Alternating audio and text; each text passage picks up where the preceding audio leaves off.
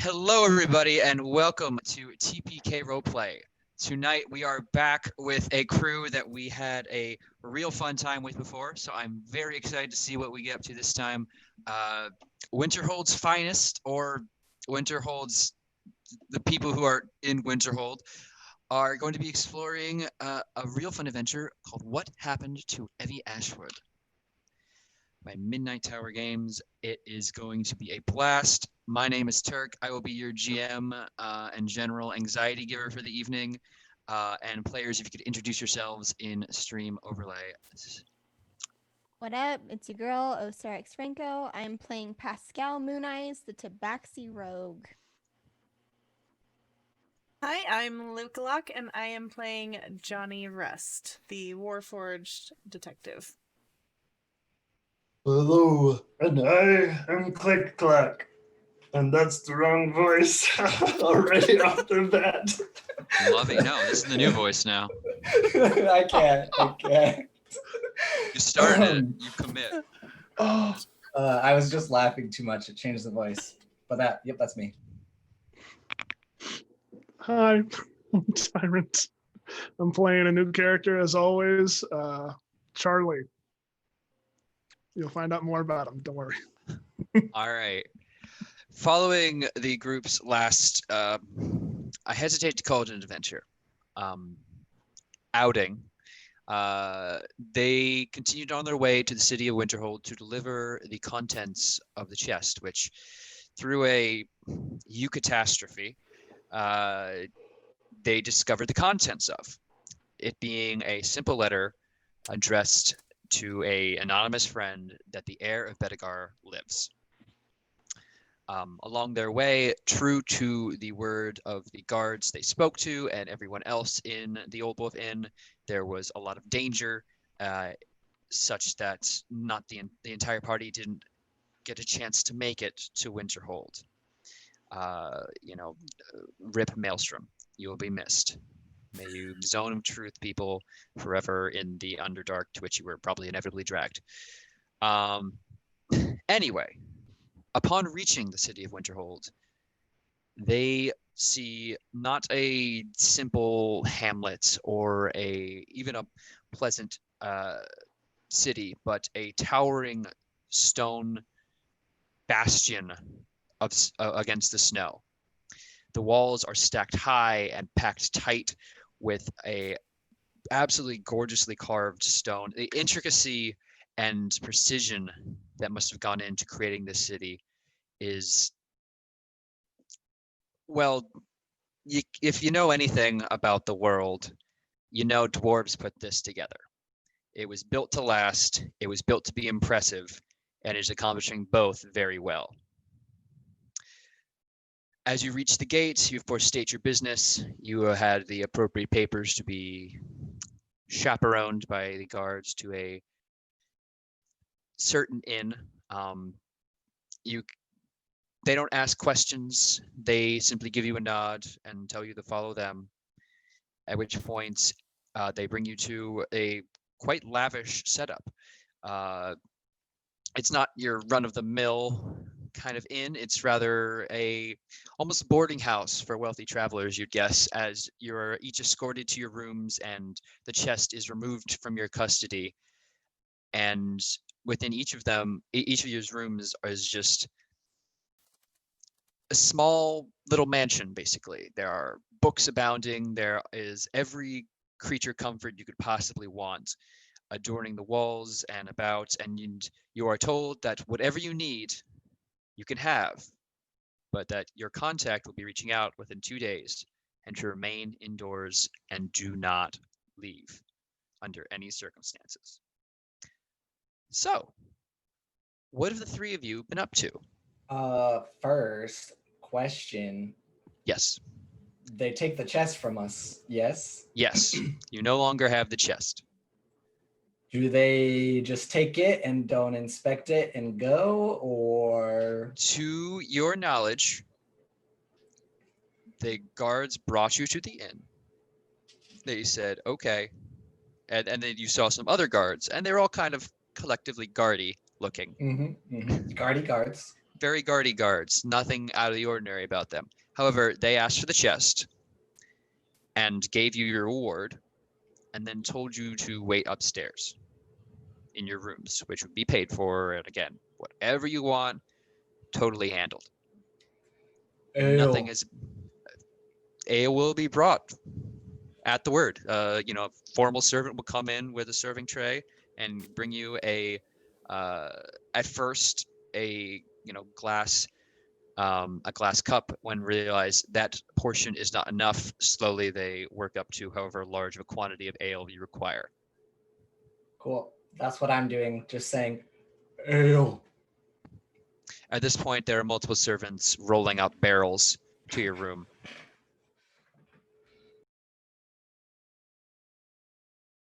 How about everyone else? Are y'all just watching that happen, or rather listening?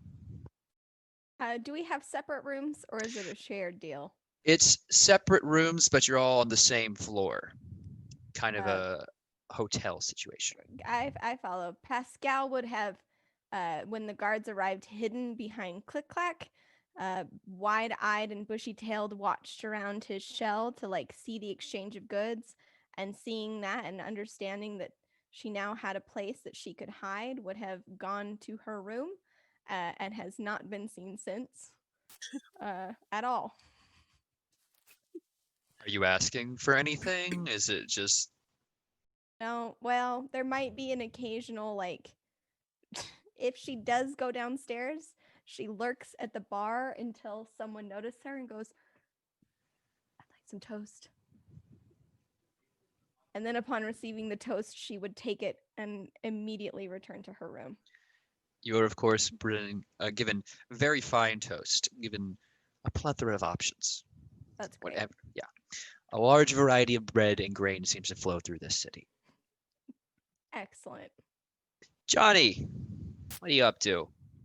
Johnny would be. Are their guards still here? Just keeping an eye on us? No, actually, after the handoff, they go about their business, and they're kind of trusting that you stay here, because why would you want to leave? Right. Johnny's gonna spend a lot of his time just standing at the door of the tavern, not stepping outside, but just kind of leaning out the door, watching the street, seeing who goes by, who walks by, looking out windows, checking, just kind of poking around at everything, and then occasionally ordering a slice of pie and some coffee. And those are certainly supplied. Watching the streets in this area, there are a lot of finely dressed folk. Your typical noble fare, and with the oncoming heavier winter, they are definitely bundled up if they are not being carried in trellises or in carriages. There's a wide variety of races here. There really seems to be a predominance of dwarves and humans. Dwarves clearly having a history here, and humans because you can't escape them. However, the general vibe for the area you're in is one of everyday life.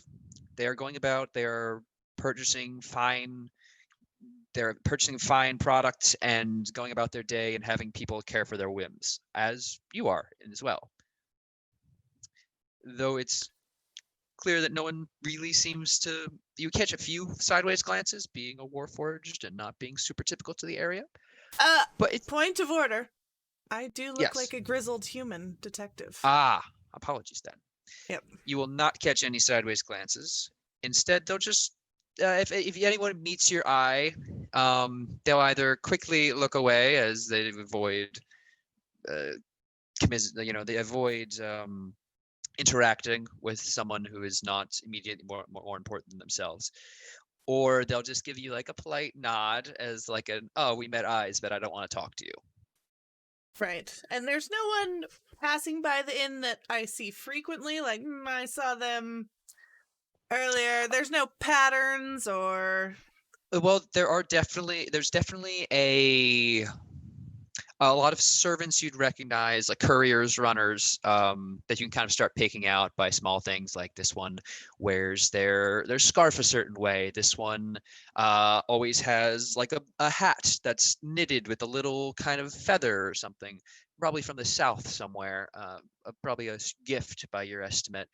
Um, there are occasionally some nobles you begin to recognize over the few days. It's not, you haven't been here for very long, but picking up on you can kind of get the flow that, oh well, this person goes in and comes into the inn typically around lunchtime, has a light drink and snack with another noble.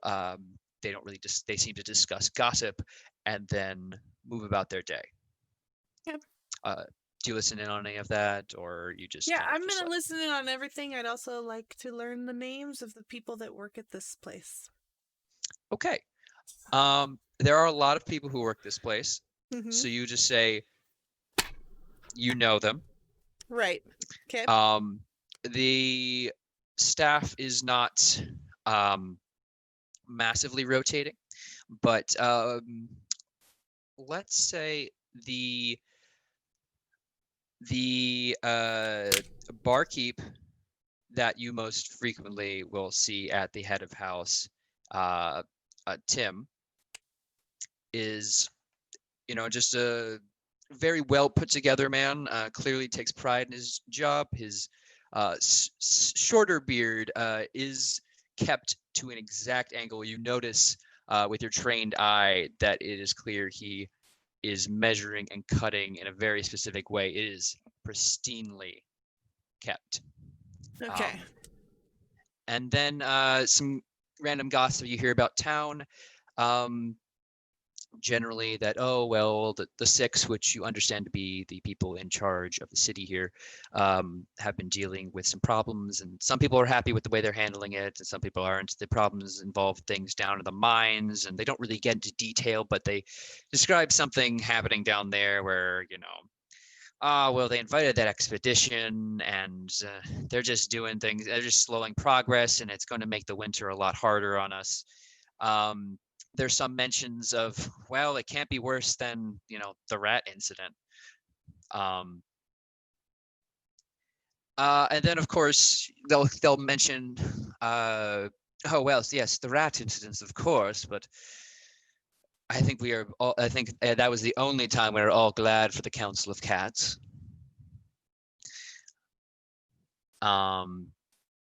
And so yeah, there's a lot of other things, like, oh well, Lord Karamazov is throwing a Yule Bowl in the coming days.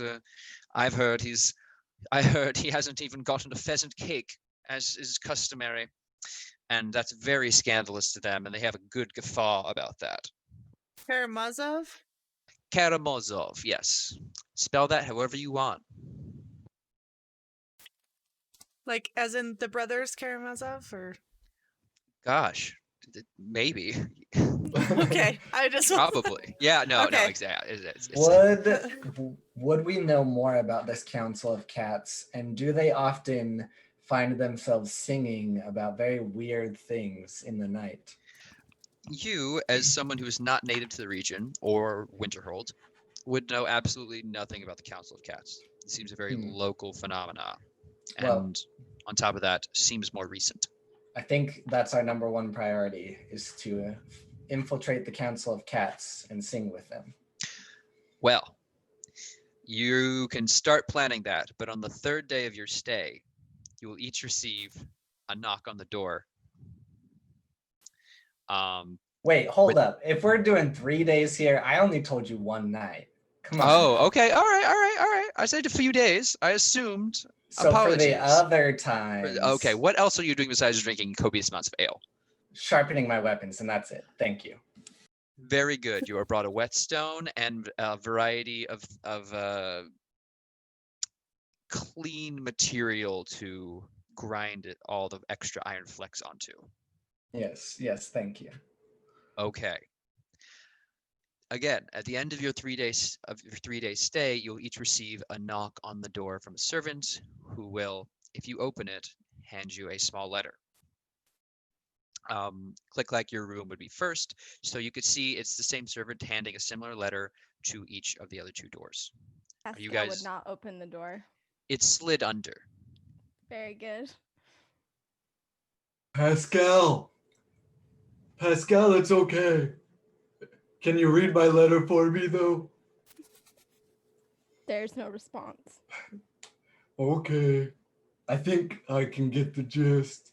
The door opens and you just see 2 massive blue eyes surrounded by fur staring at you.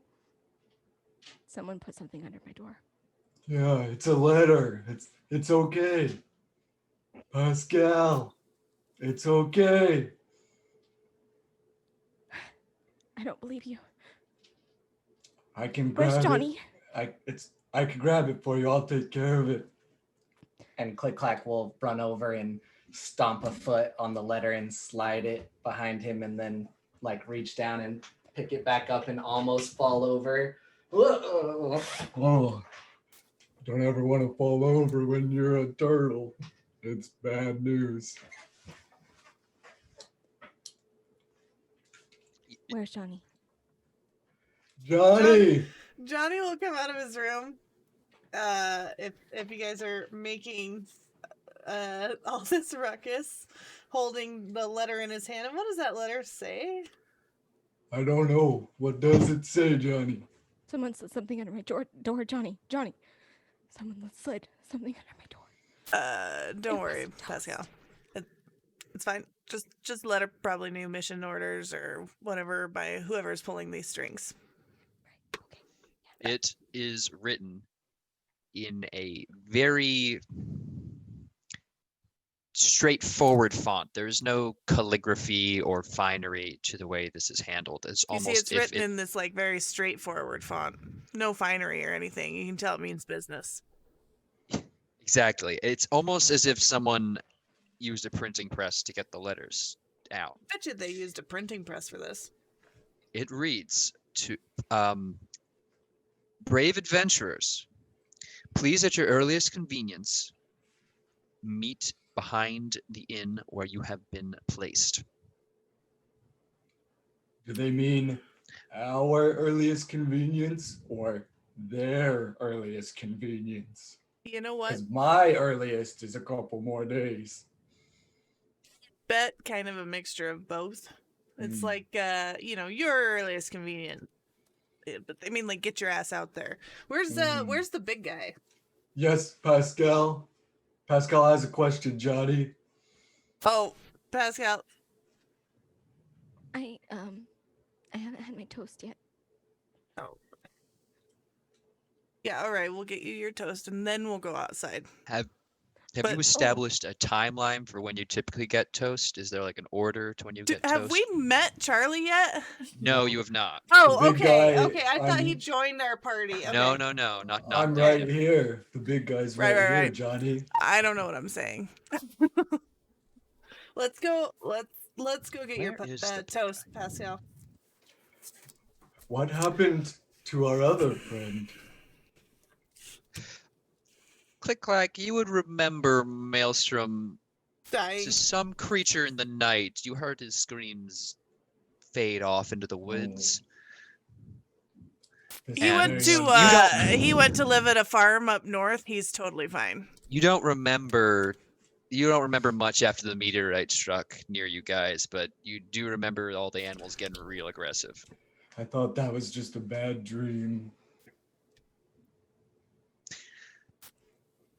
Pascal's gonna slink down to the bar again, just hugging corners and kind of almost ducking fully under tables as she moves to get to the end of the bar, where again she just raises just barely enough eye level to make contact with the person on the other side of the bar, as she's done for the last 3 days, and just Johnny's gonna nod. signal, try and get the. Can we Yeah, get some toast over here? of course. I'll bring it around, and he'll quickly, in short order, just slide a fine white plate of toast toward us. Yes. Yes, we got the toast. All right. We I got mean, the toast. Pascal has the toast. I won't touch your toast, Pascal. I would never dream of taking away your We toast. don't want any air toast, Pascal. Click clack. You need any more ale before we go do this thing? Oh, I'm pretty good right now. I'm feeling really warm inside. That's good. That's good, buddy. All right. Earliest convenience then. Let's head out back. So tomorrow, right? My earliest convenience? No, I think they mean like now. Ah, fine. Let's go. All You right. want to take that to go, Pascal, or? All right. Awesome. Yes, the plate Pascal, clatters down to the Just bar. no, just take the plate. You deserve it.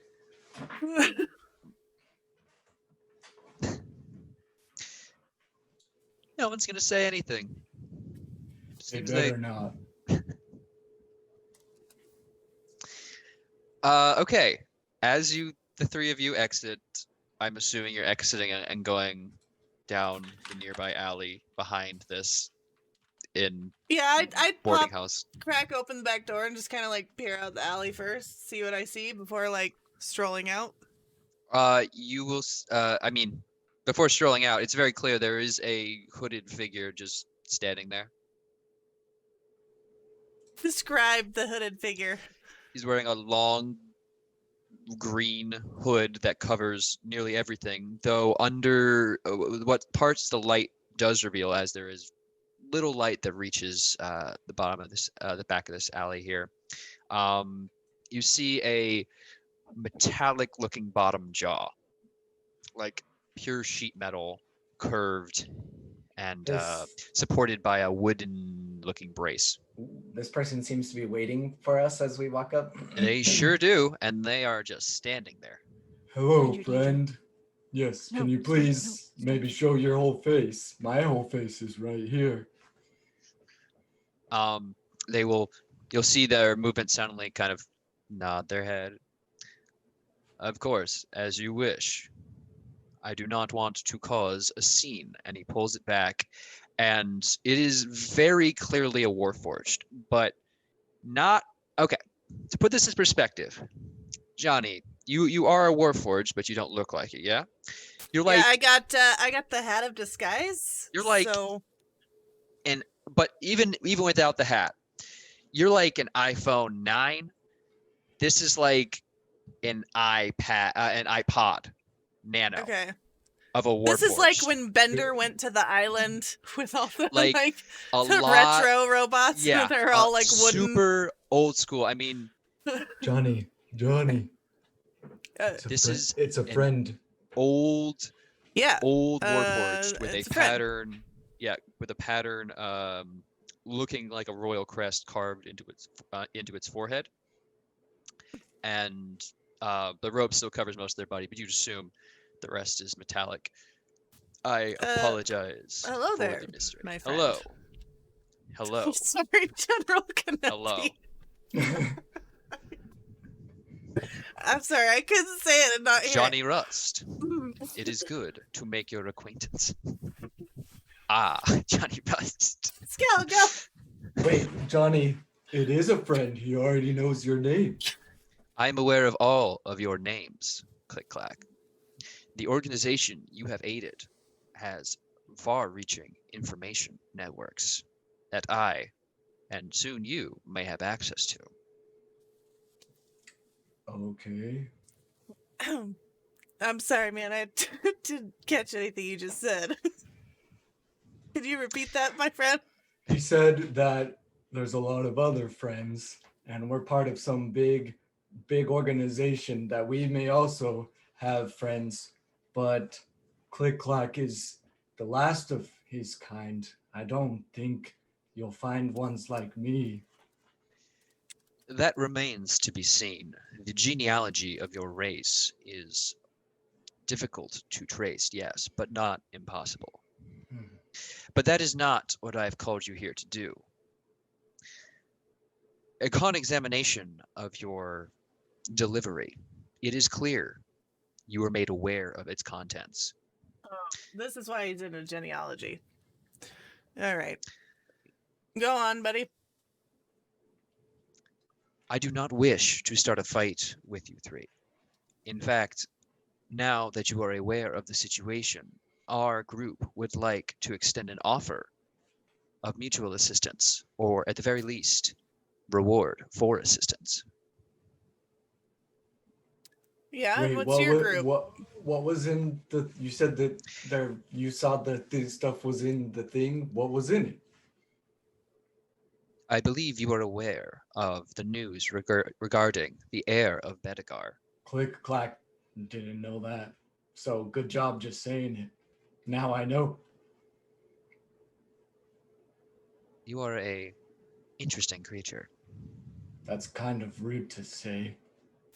Yes, Pascal. I don't I didn't tell them what was on them. No, Your it's secret- okay. I announced it to everyone really loudly in the bar, so Oh, I had assumed as much, though assumptions are you know what they Often. say. you should not make assumptions because they are foolish things Yes. to make. Yes. Exactly that one. it's exactly the one I was thinking of as well. I'm sorry, did I get your name, friend? I do not have a name, but I go by designation BA4-Z1Q. Can we call you Babe? Baffersick?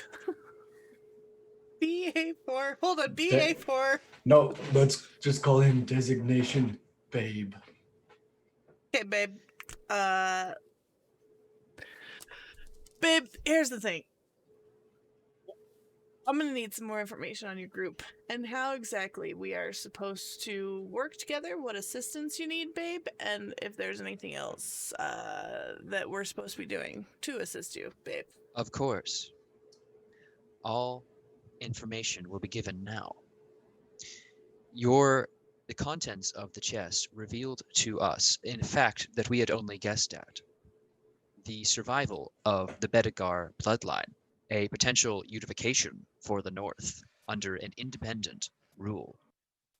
Not by the former kings of old, but by those who came even before, those who my kind were built to protect. Thus, I not only have a personal responsibility to see this heir protected, but a responsibility to this whole region to keep it safe. Your group can be such a boon. You are unorthodox. Your group approaches problems in a unique manner and as does not bound by the same political strings that hold the rest of us. Johnny, are you getting this down? I'm afraid. You know, his he's dialect not is- being super direct, so don't be surprised if you're getting a little confused. Feel free to ask questions as needed. I am a repository of knowledge. What do you need us to do? Yes. The question still remains what you can do for us. We have but one more request before we assign. I can fetch you some pie. Would you like me to do that? Johnny likes pie. We would rather you help us win the support of this city in full. The six are nearly under our sway, but we lack but one more support. Oh, this is like a coup thing. Why? Not a coup. There is no coup. We are simply asking for their help in the days to come, and when the heir of Bedegar takes the throne, we wish him to have the support of more powerful places in the region. You want a Can you- smoother transition. Well, We want can you peace and give safety. us a pros and cons list of why they're better than the current ruler? There is no current ruler of the North. It is fractured and divided, with constant warring. From that the doesn't realms of the sound invincible overlord to the more very quiet, good. albeit still dangerous regions of Winterhold. A unified ruler would allow for a force to be created to deal with said problems. What To if allow the we North to speak- want? What if we vote for Johnny to be the ruler? I will pass on that, but we can definitely vote Pascal. I think she'd do a great job. Pascal. Pascal Toast.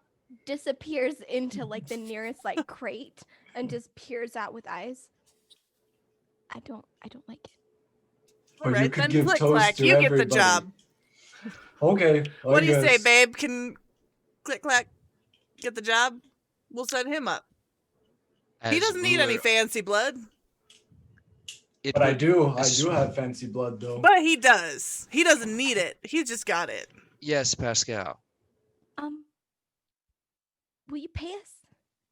There is a handsome reward not only for proving yourselves in this regard, but for any and all assistance towards installing the heir of Bedegar. Babe, could you define handsome? I've never seen pretty money Aesthetically before. pleasing. Right. I meant more like in the way that you used it. Ah, yes, of course. There would be a large sum of gold, magical items, and artifacts that are known to be enticing to adventurers such as yourselves. And what do we got to do to prove ourselves useful to you? There is one family with an extensive history to the city of Winterhold. The More Ashwo- pedigree bullshit. the- All right. The Ashwoods have been constant supporters of this city and have produced a steady line of adventurers that have connected with many other rulers in the north. The most recent example of which is Frederick Ashwood, who traveled and became the hand of the Lord of Gilliton. Well, We believe- he became a hand. The hand is a second in control. His brother, however, has been encountering difficulty, and as such, we believe it is an opportune moment to provide our assistance, not only to assuage his problems, but Don't worry, Pascal. It's just the name they give the guy that they kill when people are unhappy with the king. Johnny, are you getting all this down? Because it's a lot. Yeah, Ashwood, adventurer line, more pedigree, if you blah, wish me blah, to, blah, if you wish blood me is to precious. simplify, Frederick's the hand of Gilliton. I assume, babe, that you're coming to a point somewhere. yes, in the you are future. going to be assigned an observer, and you will go and help assistance. You're saying we're getting a babysitter, babe? I do not wish to call you a child. I wish only But you will. to aid. They are considered more trustworthy to the cause than you are, and their word will Babysitter. be We're getting a babysitter, Click Clack. yes, Pascal. Pascal. Why would you sit on a baby? It's like when you sit and watch something, it's like a sitter that watches babies. Like make sure they don't die. You sit and watch and you make sure the baby doesn't die. And now you take that and you call it a babysitter.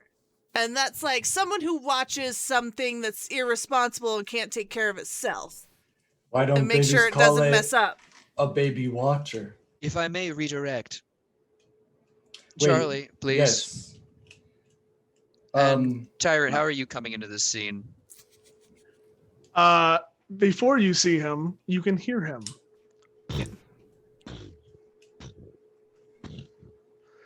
Around the corner, the three of you see a extremely large being.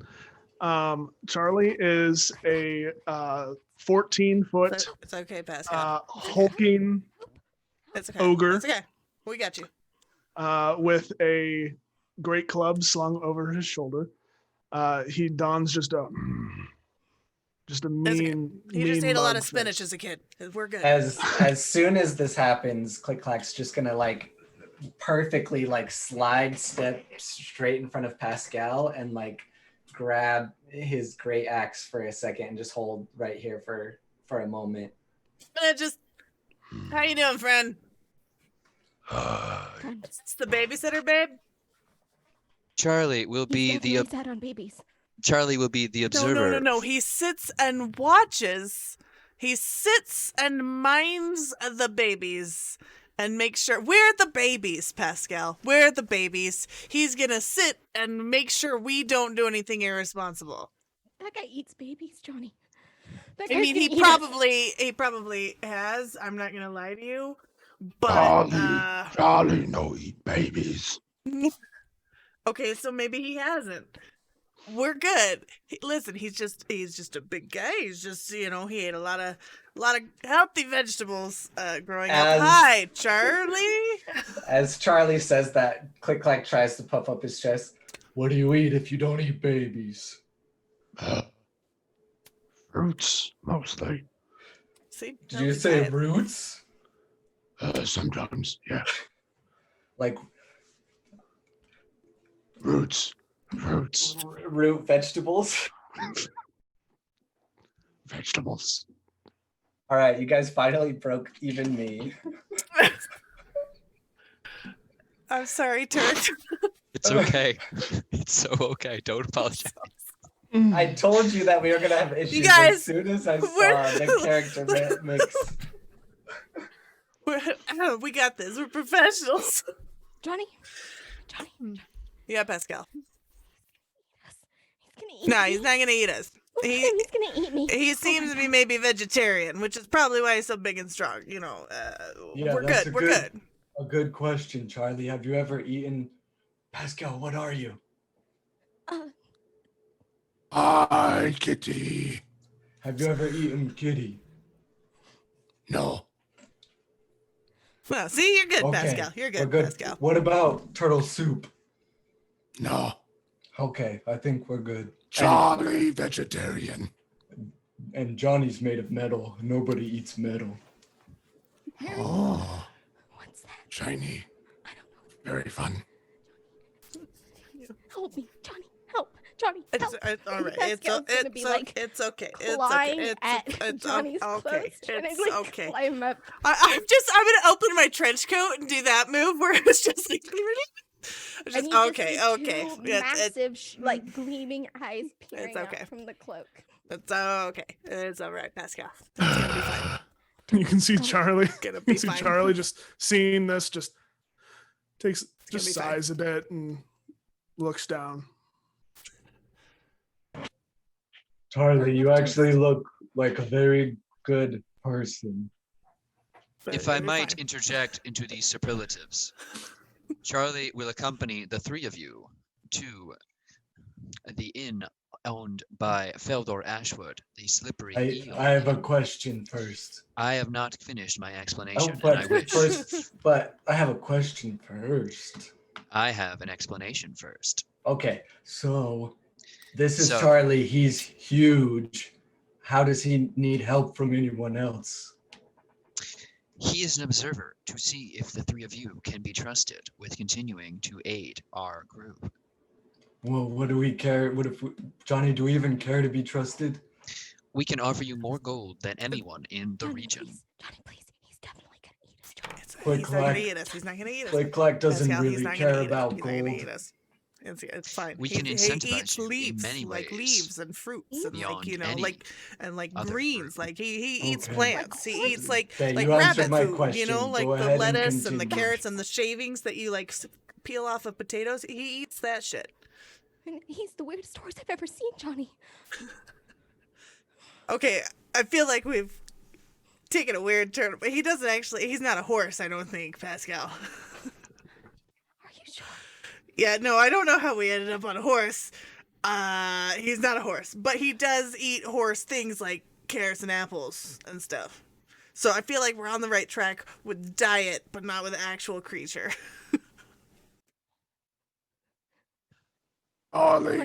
Charlie. Oh, God. Yes, Charlie see? is All the, cleared of up. the ogre, He's an ogre. genealogy.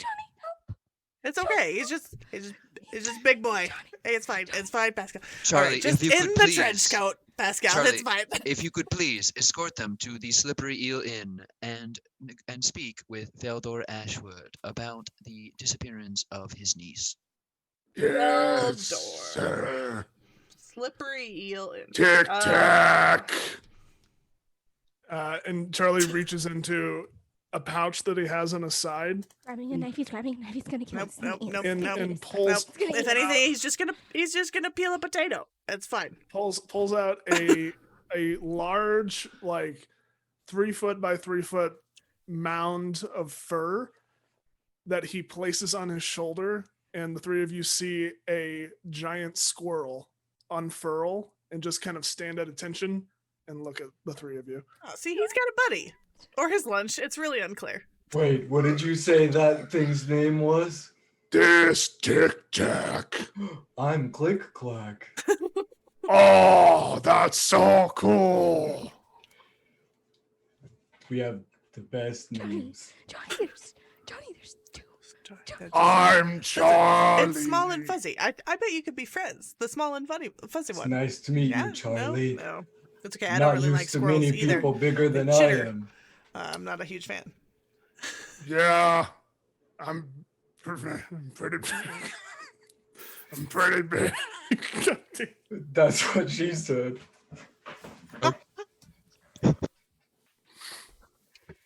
All right, it's been about an hour. Can we take an intermission? Sure. You know what? And Sure. I'm just kidding. Sure I'm about just kidding. Wildest alley, back alley, rendezvous Can I ever. just say, can I just say, knowing what I had planned for this character, seeing the absolute chaos before I got here just sent me over the edge.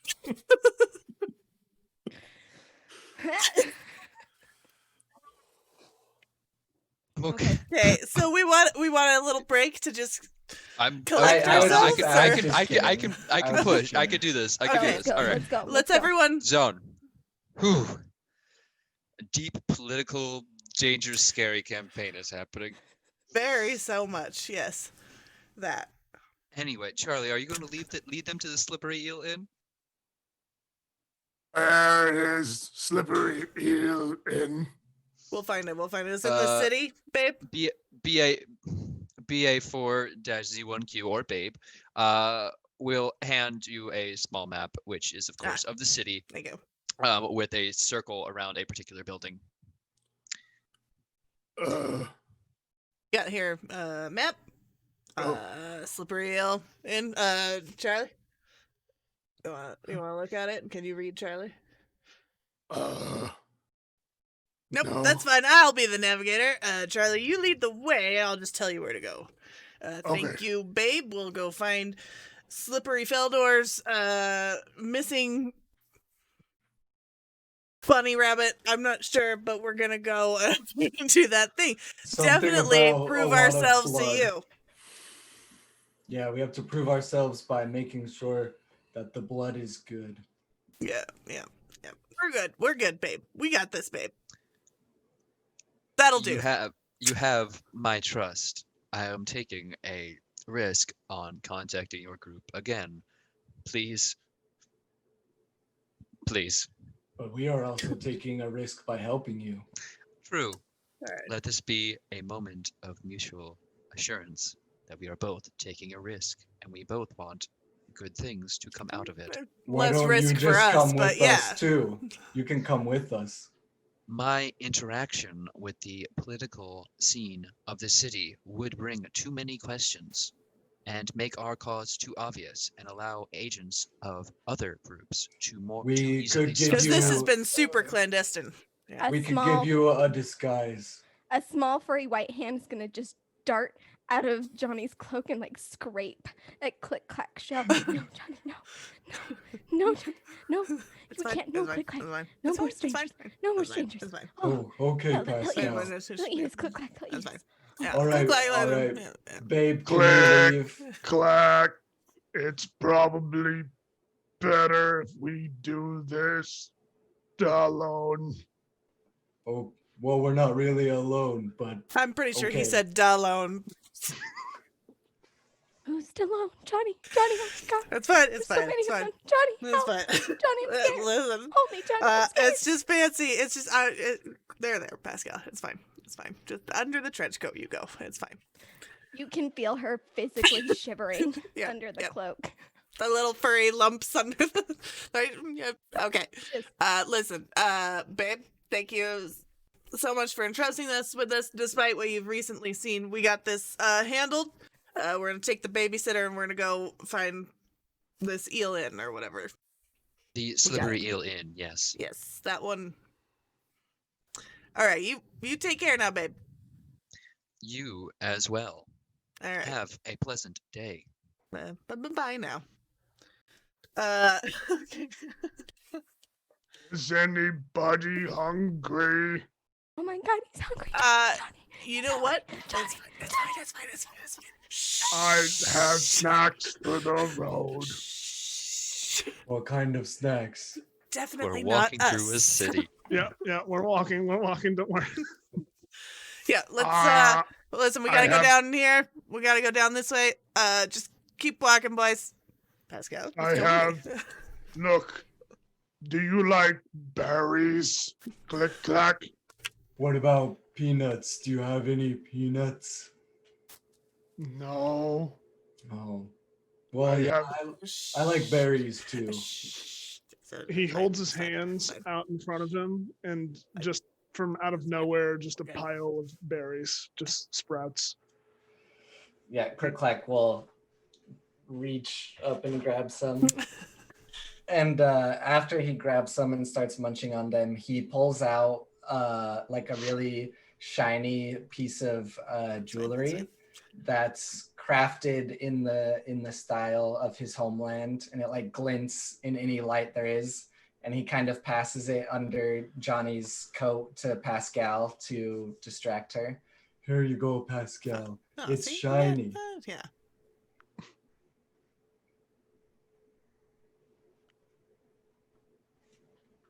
Wait, you're muted. I think you're muted. I can't hear you under there, Pascal. No, Pascal. What is it? It's Johnny, from my. Johnny, what- It's from my home. It's It's pretty jewelry that's shiny. jewelry. It's shiny jewelry. It's not food, Pascal. I'm sorry. Maybe you could bat it around or something.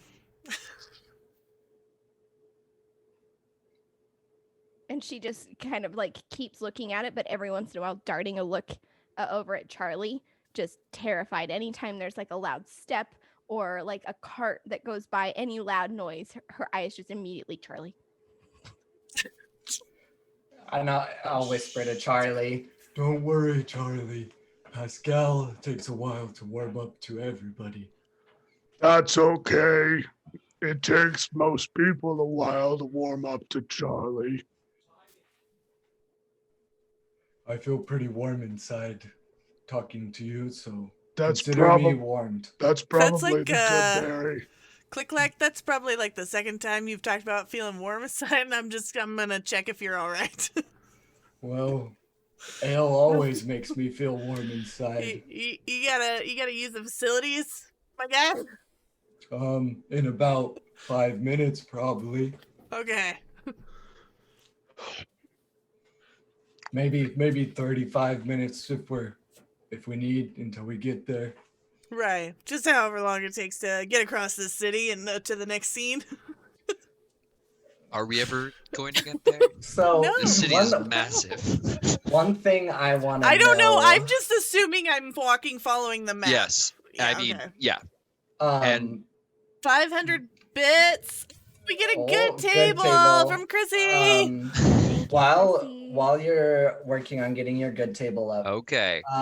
Click Clack, one of the main things he kind of understood from that conversation is it seems like there might be a lot of people vying for control if no one's under control. So he's kind of looking out for any type of, I mean, he probably wouldn't know that it would be propaganda, but just anything that would tell him what side people are on and if it's obvious on the streets or not. No, there's not like there's not like political posters like Yeah. so and so will keep you safe. If you as you would recall from things you guys would have heard along your journey, Winterhold is the largest and most secure of the kind of merchant cities in the area. It's kind of a neutral zone for a lot of factions around here that, because it is full, it started as a safe place for merchants to rest while they were passing through the snowy tundras, and kind of was built into a dwarven fortress and out from there, to the point where it's really hard to siege it. and it would be a pain in the butt, especially because all the merchants would hate whatever kingdom or lord or army attacked it. Thus, it's kind of a neutral ground. It's its own independent power in the area, and it's kind of recognized as its own thing. But again, like there's all. If you were to go to the south, it's someone else. If you go to the east, it's someone else in charge. It's just the whole map is basically just a variety of warlords and religious leaders and councils and strange things that are. If what they say is true, that there's a real unifying force for the North, it would be nothing short of a miracle. Okay. Is there, in this area we're going, is there any sort of name that is around a lot in any fashion, spoken on notices or anything at all? Because we don't know if there's warlords and stuff everywhere. You're saying that this is neutral, but who's in charge? You would guess the Council of Six. Okay. Or just the Six, as they're called. Okay. Johnny might have informed you about that. They seem to be just a group of 6 particularly important nobles who are chosen every few years. Yes, Ty, Charlie. Out of character because I don't want to laugh. Is the Council of Six the Council of Cats? No, those seem to be 2 separate entities. The Council of Six has been around since the start of Winterhold. The Council of Cats seems a more recent creation. And only kind of spoken about as if it's a half myth kind of thing. Cool. All right. What's the good table? Pascal. As you are hiding under Johnny's cloak and moving through the city, there's a moment where, as you're kind of doing the thing where you're like a kid and you have your head down and you're just kind of looking at the ground and not interact with anybody, you spot a beautiful little a beautiful pebble. It seems as if you quickly go down and grab it, you have the sense it's easily breakable under your hands, and inside is just a lot of swirling liquid. What exactly it does is unknown, but if you kind of almost scratch it lightly, the tip of your claw will feel very wet and watery.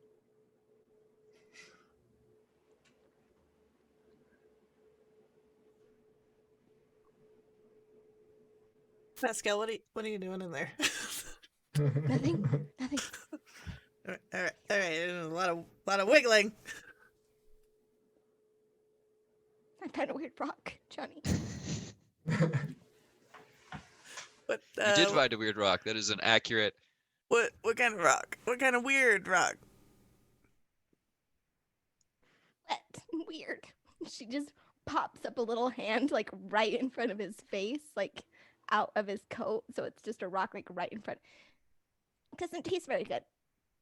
Well, kid, why are you licking rocks? Well, because there's water in it. And shakes it in front of his face. Maybe it's one of those fancy like dwarf-made ice cubes that you can put in drinks where it doesn't water it down. Well, it's wet. I don't think that's right. Well, it might be I'll leaking. save it for later. All right. Well, as you all make it to the more lower class section of the city, not so much that slums, but definitely more of your typical everyday establishments. Our kind of folk. Yeah. No, you no longer feel so out of place. Right. Folks still, of course, side-eye the giant figure. Charlie, are you just openly walking around as an ogre? Or are you kind of like... No, open. Watch yourselves down here, especially your pockets. People get awful choosy. See, he's a friendly guy. He's helping knows us out. about the He's wet giving us. rock. Johnny, He's, he knows about the wet he's rock. giving us good It's a advice. He doesn't want It's a trap. it Oh, stolen. God. He doesn't want the wet rock stolen. It's a nice little treasure you found. He's trying to protect it. My He's treasure, giving us Johnny. good I found advice. it. Yeah. Oh yeah, it's yours. No one's gonna take it. He's helping. He's saying, watch your pockets. People down here are thieves. Like, watch your pockets. Keep the wet rock. He's trying to help you, Pascal. I don't believe you. I know. I know. As you are making your way, you do see a sign for the slithering eel, and outside there is a bullet. There seems to be a piece of paper that has been posted under a nail, just kind of hanging there. A few, like it's pinned on four sides and put right to the side, right by the door, and it reads: "Adventures needed for a simple mission. Generous reward. Talk to Feldor at the Slithering Eel Inn Tavern." Ugh. Hello, voice in the sky. It says very dangerous and a lousy reward. It seems that someone has vandalized this sign. Hey guys, someone vandalized this sign to probably tell the truth. Hey, Click Clack. Again, with the warm feelings inside that you keep mentioning, and the fact that you just addressed a voice in the sky, I gotta say, buddy, I'm a little concerned about your well-being. Wait a Oh, minute. Wait. I Click, understand clack. the confusion. Click clack. The You hear the voice too? Well, when you read, it's good to visualize the words in your head, and so sometimes I imagine that they're out there and I can hear them. Johnny, Out there it's the voice in the somewhere, sky, though, right? Johnny. Yes. Right. Click Yeah, clack. no, it's probably just the gods, kid. They're Is rolling the dice. not- They're playing with our lives. It's just how it goes. Click Try not clack to pay much attention to them. is not dumb, as I mentioned last time, but I don't like to let people know that I'm not dumb because people always assume I am, and then they underestimate you. It's a smart play there. Click clack. I would never think you were dumb. Click clack. Thank you. So we walk into this place, Yes. right? Okay. Yes. You enter. Can you get in? Can you get in, buddy? Charlie You can good? get in. You good, Charlie? Double Okay. doors. Sideways, Just he kind kind of, of just kind of, goes suck just in the kind of, gut. yeah, down like that. Yeah, you're good. You're good. I Walls. hate doors. This tavern- Don't we all, man? The walls of this tavern are unadorned and the furniture is very plain. Although despite all this, it's kept in reasonably good order. Its oaken floors are scrubbed, the bar and tables are tidy, and the rustic chairs seem very comfortable. Once you guys get through the door, there's a welcoming smell of smoked meat, boiled potatoes, and honeyed mead in the air under the low ceiling. Low enough, but Charlie, you can still stand at full height. But it's close. Don't go into any. Don't try and go upstairs, basically. The menu, which I will show to you right now, is not that one, but this one, is scribbled on a much-used blackboard on the wall next to the bar. A huge crossbow in black wood covered with dents and notches hangs on the wall beside it. There are only two other people in the tavern, the barmaid and an elderly male gnome with long white hair tied at the nape of his neck, sipping on a mug of what's some kind of warm beverage.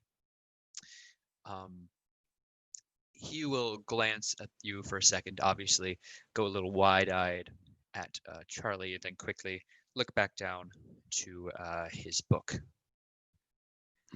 Ale, please.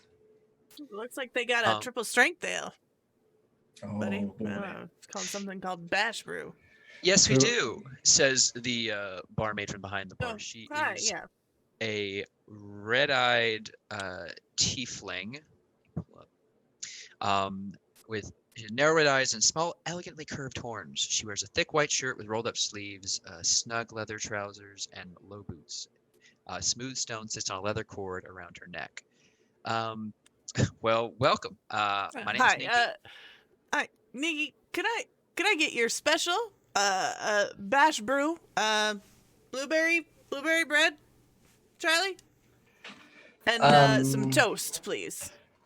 Yeah. Want Out of toast? game, Toast. do we trust eating anything from a tavern ever again? The menu. Listen, I checked it out. There's no moon symbols. We're good. Noodles, Johnny. I want noodles. Oh, I'm sorry. Forget the toast. Can we do noodles? Of course. Right. Yeah. No. Let me go around here. He kind of looks up at Charlie for a second. Like you guys. Oh, this is gonna be fun. And she'll quickly. I'd say about 20 minutes pass when you guys are left alone in this inn, just kind of looking around. Just But I no do one else have- is in here? no one else but the male gnome. I do have a question to the Man in the sky. barkeep. Oh. Barkeep, It should poke her head out from behind. Yes. what Ninky. kind of eggs are you selling? Just the bird kind. Okay, thank you. That is what I hoped you say. Okay. Just making sure they're not of any other kind of animal. Okay. Sure. Yeah. They and wouldn't be she'll- turtle, my guy. It's fine. She'll come You back out always with gotta your, check. Yeah, with I your mean, you probably do. orders piecemeal, but eventually has everything you need. I have to ask. You seem. I don't want this to sound like an insult, but you No, seem, don't worry. I'm a real life detective. I was gonna say Actually, adventuring. we're all detectives. We solved murder. Yeah, I know Oh. it's intimidating to see at first, but we are, in fact. I don't Real know life what a detective. detective is. I'm a tabaxi. We solve murders and cases and help people. But we I know we don't actually do that, but we're gonna this time. Oh, so you're investigator. So you Yeah, you guys are yeah, here for Feldor's sign. Yeah. Something about a missing rabbit or daughter, niece. His niece Evy. Niece. Yeah, look, I'm gonna cut right to Evy. the chase. I mean, if you want. Yeah, go ahead. Felder owns the place, so of course I'm going to back him whenever he publicly asks, but he's not here right now. His niece, Evy, lives in a tower outside town, and she's a little odd. But that's not the point. Look, the only reason he's put up all these signs around town and outside of our inn here is because she hasn't shown up for the weekly drop off of food. Like, I'm gonna be perfectly honest with you, she's really not. Oh, and then the door's gonna swing open. She's like, "Oh, it's Feldor. Hey, boss." Hey, Um, Fildor, she was just telling us how great you are and all of that, but I did have a question. Yeah, well, coming through the door, you see a man clearly in his 50s, showing all the telltale signs of fatigue and stress. He's short and stocky with dark and curly hair and green linen shirt, black leather waistcoat, and sturdy boots. From the stains covering all of this is a very common fashion choice of his. He looks absolutely tired. Just bags under the eyes and bags under those bags. He is packing for a move with his eyes. And he just kind of looks at all of you and are you here for the job? Yeah, but I had a question. Oh, thank the real quick. gods. Sorry. Yes, well, we could discuss everything upstairs. Come. Oh, well, please tell me the ogre's with you. Yes, of course. That's Yeah, Charlie. He's this nice. Is our guy Charlie. Could we perhaps sit and talk down here? I would. I did have a question though. And also, Click What? Clack has a question. Yeah. Is it not normal for Evie to miss the delivery? Have they missed any other deliveries before? All in due time. I'll explain everything.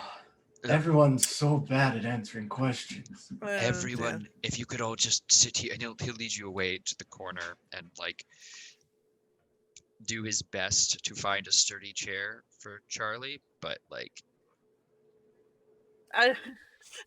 Johnny's gonna just sit and watch for that moment, he's to see just what like happens. he's looking at them, and there's a moment where he like grabs a really sturdy looking chair, but it's also very ornate, and he kind of looks at Charlie, looks at the chair, and then just grabs any other chair. It seems one he likes a lot less, and puts it down for him.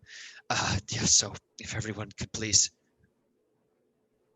Charlie, Johnny will barely notice, but Pascal like will just drop out of his coat. Like it'll take him a second to like he might do one of those like come on Pascal like kind of moments, but realize that she's completely gone, and she will actually be like in if they're in the corner, like to a table off to the side in the dark, just hunched, feet up on the chair, like the chair, knees pulled up, eyes just staring at Charlie. Charlie notices the chair and kind of just pushes it out of the way, and like without bracing himself, just and falls. Yeah, onto his butt. the chair breaks. Yeah. No. He pushes it. He Oh. doesn't sit on the chair. Oh, okay, good. He's considerate. You see Feldor let his eyes go wide, and then just okay. Anyway, okay, your question. No, Evie doesn't miss drop-offs. She's got she's she's very bright. I'm telling you, she's a very capable person, and she's never. As far as I'm considered, we're in. That's all I needed to know. You are. I haven't even offered anything. If she's never missed before and she missed once, then obviously she needs help. Well, it should be really easy. I mean, she's just a young girl living by herself outside town, so of course I'm understandably worried. It's a 2-day trip, though, you understand. And how long has it been since she missed this food pickup? The last drop-off was supposed to be last week.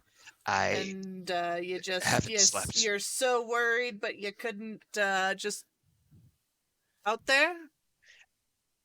I need to watch my my inn. Can I insight check him? Yeah, of course. I'm not like my brother. Look, I'd love to be an adventuring type like you all. I just someone has to take care of the inn. I always did say. Oh, I rolled a 1, so a 9 insight. With the 9, I mean, it sounds. Can't believe that. It's reasonable. It's again. for people to be worried on the road. I mean, you did just lose a companion to a random occurrence. How many people have died already trying to do this for you? No one's taken a job yet, and it's. Then why has your notice been vandalized? I don't know, but someone did it, and they couldn't even spell lousy right, and it's driving me up a goddamn wall. All right, Johnny. Could just make a new sign. I corrected. Or just travel the 2 days, check on your niece that's been missing for a week. There's a lot of pieces missing here, my guy, but, you seem fine. We'll go check her out. What else do we need to know about this Evie? Well, she used to go to the Academy of Alchemy, and then she had a little... Okay, so she maybe blew herself up. Alchemy. Well, no. She doesn't blow herself up. No, she just had an incident that she got expelled.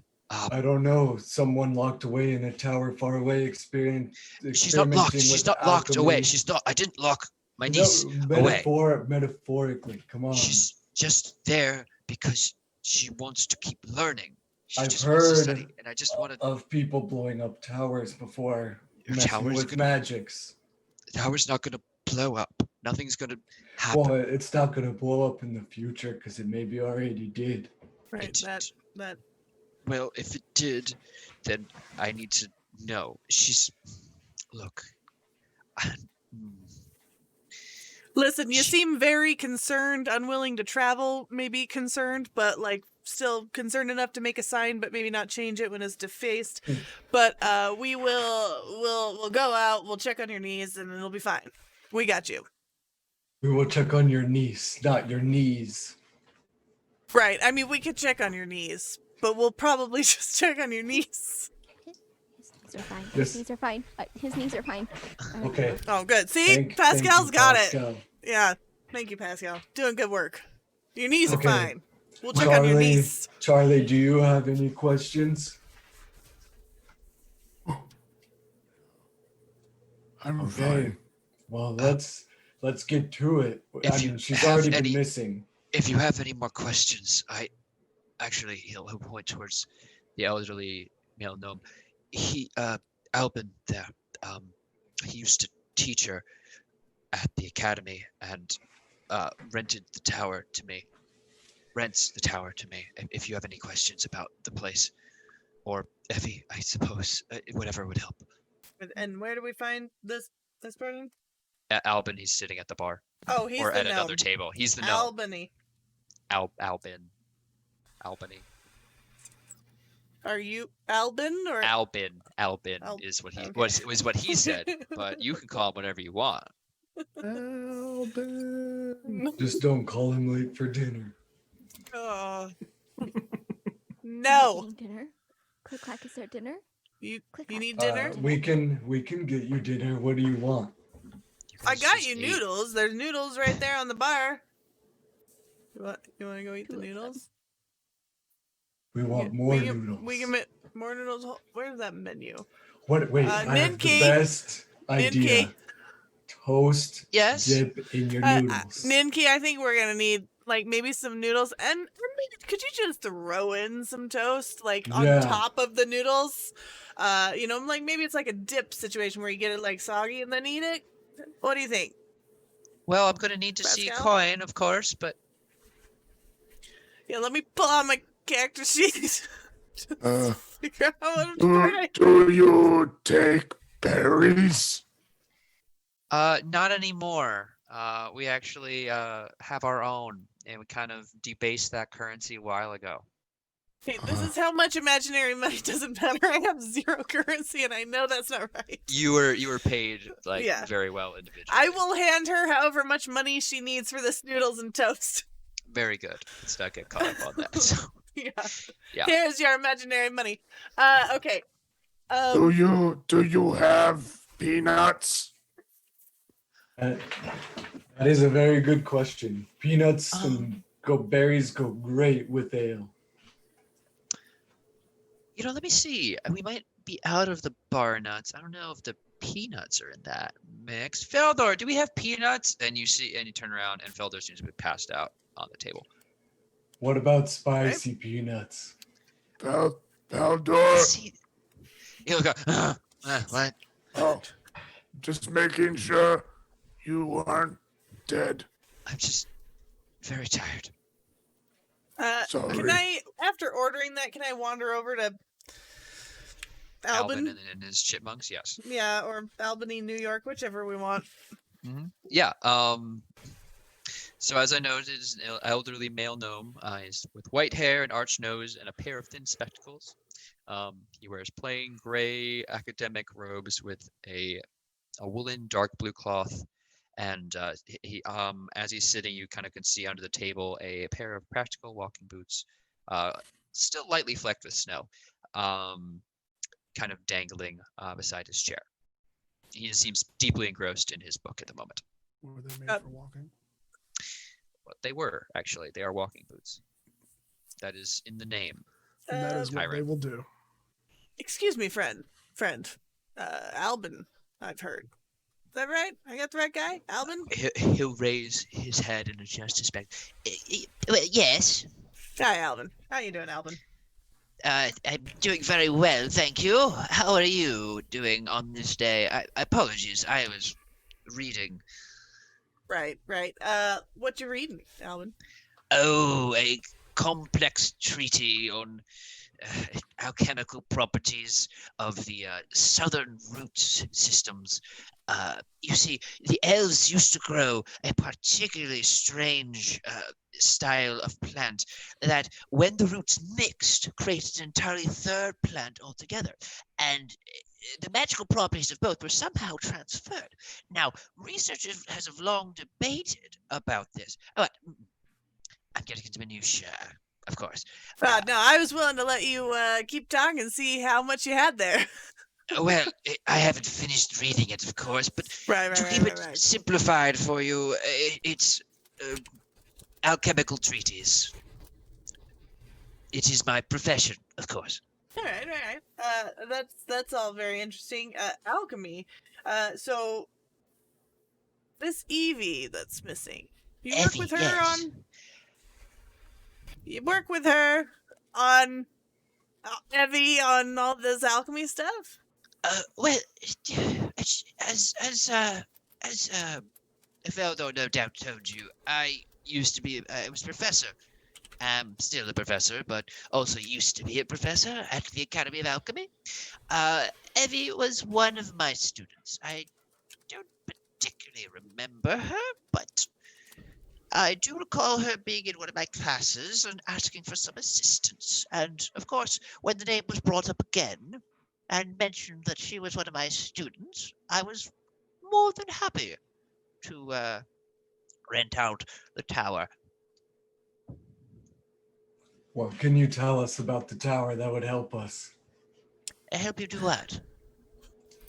Go inside of it and walk around and do stuff. Oh, well, there are 2 floors. I disabled any magical guards since I no longer occupy it. And, well, there's not much else to it, you know? Hey, Johnny, I think we might be wasting time here. This guy talks way too much to give too little. I don't know what you want to know about the tower beyond the mere fact of it. It's not your fault you don't know anything. It's okay. I know. All right. So I mean, so far we know you're into alchemy roots. Evie is Evie, not Evie. Your name is Albin. You're reading a book, and then the tower has 2 floors. I thank you for your time. Let's go find this tower with 2 floors and no Pascal, other details. how are your noodles and toast? I only like 4 of the noodles.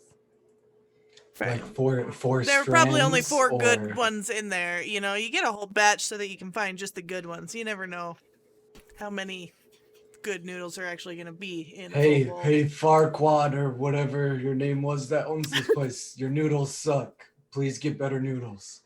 He does not respond because he is passed out. That's fine. Though Ninky will laugh. Well, do you need any more food, Pascal, before we go? Muted. Pascal, you're still think that behind. I think that man might know. I think he knows more. Oh, He's very yeah, hard to talk to, though. for sure. Johnny, Yeah, Pascal. will you make sure he doesn't eat me? Yeah, come with me. Here, I'll come up with you. I'll make sure. Come on, And Pascal. Pascal will drop down from her chair and, like, still on 2 hind legs, kind of slink over to this guy and again curl up in the chair across from him, looking very carefully at Charlie, making Johnny's sure Charlie's gonna not like making very any moves. like dramatically like look like he's putting on a defensive like show for Pascal. Sorry, who are you speaking to? Albin or Feldor? Albin. Okay. Albin. Yes. You kind of just look up from his book. Can I help you? Yeah, she's got some questions for you. Very good. I have answers. All right, you're good. Are you gonna help us find her or not? Well, I'd be happy to answer any questions, of course, that you had. Well, Where- how where about you is start she? with that one? I can't directly help you, of course. I have very many important studies to get to. I have a lecture to deliver tomorrow to many students. And you know these kids, if they feel all they're right. falling off the wagon, they'll Next start dealing in question, dark Pascal. powers. Pascal's trying to insight check this guy. Like he seems to be very busy to help with this thing, and she finds that kind of off-putting that someone would that there's someone missing and this guy doesn't seem to care.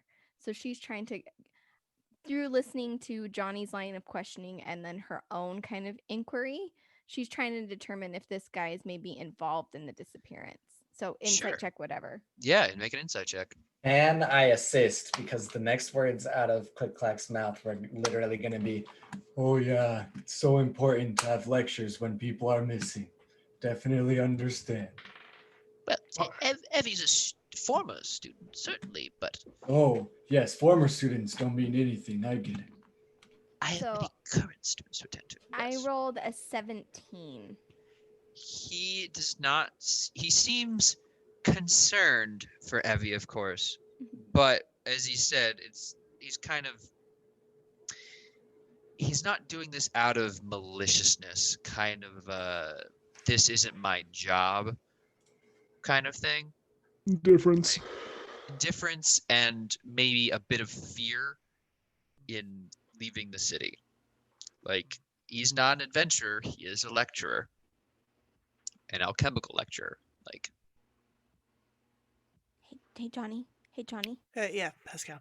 And Pascal will pull again a little bit too aggressively, pulling her claws into Johnny's clothes as she pulls him down, Okay, and then okay.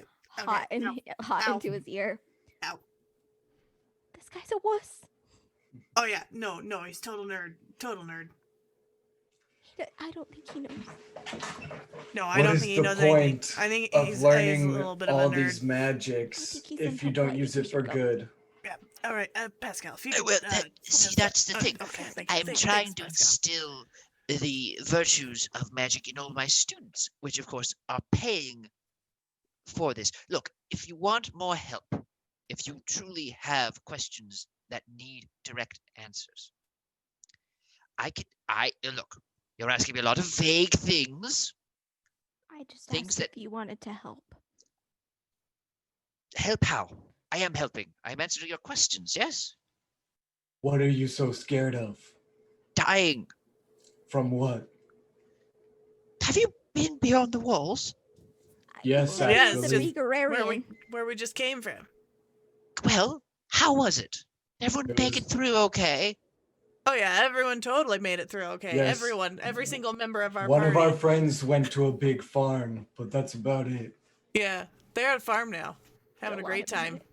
it. They chase chickens around the farm, having a great time. Didn't sound like you know, chickens, Johnny. It My didn't sound parents like talked to chickens. them last week. They're doing great. Oh, Well, did Mail write a letter? Yeah, no, they communicating with them all the time, checking up on them. They're doing great. They love the new place. Anyway, since you don't like vague questions, what should we be worried about on our way from here to the tower, in the tower, on the first floor, on the second floor, on the roof of the tower, and anywhere else in between? Yeah. on the way, there could be a variety of dangers. This area is still very much a war zone, even though some might not say it. Brigands control the roads in some areas. I don't know. Your exact path should be relatively safe, only because there's been sightings of giants and other monsters. Who's brigand? It's a title. For He's someone he's a guy that goes around and causes a lot of problems on the road. like a highwayman. She points at Charlie. Oh no, not like him. Like other kind of guys. He goes around. He ambushes people. He's got a whole club. In fact, they all call themselves brigands after him. Like that weird guy at the last inn that was causing trouble. Charlie, Yes. you okay? A fly has been bothering Charlie, and he's just Eat it. Johnny, he's gonna eat that fly. Johnny, Yes. You know what? That Johnny. would actually be good. Get him a bit of Can- protein. continue with what we should be scared of, please. Well, once you reach the tower, it shouldn't be any trouble at all. There's nothing there. It's a tower. I didn't put up any magical defenses. For what Do I you can, have the blueprints of the tower? not on me. Why It's would 2 you not? floors. Well, What did you do with them? Did you leave them behind for the current owner to just keep them? well, Draw 'em? Can you there- draw 'em? Can you draw 'em? I suppose. Yeah, you want to give us like a floor plan?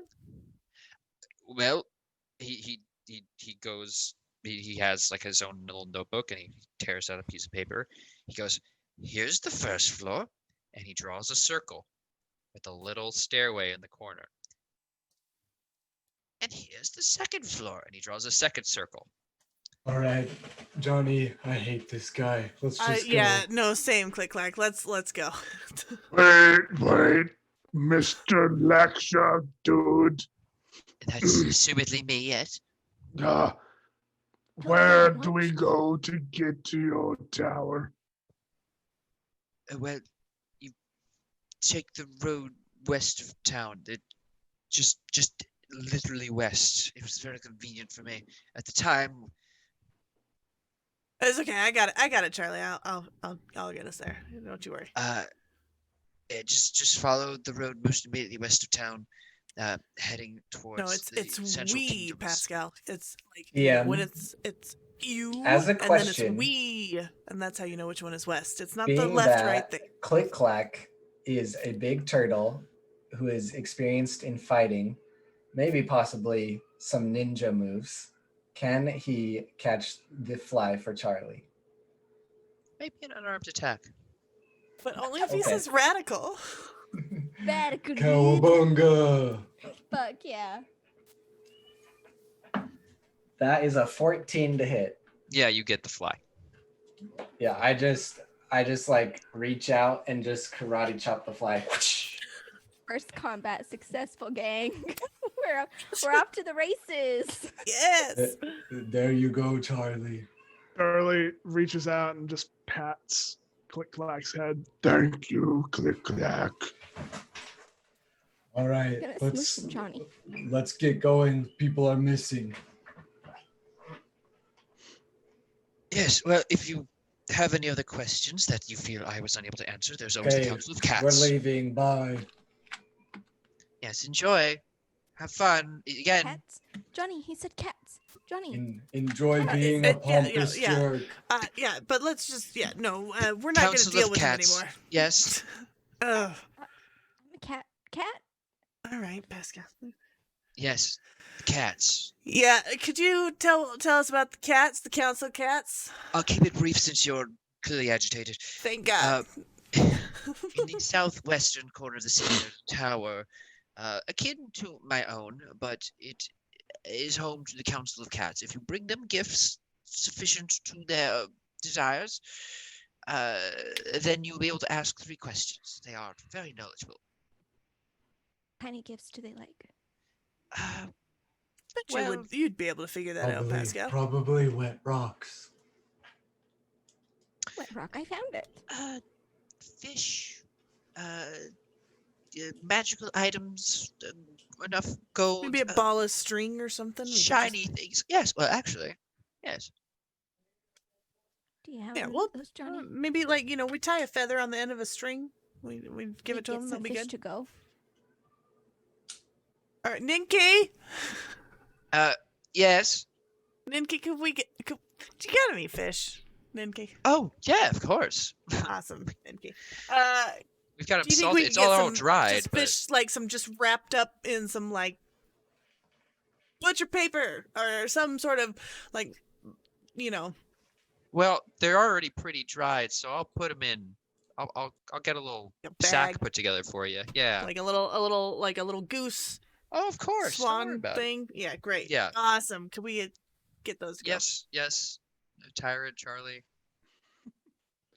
Did you get any peanuts? Sorry, there weren't any peanuts. I'm sorry, big guy. That's okay. I'm sorry, Click Clack. It's okay, Charlie. We will find some peanuts on the way, hopefully. Have you ever had peanuts? No. Oh, they're very great to go with beverages. Well- Beverage. Beverages. Feel like a drink. Drink. Liquid stuff that you pour down your throat. Like water. Okay. Or ale. Should we go Beverage. now? Yes. Yes, says the voice in your heads. There it is again, click clack. Oh, I'm no. still not hearing anything, you guys. If you focus on the voice in your head, you can hear many things. Anyway, as you all head towards the Council of Cats, we're going to take a quick break to give everyone a second to come back with real composure before we interact with the Council of Cats. Right. Which, Because that's what this party is all about. Got this.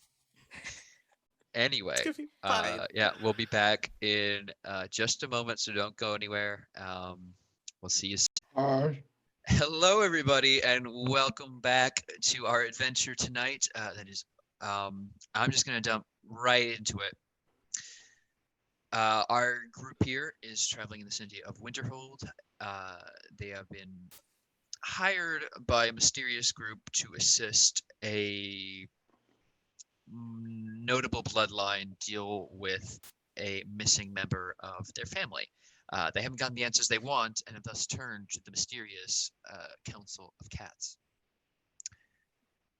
So, located in the corner of Winterhold, as you've been pointed out, is a tall, very old stone tower, accessible only by a short, uneven path that winds its way through an overgrown garden surrounded by a low iron fence in dire need of repairs.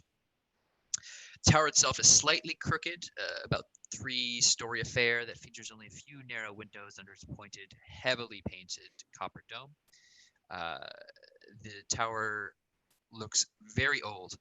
One thing you would notice in this neighborhood as you approach the tower, as is common in a city, there are a lot of stray animals about. There are certainly places, like a dog or rats or like some strange magical creatures. What Here, about stray cats? well, that's the thing. In this part of town, there are only cats. You don't see rats, mice, birds, bats. So what you're saying dogs. is before we even get to the tower, we see cats all over the street. You see cats every once in a while. They are hanging about in alleyways. They are walking. Pascal, are these the cats? The Council of Cats? They're all over the place. I don't know. Can And you she's ask watching them? Charlie very carefully to make sure he doesn't eat any of the cats. Charlie reaches up to his shoulder and takes Tic Tac. Tic Tac. We need for you to hide. And just puts him in his pouch or something. Yeah, you're able to hide him away. As you notice, there are no squirrels here either. However, approaching the tower, the door is left slightly ajar with a welcome little blackboard written sign nailed to it. Are you guys going to head in? Pascal will try to push- sneak in.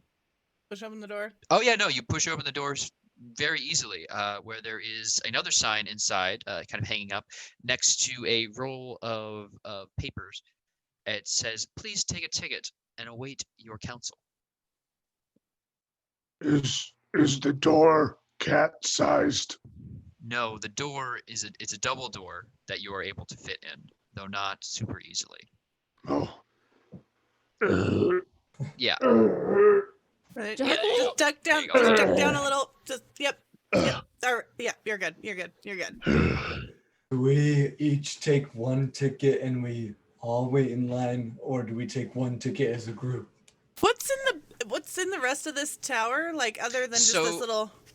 In this room beyond you are a few other people, about 5 or so, just sitting, looking at their tickets, sitting on benches or a chair. It's got a stool, and they're kind of just, kind of looking about the room. Some of them have books, kind of just yeah. waiting. Yeah, everyone take a ticket. Seems we've got a queue. Pascal's already taken 15. She's actively like pulling these off and thinks it's a lot That's of fun. actually and pretty good. I'm gonna take one and I'm gonna like try and see if I can see who has the highest or the soonest or lowest or highest, whichever order these were in. I want to find who's like supposedly next in line. The question I have to ask, are you taking the tickets before Pascal takes like 15 to 20 of them, or after? 'Cause this will- Literally, the second Pascal noticed, she pulled one, realized that it was kind of a fun toy, and has just been pulling them off one by one. I'm just gonna try and sneak out one, and then I'm gonna go around and try and like see what everyone else has in the room. Okay, I mean, it looks like there is going to be a wait, not extremely long, but almost as you're all settling in, you will notice an elegant high elven woman will come down. Most of her hair is covered with a purple robe, but you do see 2 long bangs of silvery blonde hair kind of flow out to the sides. And she approaches one person, nods at them, and leads them up. As she turns, you can notice there is a cat print medallion hanging around her neck. All right, I'm gonna find the person with the next lowest ticket and approach them. As the pair of them walk out of the room, Charlie is just going to find the largest, like where the people are closest together, and try to sit right in the middle of them, and just.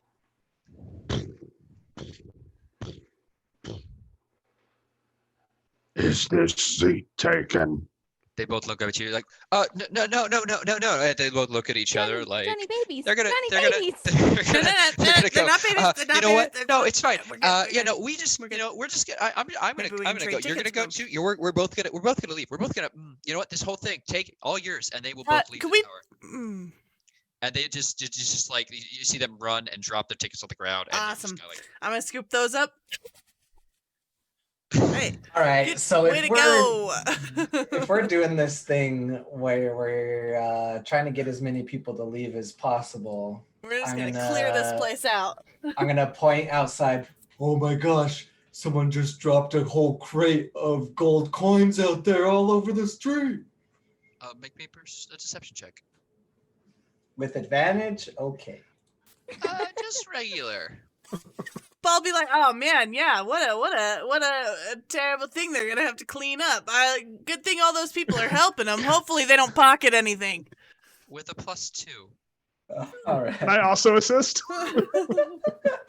What's your charisma score? Never mind. Oh my gosh, I have a +0, so it's 19 with the +2. Okay. 2 of the other remaining people, the ones that haven't been escorted, will hurry out and to look and peek around the door as they go, and they're kind of confused. Where is it? Yeah, I just scoop up the tickets. Just Oh, they haven't dropped them yet. And I'm just gonna shut the door behind them. Johnny, look at all my tickets. Yeah, very good, very good. I don't know what number they had, but I want gold can I put the too. bar down or whatever on this door? Yeah, you can bar it. All right, very good. All right. Okay. Charlie will Charlie. also like. We should have all the it was just tickets. a joke. They're my tickets. Charlie, it was a joke. Oh. There's We were no just- gold. No gold. No gold. That was a good joke. It was very I funny, know. right? Super funny joke. Do you get it? Ha ha ha Yeah. ha ha. Yeah. I knew you would get it. You got a good sense of humor. Shortly after, the high elven woman and the person they brought before will descend the stairs. She'll kind of look around a bit confused, and then give your group a nod as the person moves the door around all of you. Here, let me get that for you. Yeah, I'll just let them out and then I'll... She'll approach all of you, assuming you're all assembled together. My name is Terwethel Erana Gurlas. I am the representative of the Council of Cats. Who has the next appointment? Pascal will just put her hands out with just like probably close to 20 tickets, just crumpled in her hands. I believe Pascal here does. Very good. Will you be on your own or in a group? Go in a group. Go in a group. Go in a group. My only concern, of course, is for the structure of the tower. Your larger friend may be unable to accompany us. That's okay. You guys go have fun. You guys aren't willing to like accommodate us. I have a question, but I don't want it to count for one of our questions. Can I have a free question? It depends on the nature of the question. Do you have any peanuts? No. Did that count against the questions? Do Does you that know count against where the to- questions? Your Nope. questions I am are not for the me. answer, the questioner here. Your questions are not for me, I assume. You just ignore me, Okay, Torwithendal well- Fahulu Guts.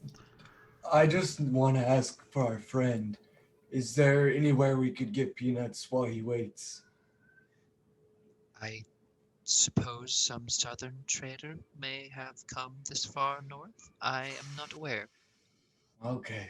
I'm sorry, Charlie. Seems like maybe next time. Actually, if all of you could proceed up the stairs to the second floor to receive your counsel, I believe I have a solution to accommodate your friend. What?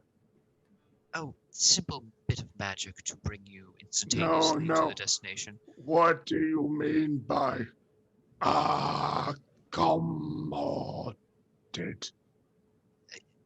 I mean you're unable to ascend the stairs as is your current form. What do you mean by ascend? Like, go up. Like, Climb the ascend means stairs. goes up. Accommodate Ah. means, like, help you.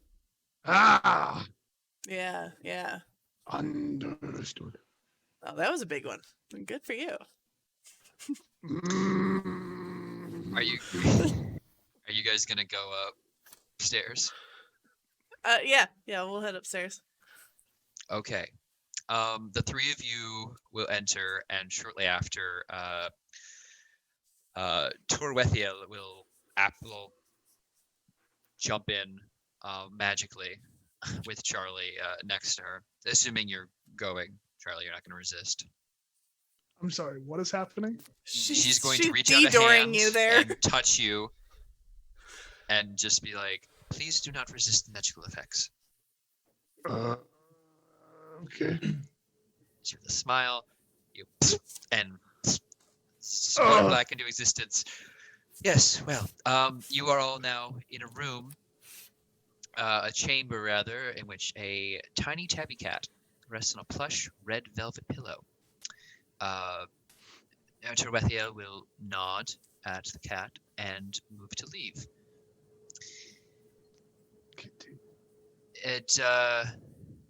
The cat will look you all over. Oh, All right, Pascal, Jeez. you're up. Wait, I got this. Meow wait. meow. Meow meow meow meow. Meow meow. You see the cat visibly roll its eyes. That's not nice. Let me handle this. He puts his hands above his head and just, and you see like sparkles of light cast down from his fingertips, and he casts Speak with Animals on himself. Johnny. It allows you to understand. That's okay. He's gonna them talk as to well. the kitty. He's gonna just talk to it. Just talk to it. I believe it does. Let me look at the actual spell. Hold on. Comprehend and verbally he can communicate with speak kitty beasts. now. Yes. Fantastic. You'll see the cat will go from meow as a measure sense, and these dullards are here in the tower, and they don't even understand our language. Excuse me. Ah, so there is one amongst you, not the one we were expecting. Is there just meowing happening from my point of view? From your point of view, it is looked at you like meow, meow, meow. Meow. Yeah. Okay. I just wanted to Meow. clarify that. Okay. But it will also motion towards a sign. It's kind of like almost like a music stand, except it's holding a potion. It says on the label for questioning. If your friends are unable to understand us, they may drink the potion and be able to communicate like more civilized folk. We all take a sip. Will the potion make them super big or super small? It's just like on a pedestal. No, it will make them better. Yes, it's just kind of like sitting there with big old drink at a party. In common. One of you can take the potion and talk. All of them may take the potion. We could, and talk. Each take a swig, pass it around. Betcha. Work. Pascal, you want to go first? To it. Yeah, she slinks over to it and looks at it and pops the cork and sniffs it. What does it smell like?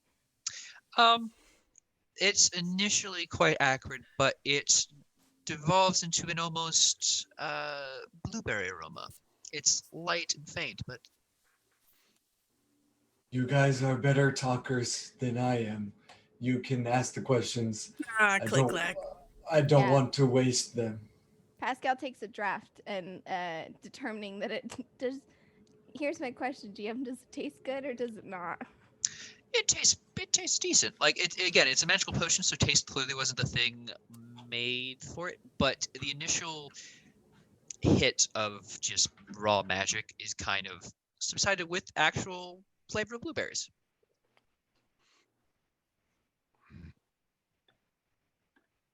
She probably drinks more than is necessary. That's fair. All right, click clack. You don't even want to understand. You take some, not ask questions, but at least you're in on the, what's happening. We don't got to give you a rundown after. Okay, that's fair. Right. And get a knock back and then hand it to click clack. Is there only one potion? There's enough potion for all of you. In one bottle or multiple bottles? In one bottle. Okay, that's a key question. I'll take my shirt and wipe it off and then hand it to you. Wait, has everyone else already drank? Everyone else has drank it or has other means of communicating. He just slams it down like it's a pint of ale and just down the hatch. And you'll all begin to slowly hear the meow, meow devolve into, well, now that we are past the formalities, I wish you welcome to our tower. I hope you will not keep waiting for too long in the foyer. Although if you were, rest assured it was due to a good reason. My name is Mr. Sparklegem Superstithsworth. Now please, show me what gifts you bring and let us hear your questions. Pascal will reach into various pouches and just pull out the fish that they brought from the inn that's probably in less ideal condition than it was when they first arrived. And we'll just take it. This will be sufficient. Please leave it with the others. She looks around. Is there like a place? There is like it's like a birthday party kind of thing, except with gems, magic items, balls of twine, other meats and things. You see, there seems to be like a meat section. Okay, yeah. Pascal will go over and kind of begin to empty the fish into the thing and look back at Johnny.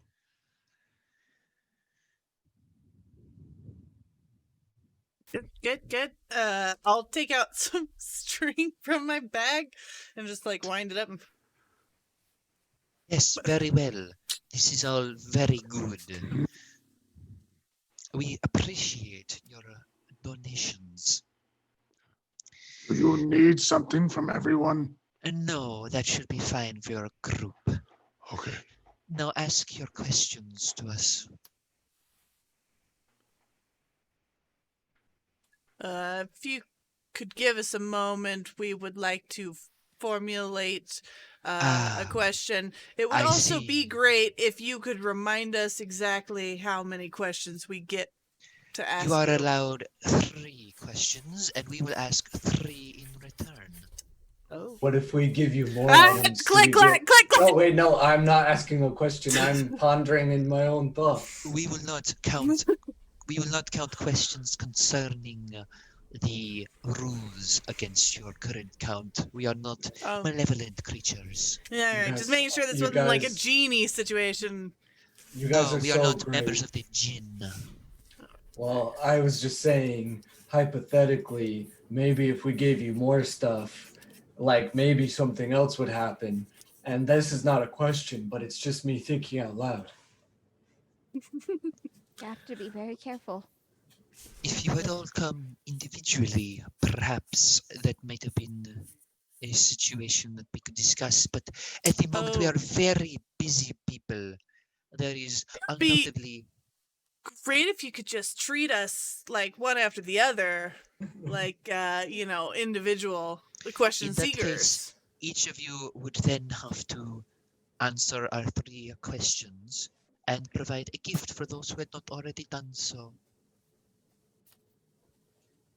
You need another gift? Yeah, I'll put There some are- in What her do you guys? pocket What to do you guys protect say? her We from each that want rock. 3 questions. 2 more of you than were gifts presented. Let's see. Click Clack pulls out I a got tinder box. nothing. I got a whole bunch of nothing. And he's like, look at this. You can start all the fires you want. It's magical. We are familiar with the tinder box, and I will assure you, if we wanted a fire, there would be a fire. Okay, so you do want it then. If that's all you All have right. to offer. I'm gonna just, and he's gonna take out a piece of paper. I'm gonna give you the address of a very wonderful feline. His name is Billings, and he lives outside in the alley outside of Miss Willigo's boarding house for solitary men. Great chap. I'm close friends with him. He hangs out in that alley. I'm just gonna give you his address. That's gonna be my gift to you on behalf of one of these guys. What about a joke? Jokes can be a gift. We are not concerned with your jokes and lies. But we have not told any lies or This any isn't a jokes lie. yet. Like legitimately friends with this guy. Are you? It's on my allies on my character sheet. If you truly believe this ally would be of use to us, then we'll accept Swell it. cat. Very well, then. Add it to the book. Add it to the gifts. What if I tell you the joke and then you can decide if it's good enough? What is a cat's favorite color? Purple. Oh, that's a good one. Click Clack. I support this. That was a good joke. He does a It was bow. a gift. It was a gift, really. Just a gift of a joke. You're truly gifted when it comes to humor.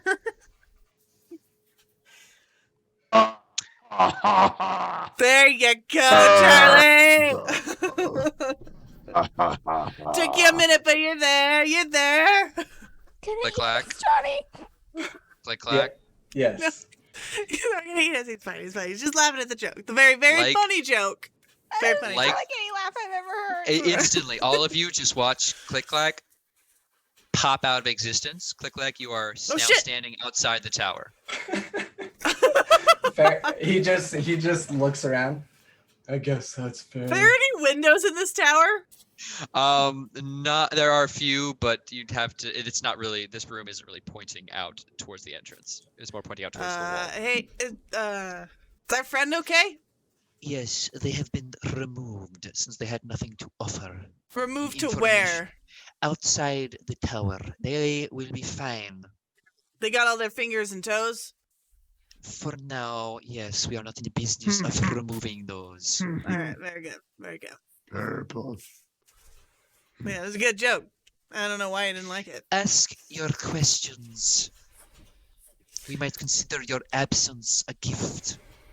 Yo, where the hell is Evy? You have to be more specific. There are many Evys within the city. Ashwood is her last name. Ah, the young Ashwood. Yes, we Yeah. are familiar with her.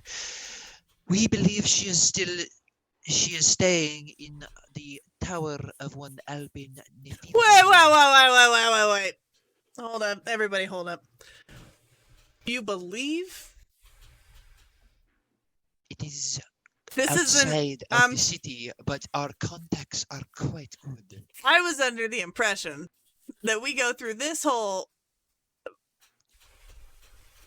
pompous whatever, and you guys just give us, like, this was like some sort of...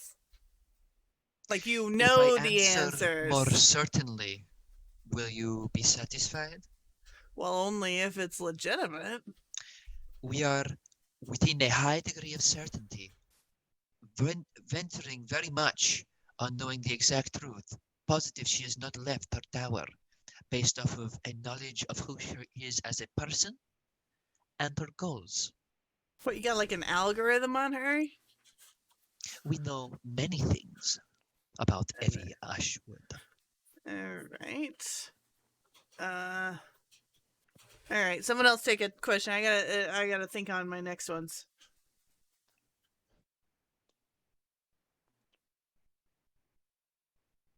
Gal will slink up and get kind of like a little bit too close to the cat, like really close. You'll see its haunches kind of go up.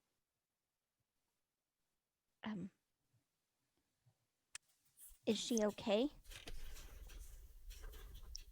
We are concerned for her, but not for her current state, but what she is doing. Her experiments are strange to us.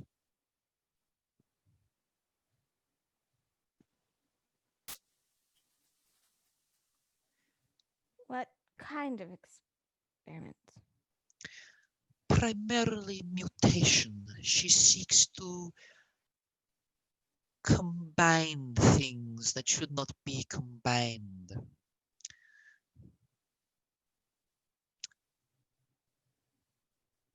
Like roots, probably. Pascal will look back to Johnny and shrug. All right, Charlie, what do you got? What do you got, Charlie?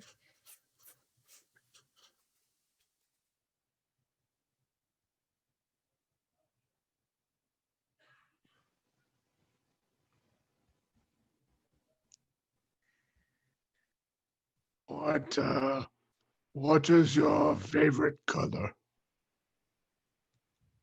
It's a good one, Charlie. I'm glad you're here, Charlie. My favorite color is blue. That's not what I heard. I heard it was purple.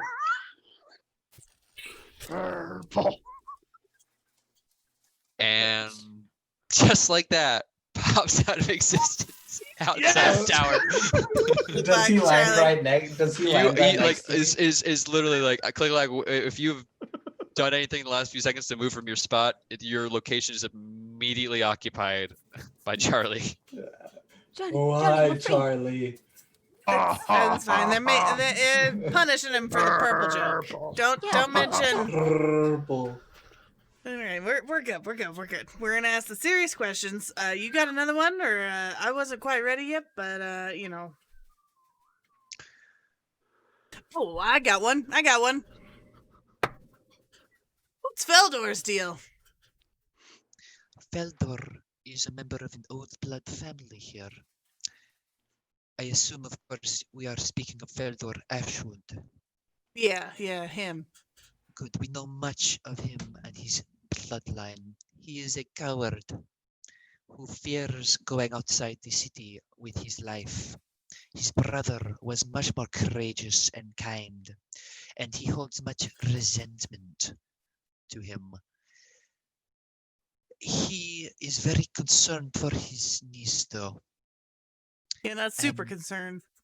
he is shocked by he is incapable of venturing beyond the city due to his fears of both losing his life and his business. How did that going around? Okay. It is uncertain times we live in, no? Yeah. All right, Pascal, what do you got? Question number. It's gonna be 3 for you.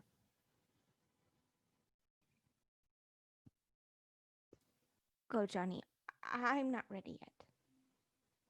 Charlie? Charlie, after being teleported out, would start looking for the nearest cat. They are everywhere, and they are watching you. Can I approach one? They scatter. They will retain like a circle around you as you move through the I streets. find a tabby cat. Is that possible? Can I see one? You can see one, yes. I'm going to cast a spell at it. Okay. I'm casting Animal Friendship. Is there a range to that? Do you have to? Yes, 30 feet. Okay. Okay. I'm gonna. They need to make a Wisdom saving throw. Yeah, they do. Okay. The cat saving throw. That's a 19. Well, that beats my DC of 9. You Shucks. shoot magic at the cat, and the entire group hisses you and scatters. Hmm.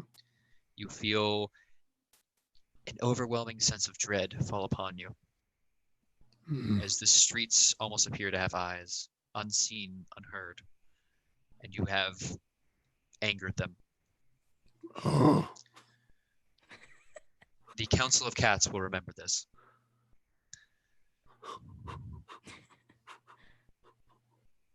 oh no.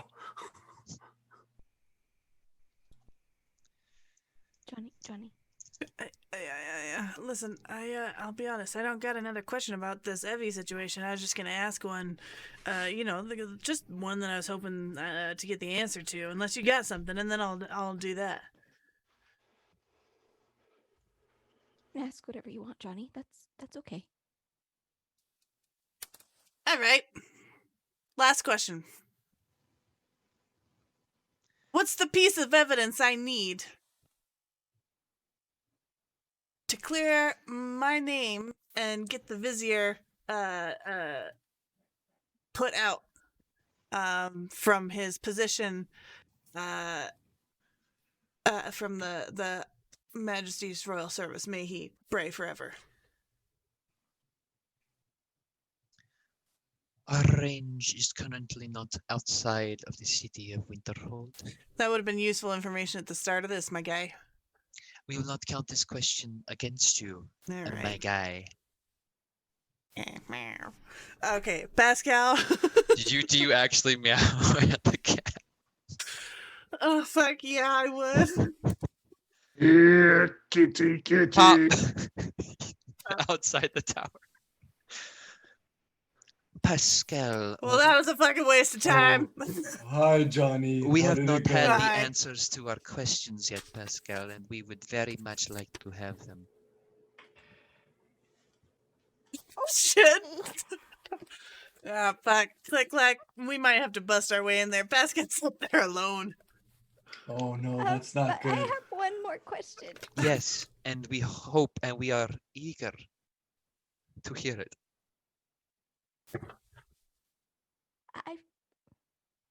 I want to save Evy Ashwood. How do I do that? You should go to the tower and find her and get that cursed book away from her. Her mind is being corrupted slowly. We have seen it. Click Clack, unfortunately, is going to count to like 60. And if Pascal's not back, he's busting through the door. Yeah. You are certainly free to try, but before you do that, I'm Oh. going to insert one cat question. Um, I'll set a timer and everything. Perfect. The tabby is going to look at Pascal. What do you know about the monoliths called the Twins in the Dead Man's Moor in Buckwild to the south?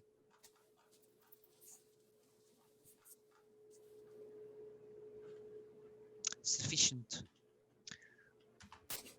What in the world do you care about most and will do anything to protect?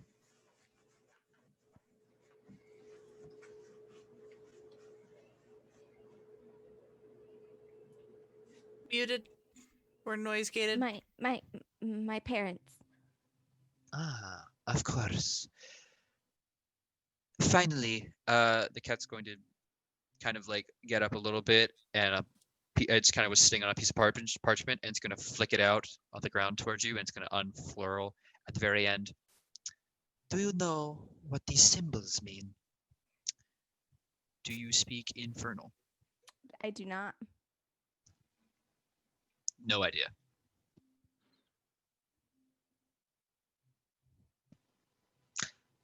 We thank you for your time. You are free to leave. Yes, through the door. And the Highland woman, Turwethiel, will open the door and be there. Yes, please follow me. Yeah, I'm running through the front door now. And it was barred by Johnny, wasn't it? Yep. We All right. literally locked it from the inside, Yeah, y'all. so the timer went off and Click Clack is running and slamming into the front door. Yeah, I'll come help you. I'll come help you, Click Clack. There, yeah. Make me a strength check with advantage. Yeah, Alright. kitty. That will be a dirty 20. You collide with the door, and the wood should give. The tower is old and decrepit, and it should fall, but it doesn't. As you kind of collide and begin to rebound, you hear a soft click, and the bar will rise, and the door will open, and Pascal is shown outside. Oh, Pascal, I was We so did it. worried about you alone in there. Are you okay? Good job, Click Clack. I know what we need to do. Okay, let's do it. She looks at Charlie.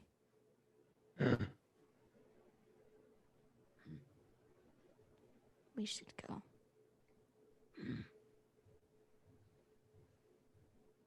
Yes. Johnny. Yeah. No. You want trench coat? We gotta walk through the city a ways. Come here. Climb Come into here. the trench coat. Come here.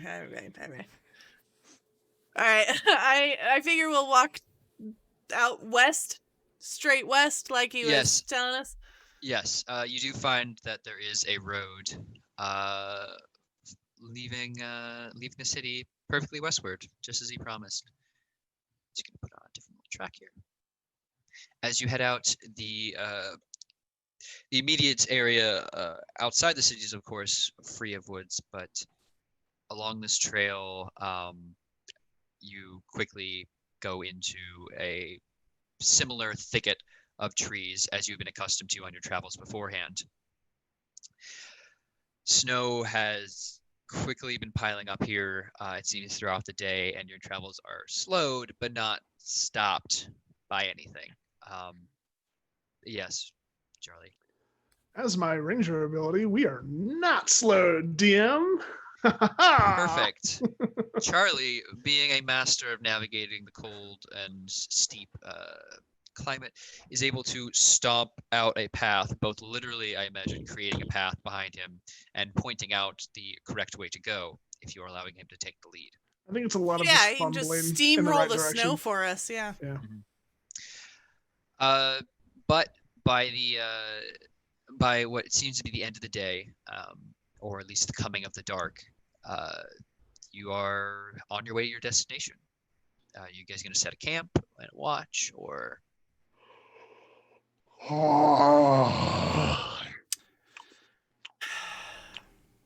How much further do we have to go? It was said it was about a 2-day journey from the walls. Yeah, Johnny, I'll take first watch, Pascal. Johnny, if you he want has to so try many and sleep. teeth. Johnny. Oh, I mean, we all do. We've got the same amount of teeth as we. Like it's just normal amount of teeth, Pascal. It's gonna be all right. He just uses them for eating fruits and stuff. Yeah, as Charlie falls asleep, his pouch will open up, and Tic Tac, the giant squirrel, will like start to make his way over towards the rest of you, and eventually like look at Pascal, Ugh. and just kind of just look and kind of mimic her actions. Just Johnny. Tic Tac. Yeah, I know. Tic Tac. It's a rodent. It's gross. I don't touch Johnny. it. Okay, we don't know where it's been. Johnny, help. It's fine. Just get behind me. Hey, get. Tic- Go on, Tic get. Tac. Go on, Tic Tac, find us Go on. some peanuts. get. Peanuts, Tic Tac. Can you find them? Go on, get. darts off into the woods. See, it's fine. It's fine. Pascal, that thing is scared of you as much as you are scared of it, because other cat-like things, they attack it.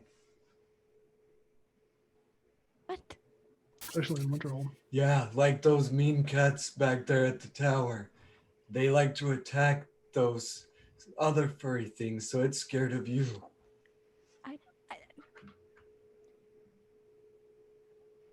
I don't. What? Title. Okay, well, I can take first watch. Pascal will dive under her sleeping stuff across, like as far away from like Charlie on the other side of the fire as she can, and she'll just stare again, just bright moon eyes, like reflecting the firelight, staring at Charlie and looking for Tic Tac. But I'm looking for Tic Tac too.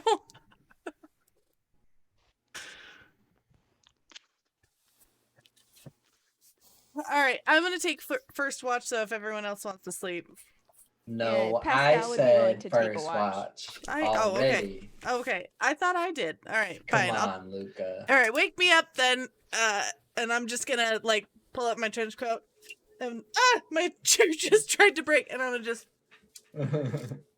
Laying back with the hat on the face. Classic Yep. move. My God. And I'm just gonna walk in a circle around everybody, taking watch. Okay.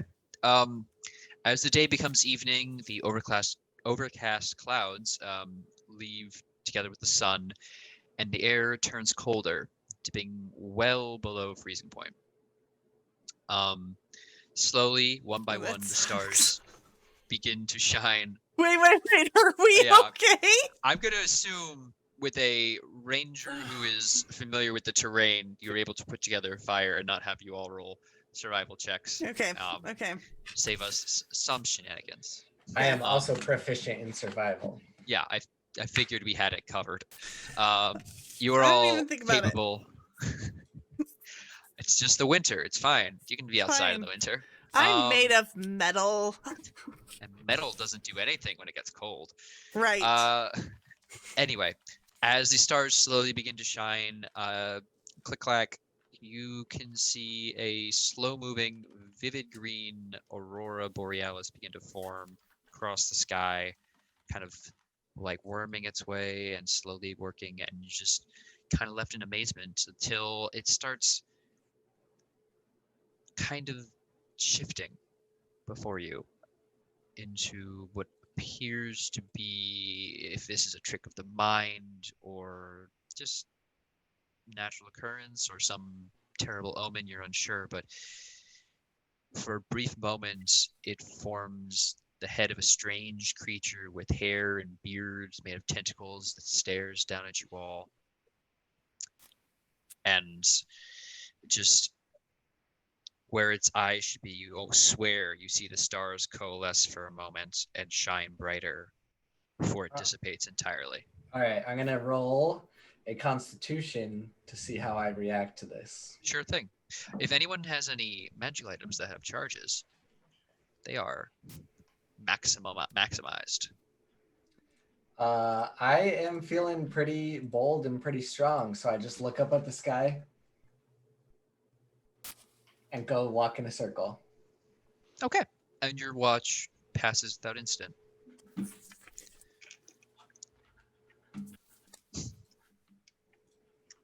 Tic Tac continues to scurry about the trees. Looking for peanuts. That's what he was told to do. Having some trouble finding peanuts in a frozen. I imagine. In a boreal forest. Who knows? Pine nuts. Maybe acorns. Pine nuts are good. They're not spicy though. Anyway. Watch. Second watch. Are you waking up? Click, click. Am I what? Who are you waking up? Oh, Johnny next. Well, I'm up. Okay. You can make me a perception check and roll me just a straight d20.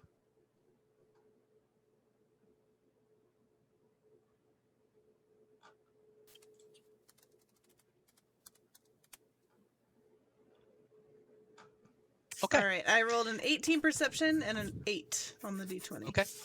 Around you, the woods kind of scamp. You hear something moving around in the trees, but quickly your eyes, as they adjust the darkness, are able to spot out Tic Tac. And your concerns kind of melt away as knowing what's in the bushes is just a giant ball of fur looking to feed you nuts is more reassuring than not knowing.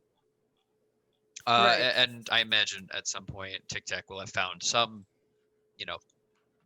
nuts, edible quality unknown, but nuts nonetheless.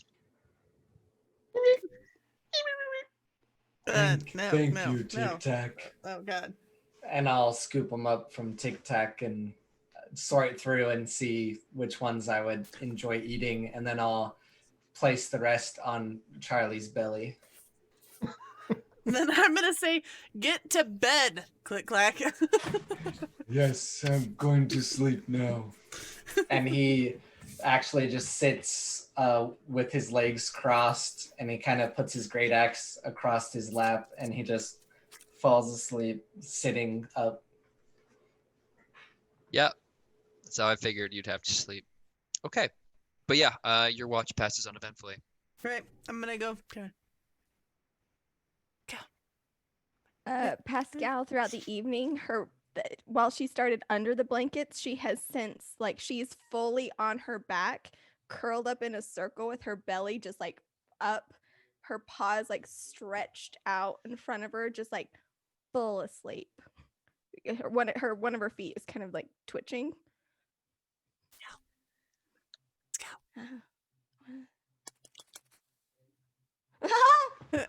Okay. Your turn for watch. Okay. The rodent has nuts. Don't touch it. We don't know where it's been. What? He's still out there. Yeah, it's fine. Tic Tac can still be doing things that you want.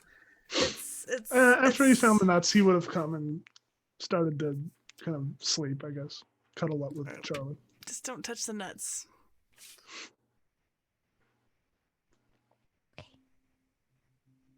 Okay. All right. I'm gonna go to sleep, but you wake me if there's any problems. Did you Good see night. any fairies? I did not. I did not see any fairies. That would have been horrifying.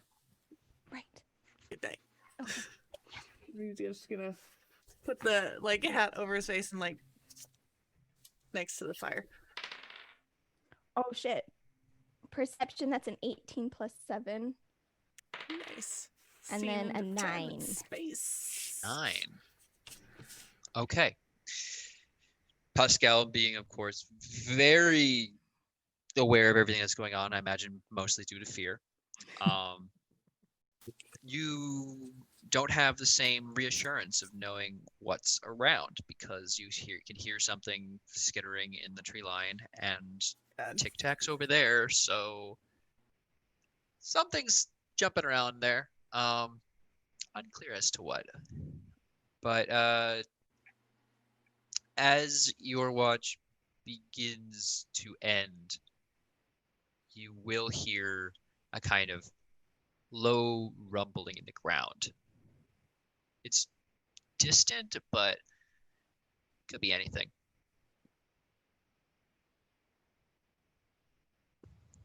Pascal's really torn because on the one hand, she knows that Johnny just went to sleep. But she also knows that the only one who hasn't done a watch yet is Charlie.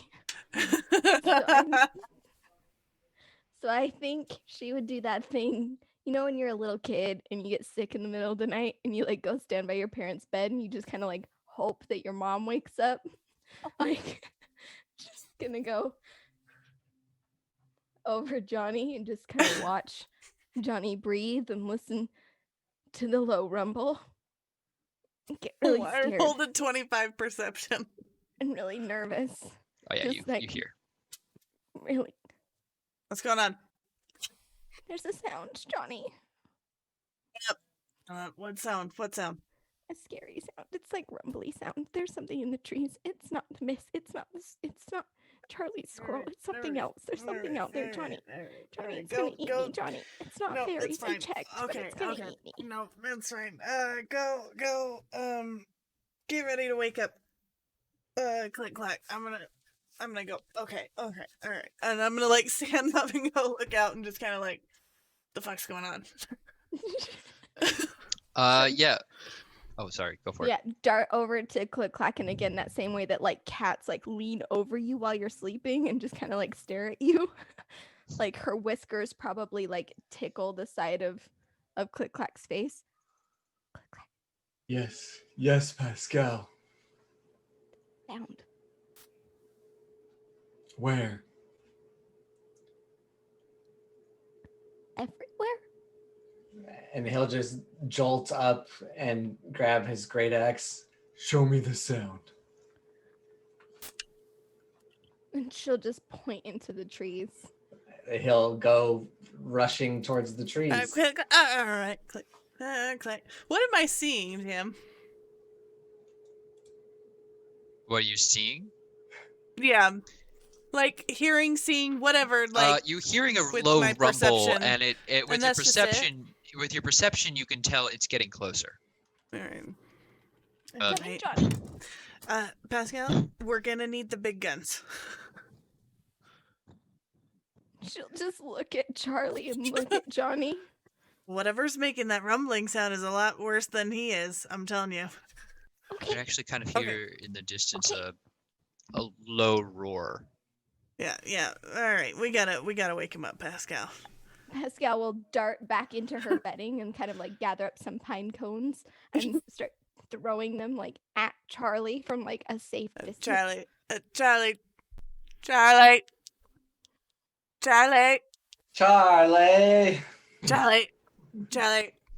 Going on an adventure, Charlie. Wake up. Going to Candy Mountain. Yes. He's not waking up. Hey, buddy. Yep, we got some rumbling happening. Maybe some distant booming. There's something going on. Yep, buddy. Okay. 1 All sec. right. Oh, And Just popping his back. that's good. That was a few good ones there. That's good. Back. where? Yeah, as Charlie, as you're gonna get up, the sound of the shaking is going to increase again. You're going to hear clearly as a figure rises. It brings its head above the tree line, grabbing the top and just uprooting a tree and throwing it, and kind of like just madly scans the area and looks at you. And I'm gonna need everyone to roll I'm just initiative. gonna be like, "Good evening, friend." What exactly do we see? What language are they speaking? Jotun.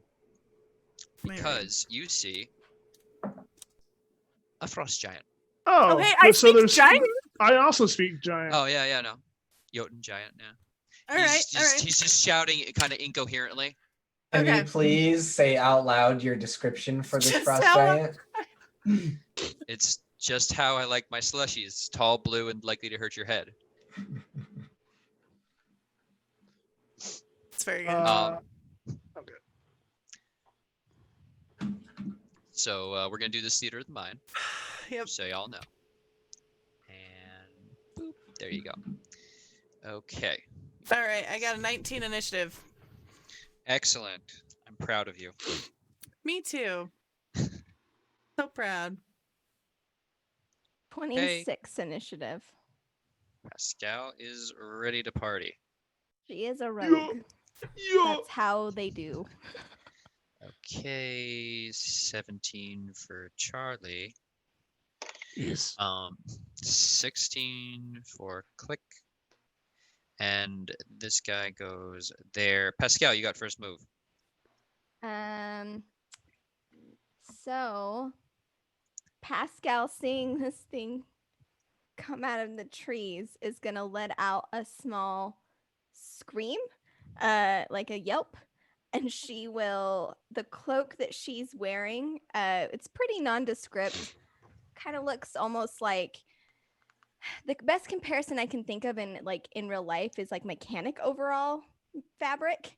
That's been turned into a cloak, and there is a small name tag on the left-hand side that just reads Steve. And as she yelps, the cloak will shimmer, and she will dive back into her like bedding to hide. Effectively, she's hiding. But the shimmer of the cloak will kind of lift off, and between her and the frost giant, there will be a figure of a man, probably, we're going to say 27 years old. His hair is pretty shaggy, hangs down in his eyes, and that shimmer, he's going to be in kind of like that mechanic jumpsuit with this name tag, Steve. And he's going to just stand there, kind of look around, and seeing Johnny and everyone else go, "Sup, bro? Hey, man. Name's Steve, dog. What's happening? Oh shit, that's Johnny. a giant, bro. That's a big ass giant, huh? Yeah, you gonna Bruh. help us That's fight it? fucking, that's fucking gnarly, dude. Nah, I'm just gonna. Who is this? Oh hey man, what's up? We've Name's not seen Steve. this person before. You have 6 seconds in combat time, so Johnny, you're up next. If you Yeah. want to engage with Steve for 6 seconds Nope. before this nope. giant comes and After smacks that, you. I'm gonna. All right. Name's Steve. I'm gonna say, sorry for disturbing your rest, kind sir. He will babble incoherently In giant. at you. I'm saying it in giant. And he will babble incoherently in giant at you. Shit. All right. Can He I looks insightful? injured. Oh, he Oh, looks yeah. injured? Yeah. Yeah, you can totally insightful fight again.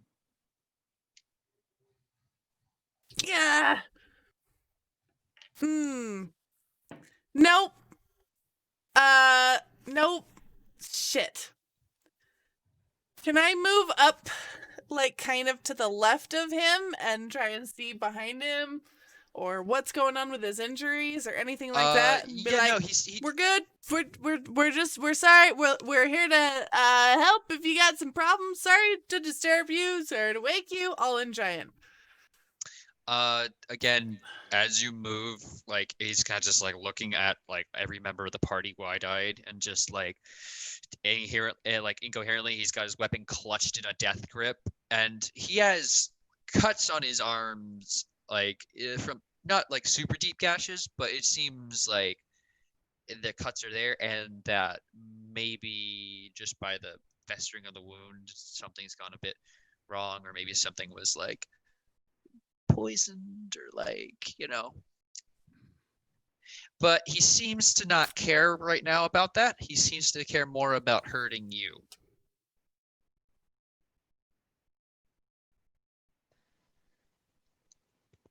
Uh, man, I feel like, be like, Charlie, you got any heals? And I'm just gonna try and like continue to move like up next to the thing. The giant, yeah? Mm-hmm. That's my Okay. turn. Like, I've used full 6 seconds. Okay. Charlie. I wouldn't try to reason. Ice giant, not good. And Charlie's going to lumber forward and pull off of his back a giant great club, which is like burnt in places and has. It looks like he just ripped a tree trunk out of the ground. To be completely honest, like it's got like roots kind of still on the top and little barbs where branches used to be. And he's just gonna walk up and he's gonna swing it twice at the giant. Okay, roll. Let me do that for you. That is going to be a 15 and a 25 to hit. Yep, those will both hit. Okay. Wow. Okay.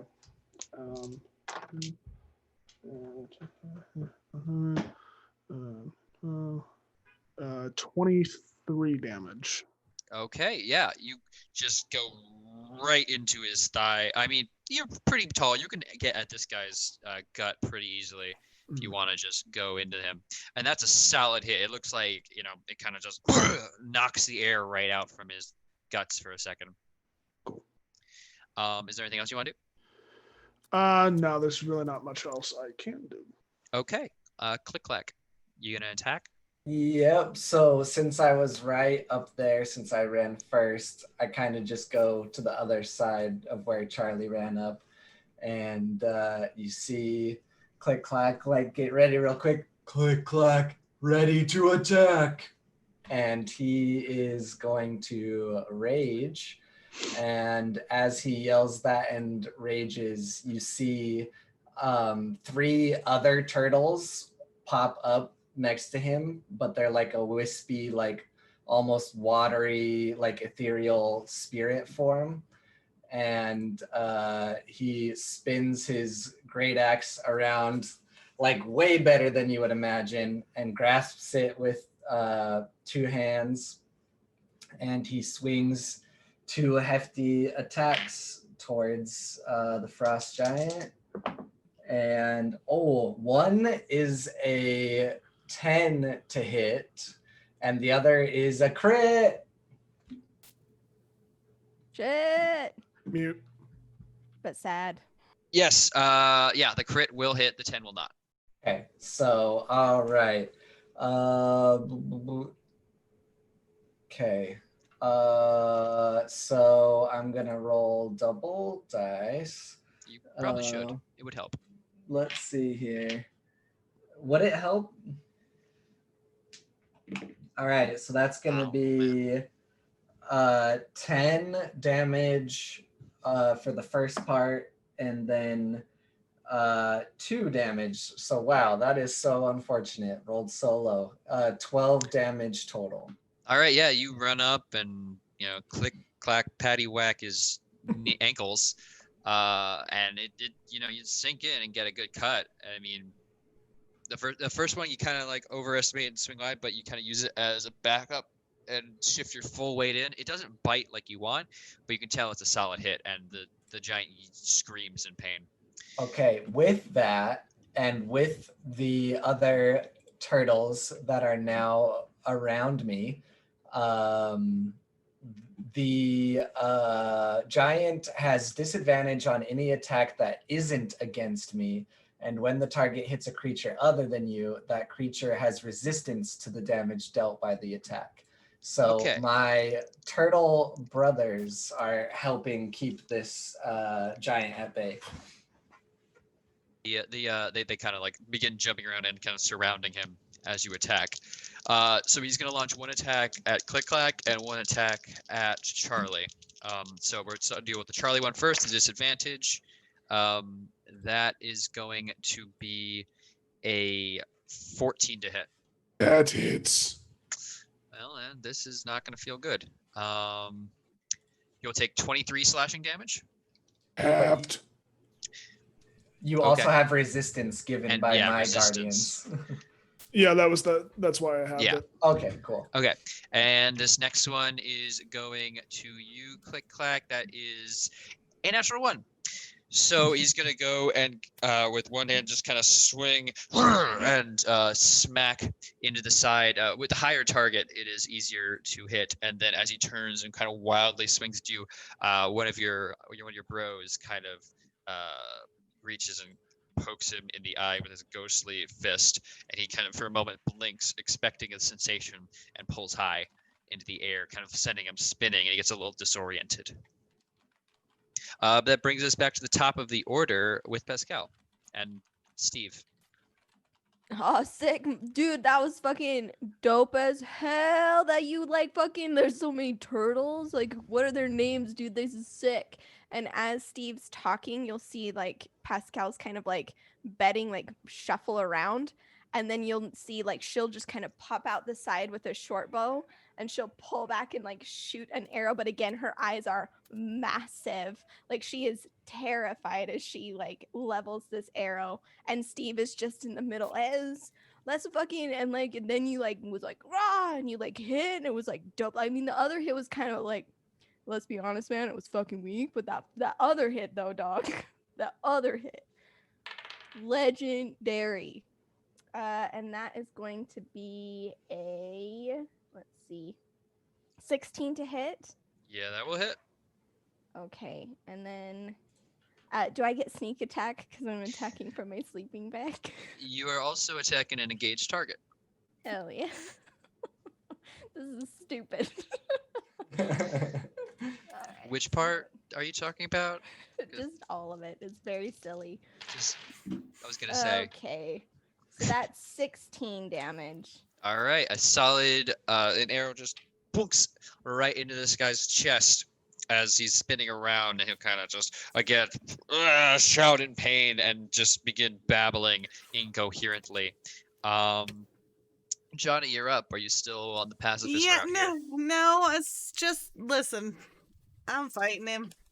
We're all engaged. It's fine. Though he's gonna look at him and be like, "Sorry about this, man."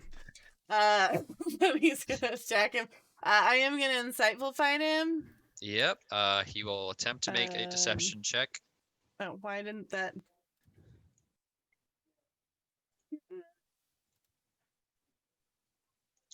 And I rolled a 27 insight. Yeah, no, he did not beat that. Okay. All right. So, I'm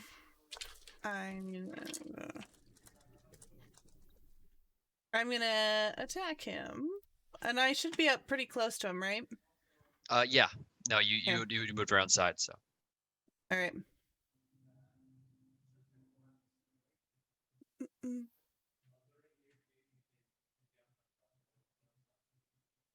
And then your Somebody little in my turtles room. were like, whoa. And you were like, whoa. You know, it was like sick as hell.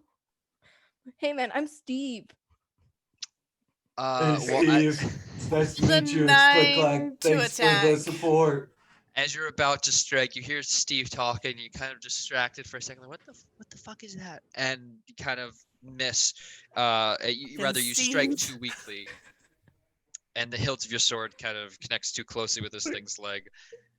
Wait, a 9 with advantage?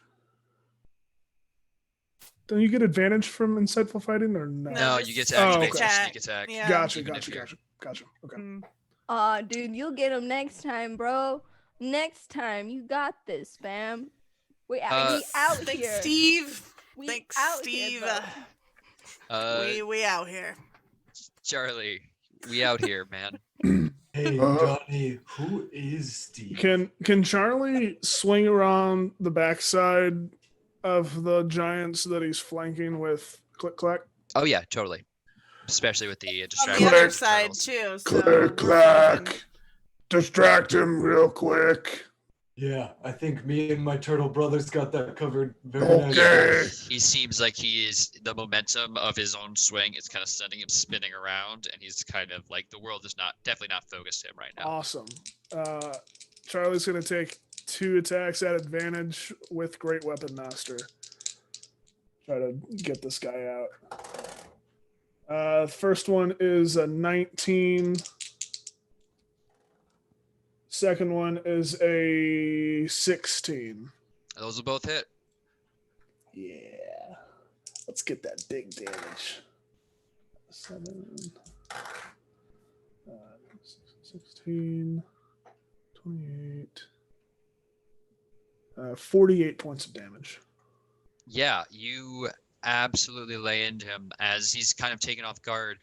You put one strike directly into the back of his knee as it sends him down onto the other as it weakens, and then just lay right in between his shoulder blades with that second hit. And he's just, as you remove your weapons from him, he just seems to be heavily breathing. No more shouting, no more, like, he is by a thread right now. And Click Clack, you're up. All right. Part Tell him of to think Click. of the rabbits. I was gonna say part of Click Clack does feel bad, but also he doesn't want this thing to go to the city, so he just looks over at Johnny. I'm sorry, Johnny, but It we is have what to it is, save the man. people. Yeah, you do. And you. you see the Save our spirit bros. turtles. The spirit turtles like run around and like jump on the shoulders and like start to try to push the giant down as Click Clack spins his great axe again and just goes for the throat with 2 attacks. And that is a 14 to hit and a 9 to hit. As they're pushing him down, he kind of puts one hand, and as you go for that, Oh, wait. I did math wrong. The second one's a 15, not a 14. All right, how do you want to finish him off? just like that, yeah. Just swings the great axe up right into the, and yeah, I rolled. It's like a total of 15 damage. Your You doesn't matter. You cut right into this Okay. thing's neck, and it just spills blood all over you before the giant's body actually just collapses onto the ground. You're left once again in the quiet cold. Yeah, fucking nice try, asshole. Not today. What? Who Steve is in the this? house? Who is this? It's Steve. It says right there. Yeah, what? Name's what, Steve, bruh. What Hey, are you, Steve? Pardon? What are you? Oh, like I'm just like a chill dude. I really am super into like boarding.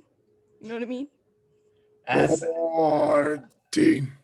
as Click Clack is talking to Steve, you can see him visibly exit his rage, and the other turtles just kind of like wave and absorb back into him as like a bunch of runes on his shell light up. Dude, that is fucking dope as hell. But listen, man, I would love to get to know you, but like, have any of you seen Pascal? Sometimes she like fucking dips and like leaves me to take all the hits, and it's like less than ideal. And he turns around, and out from in the sleeping bag are just 2 massive like eyes as she stares out to like make sure everything's okay. Pascal, what it is? Long time no see, girl. I didn't even get punched this time. That's fucking dope. He like goes over and kind of like helps her out, and she looks at him and kind of doesn't seem super pleased to see him, but is like the most comfortable with Steve that any of you have ever seen. She's like actually kind of standing her full height around him, and like again, she looks, for the first time you see not just fear, like you see a different expression on her face. Hi, Steve. I'm sorry. I panicked. It's all right, girl. It's all right. Like, I get it, man. That guy was huge. And I totally thought I was going to get, like, the shit kicked out of me. Right. I'm sorry. Yeah, Steve. You don't have to yell. There's probably going to be more. I don't think there's more. Out of game, this ancestral guardian barbarian is very dope because I also have a spirit shield that I can just give to other people, but we didn't have to use it Yet. I am sorry, brother. And pats the giant on the head before kind of like flipping him over a little bit and starting to rummage through his remains. Yeah, Can I take a peek at his wounds too? Yeah, no, they appear inflicted by a large weapon. Probably also giant in size. You can tell that right off the bat. You can make me a medicine check if you're looking for his body. Though one thing you will definitely see flipping him over is he has a large golden amulet on a thick chain around his neck. In the amulet glitters as the sun begins to glitters like an early winter sun. The round symbol depicts a serene face surrounded by sun rays. We also technically have 2 good tables because Tony gave 500 bits. Thank you, and Tony. Justin Thank just you, donated Justin. $5. Okay, let's do that. Yo, Pascal, I just really am like feeling some like good vibes right now. Like I think like this crew that you found, like I really think they're like some solid bros. Like none of them screamed when they saw me. That's like totally different than the usual reaction. She's okay. Yep. Yep. I get it, Steve. Yep. I get it, Steve. Yep. Yeah, I'm gonna come over and just, hey, Steve. Yeah, dude, what's up? And he puts his hand out like for a high five. No, not a handshake. He just smacks it. Yeah. What up, dog? Yeah, His right. name's Steve. Dude, what's your name, man? Also, Johnny. I Johnny just Russ. want to call out that the good table from Dat Magic is specifically for Sarah having a full-on staff meeting with herself. It is very good. What up, Johnny? My boy. Hey, man, tough luck on that last hit, but you'll get him next time, am I right? Yeah, my heart wasn't in it. The thing seemed beat up already. Listen, man. Yeah, I get it. Sometimes. The thing seemed to be fouled in some way, Johnny. But Yeah. the people, I had to worry about the people. No, you did right. Click clack. We're all good. The heart wasn't in that hit. So Steve, what brings you to us? Man. What's up, Steve? dog? Well, listen, man. And he kind of pushes his bangs out from his eyes, and you see that he has these like beautiful like green eyes that like if they were on any other person you would be enamored by, but on him it just somehow makes him more douchey. And he goes, well, like it's kind of like my full-time gig. You see Pascal here, she's got my cloak. So sometimes I just like pew pew, like I pop out and take some hits. But like this time I totally didn't need to, which means I get to hang around a little bit longer. Ain't that right, Pascal up top? And she just looks at him and goes, Up top, Pascal. Yeah, there you go. yeah, man. So I'm like super stoked to hang out with you guys. Yeah, this is great, Steve. And he's just gonna look at Pascal. Just super awesome to have you along. Steve, super glad to get to know you. You're gonna have to just tell us all about your friend Pascal here and all the wild and zany adventures you've had. Oh man, nah, dude, she's like fucking boring as hell. She's afraid of her own shadow, dog. Does not go outside.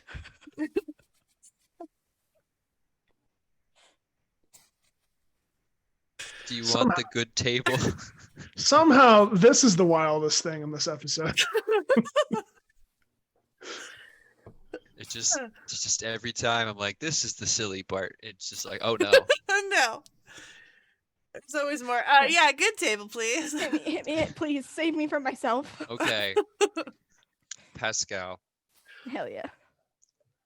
as the kind of combat wears off, the initial rush of fear that is somehow different than your standard fear begins to fade away. Or rather should fade away. You notice you just kind of feel real peppy. Like you got real, like you got like, my combat just felt like, wow, you're awake. Like it was your watch. You got everyone up. You did the thing. Pascal's gonna get the zoomies. You got the zoomies. You gain +10 movement speed and require no sleep for the next 24 hours. No. Zoomy! It's 2 a.m. and it's a cat. It's just zooming. Meow.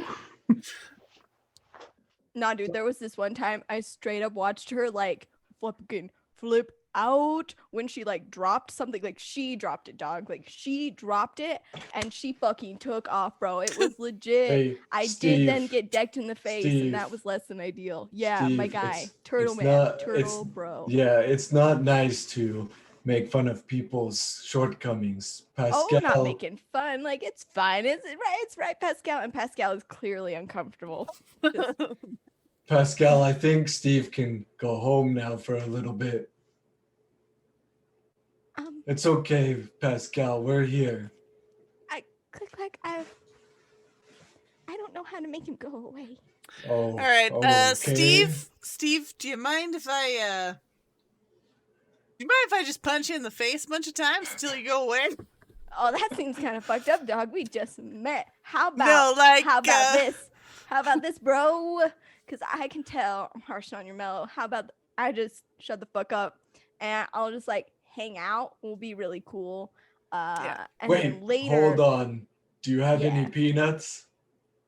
Fuck, bro. Let me check. And he like reaches deep down into his jumpsuit pockets and he Here's a pulls very out, like, unfortunate question, DM. What do I see like a living, breathing person in front of me, or is it like a spirit? Please explain. I'll read you the description. You think of I the- know what's going on right now? I'll read you You the think cloak I am aware? the cloak of Steve. I have no control. I have no control. Listen, this is because all of my content is shared within all my campaigns on D&D Beyond. So all of the cool homebrew items I find that I love, you guys have access to. This one's very good. So as a reaction, I can summon a spectral protector named Steve. Steve appears between the wielder and the would-be attacker. Attacks automatically go for him instead of me. He has AC and HP. When he's reduced to 0 HP, he dissipates. There's also a different function of the cloak that where I can use it for other hijinks, which I will not reveal yet. But we're stuck with Steve. After he asks the peanuts and Steve starts reaching in his pockets, he says, I'm sorry, Steve. and he just swings his great axe at his neck twice. You son of a bitch. Listen, Pascal gets Steve hit is later. annoying Pascal. You did this to yourself. How could you? And of course I roll great this time. 18 and 19. Wait, does he have peanuts? He's still rummaging in his pockets. Oh man, what the fuck? Roll That damage. will, oh my gosh, that will be a total of 22 damage. Oh, you just barely made it. He has 20. So as you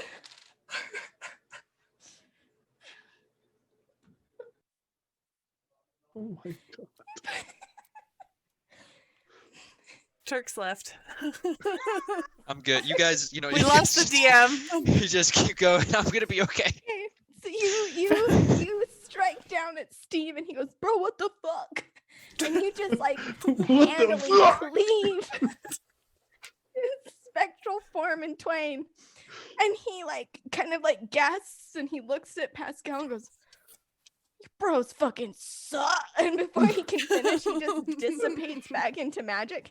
And Pascal looks at Steve and looks at Click Clack and goes, It's okay, Pascal. He's gone now. To Click Clack and just pat him on the shoulder like, thank you.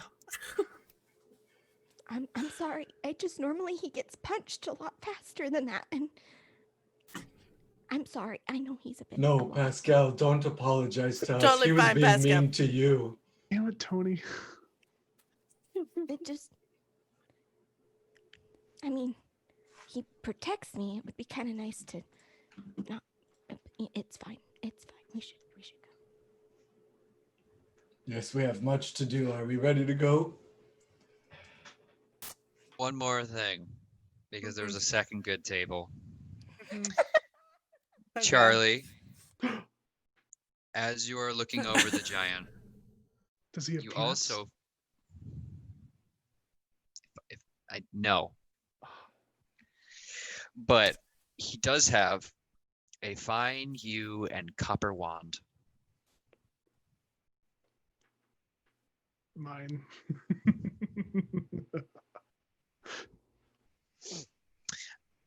Just holding it in your hand, you are uncertain of what it does, but If it doesn't create peanuts, we're pissed.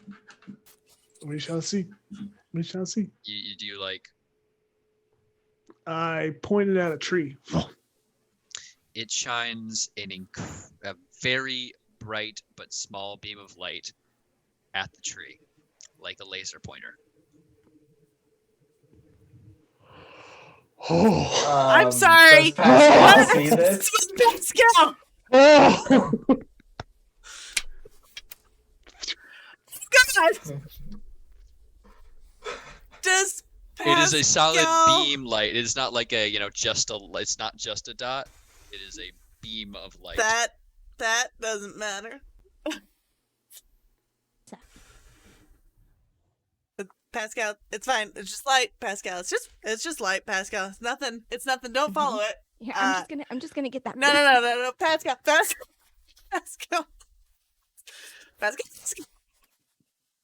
Charlie, turn off the light. Turn off the light. I don't know how. Just cover the end up with your hand.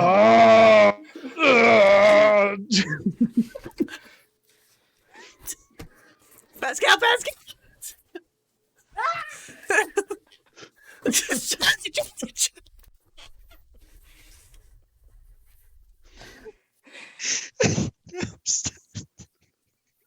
Windows has crashed. Oh, you guys, it's really hot in here. My cheeks hurt.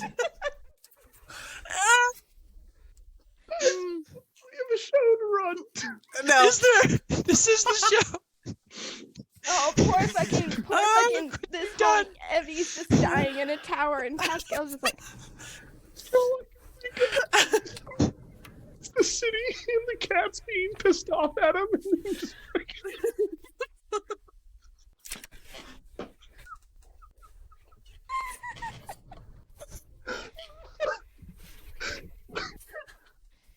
ah. Okay. Okay, whew, it's fine. Everything's fine. Do we need to take a break? We might need to take a break. Can we take 5? Yeah, let's take 5, please. Can we just take Yeah. 5? Okay. Love you all, chat. We're gonna be right back. We're just gonna take a moment. All And right. a quick word from our sponsors. Hey there, everybody. How's it going? How are you? I'm okay now. I wasn't, but now I am. And we're gonna keep. We're playing D&D here. If you hadn't noticed, I don't know why you wouldn't, but I forgot for a little bit.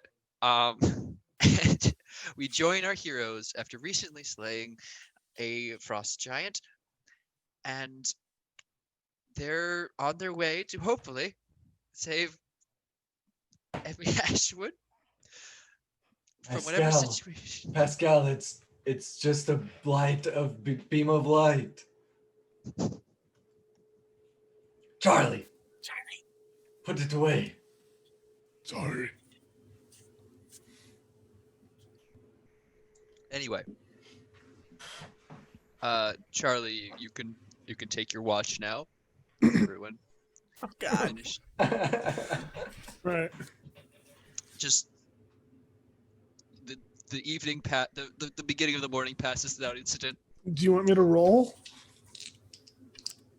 No, I don't. I really don't want you to roll. Good.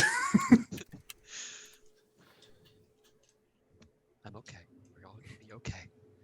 Okay. Yeah, in the morning, you guys get a few short, an hour or so of more rest, and are able to recover, finishing your long rest, and can continue heading on your way. Yes, Charlie.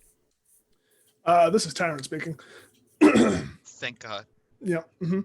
The amulet the frost giant was wearing, Yes. I would have swiped that too. Just Very so. good. Very good. Okay. Yeah, you will find it doesn't seem to do anything when you wear it, or It doesn't make a beam of light. it doesn't make a beam of light, but if you shine the beam of light on it, it reflects the beam of light. And Okay. you'll notice in like the early mornings as everyone's asleep, this beam just goes. Like you point in the sky and it's like spotlight, but very, very tiny. Like a lightsaber or a flashlight that you used to pretend is a lightsaber. I will call you Long Light. Yes. Long man. Anyway, you all awaken from your rest and are ready to take on the second half of your journey. Oh God. Again, following Charlie. Following Charlie, there is no trouble traversing this difficult and harrowing terrain. Pushing through, can't laugh. Eventually, in the distance, just cresting the trees, you see the top of an old tower. I'm gonna move you guys over really quick to what you see.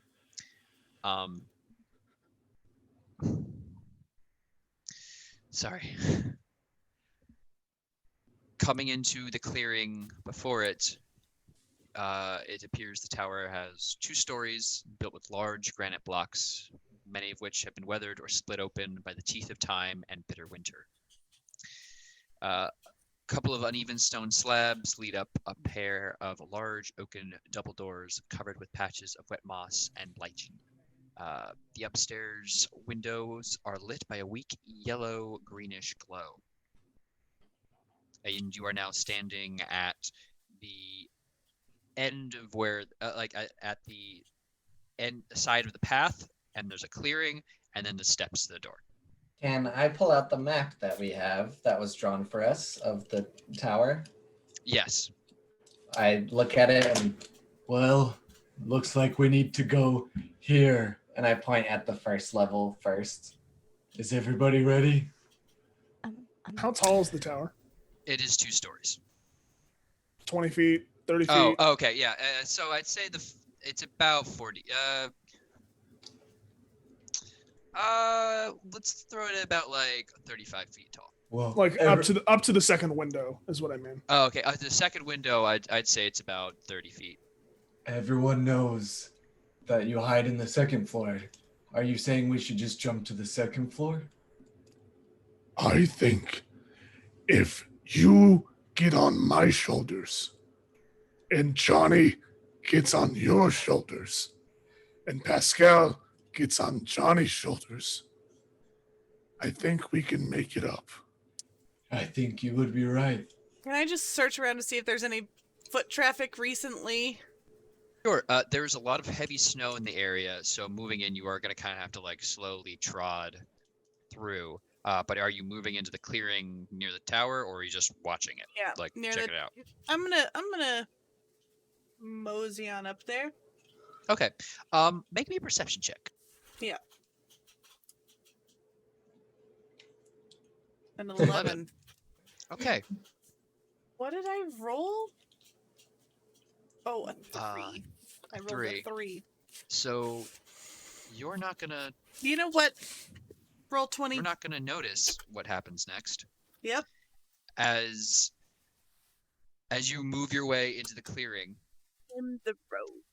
a pile of snow shifts slightly, quivering, and then out from within bursts a tentacled face, strange crustacean-like creature. Oh no! This is certainly the thing that killed me the first time I ever played D&D. No. Easy, make progress, Nancy. I'm gonna need everyone to roll initiative again. Fuck. I hate these things! That's another 26. Why does it have to be a lobster? Okay, so 26 for Pascal. I actually crit that initiative, which is only a 21. I am unhappy. A Hey. 10 initiative. You go I- first. Rolled I was figured. Okay. a 1. Or no. Just. I rolled an 9. 11. Okay, so yeah, 10 initiative. Okay. All right, Pascal, you're gonna be up first. She's gonna see this thing burst out of the snow, scream, trying to like start tugging at her cloak, realize that no Steve can save her now, stare at Click Clack, and like dart for like the nearest bush or box or something to hide behind. Just real scared. And Don't worry, if- Pascal. I'll protect you. if she's able to find any of those things from that hidden position or from behind cover, she'll try and shoot it with her short bow. I mean, from behind, yeah, click like, yeah, shoot it. Okay, sick. So that's a 22 to hit. A 22 to hit will hit. Okay, And sick. Johnny, we're gonna have a third person lined up for you. And I get sneak attack? Am I hidden? I will say, do you take the hide bonus action? That would be my bonus action, is to hide. Make a stealth check. Oh, hell yeah. My +9, you mean? Fuck yeah, I will. Hell yeah, that's a 12. So that's what? I'm bad at math. 21. 21. Okay. For this round, we will consider you hidden because it was primarily focused on Johnny. Hell yeah. That's a 15 plus 18. That's an 18 total damage. Okay, that will hit. Oh, 18 total damage, sorry. Total damage. Okay, cool. As she just eeps, hides behind Click Clack, and shoots off an arrow. It goes and it sinks its way in, cracking some of the chitinous shell of this creature as it switches over its glance to you for a moment before turning back to Johnny. Click clack. Time to attack. Yeah. I will first, in Aquin, just say, Hello? does it speak Aquin? No? Cool. All right, that was basically my question. Space Deb. Then I am going to, Click, clack, ready to attack. as I bonus action cast Rage, you see my 3 other turtle friends pop out, of course. And I'm gonna just run up, gonna gonna always try to position myself, no matter where I am, between it and Pascal, kind of make sure to corral it away from Pascal. I'm gonna do my 2 attacks. Let's hope we can roll better this time. That's gonna be a 20 to hit and a 23 to hit. Those will both hit. All right, so the first one is going to be 17 damage, and the second one is going to be, ouch, only 9 damage. Okay, so the total of that. 24. Thank you. My brain just turned off for a second. Okay, yeah, you go and lay into this thing twice. Your turtle bros now beginning to surround it. Wait. Tyrant was right, 26. I took away my +2, so yeah, 26. Cool. Yeah, you just it's cut once, crack in the shell, and slice it again. Just strange green-black liquids coming back out. Some of its guts still kind of clinging as if they're trying to pull your weapon back in. It's just the horrible sound this thing makes through tentacled mouth. And that is Johnny's turn. Johnny, you have a third-person moment here. What's going on? Johnny. I'm gonna cut the music. Johnny is gonna just say, "All right, it's time for Johnny to get into this fight." Johnny's really kind of scared of this thing. Johnny doesn't really like big bug lobster things. So here Johnny goes. Go. And Johnny will attempt to come up, and Luca is gonna ask. This thing is engaged with. Click Clack did get in and attack it. So. All right. So then Johnny will sneak attack it with Johnny's short sword. Okay. There are many short swords like it, but this one's Johnny's. What was your to hit? Yeah. Okay. Hold on. Y'all got me on edge, but not so far. I wanted to get a roll. Johnny is going to roll an 8 to hit. And Johnny is going to feel a deep sadness within Do you his have soul. advantage or any pluses, Wait, I do have an advantage. Fucking use Wait, it. I'm sorry. Johnny has an advantage that Johnny will now use. Hell yeah, Johnny. And Johnny has rolled a 19 to hit, and Johnny feels a little bit of life returning to his soul. Okay. Johnny will hit with a 19, 6 piercing plus 8 sneak attack. I'll just do that myself. Cool. Okay, then after that, it is Charlie. Oh, big crab thing. Charlie will run in.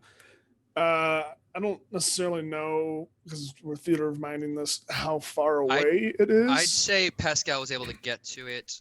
If you're trudging through the snow, it's going to be a full movement to get to this creature, and kind of angle around it. Not like a full action to move, but like full move. So could I, with my movement, could I get into like flanking with? Not quite flanking, I'd say. I'd say you could get. I'd say you could get next to Click Clack. Okay. Yeah, I'll do that. That's fine. And Charlie's just going to take 2 normal attacks without Great Weapon Master. And that is going to be a 22 and a 17 to hit. Those will both hit. Good.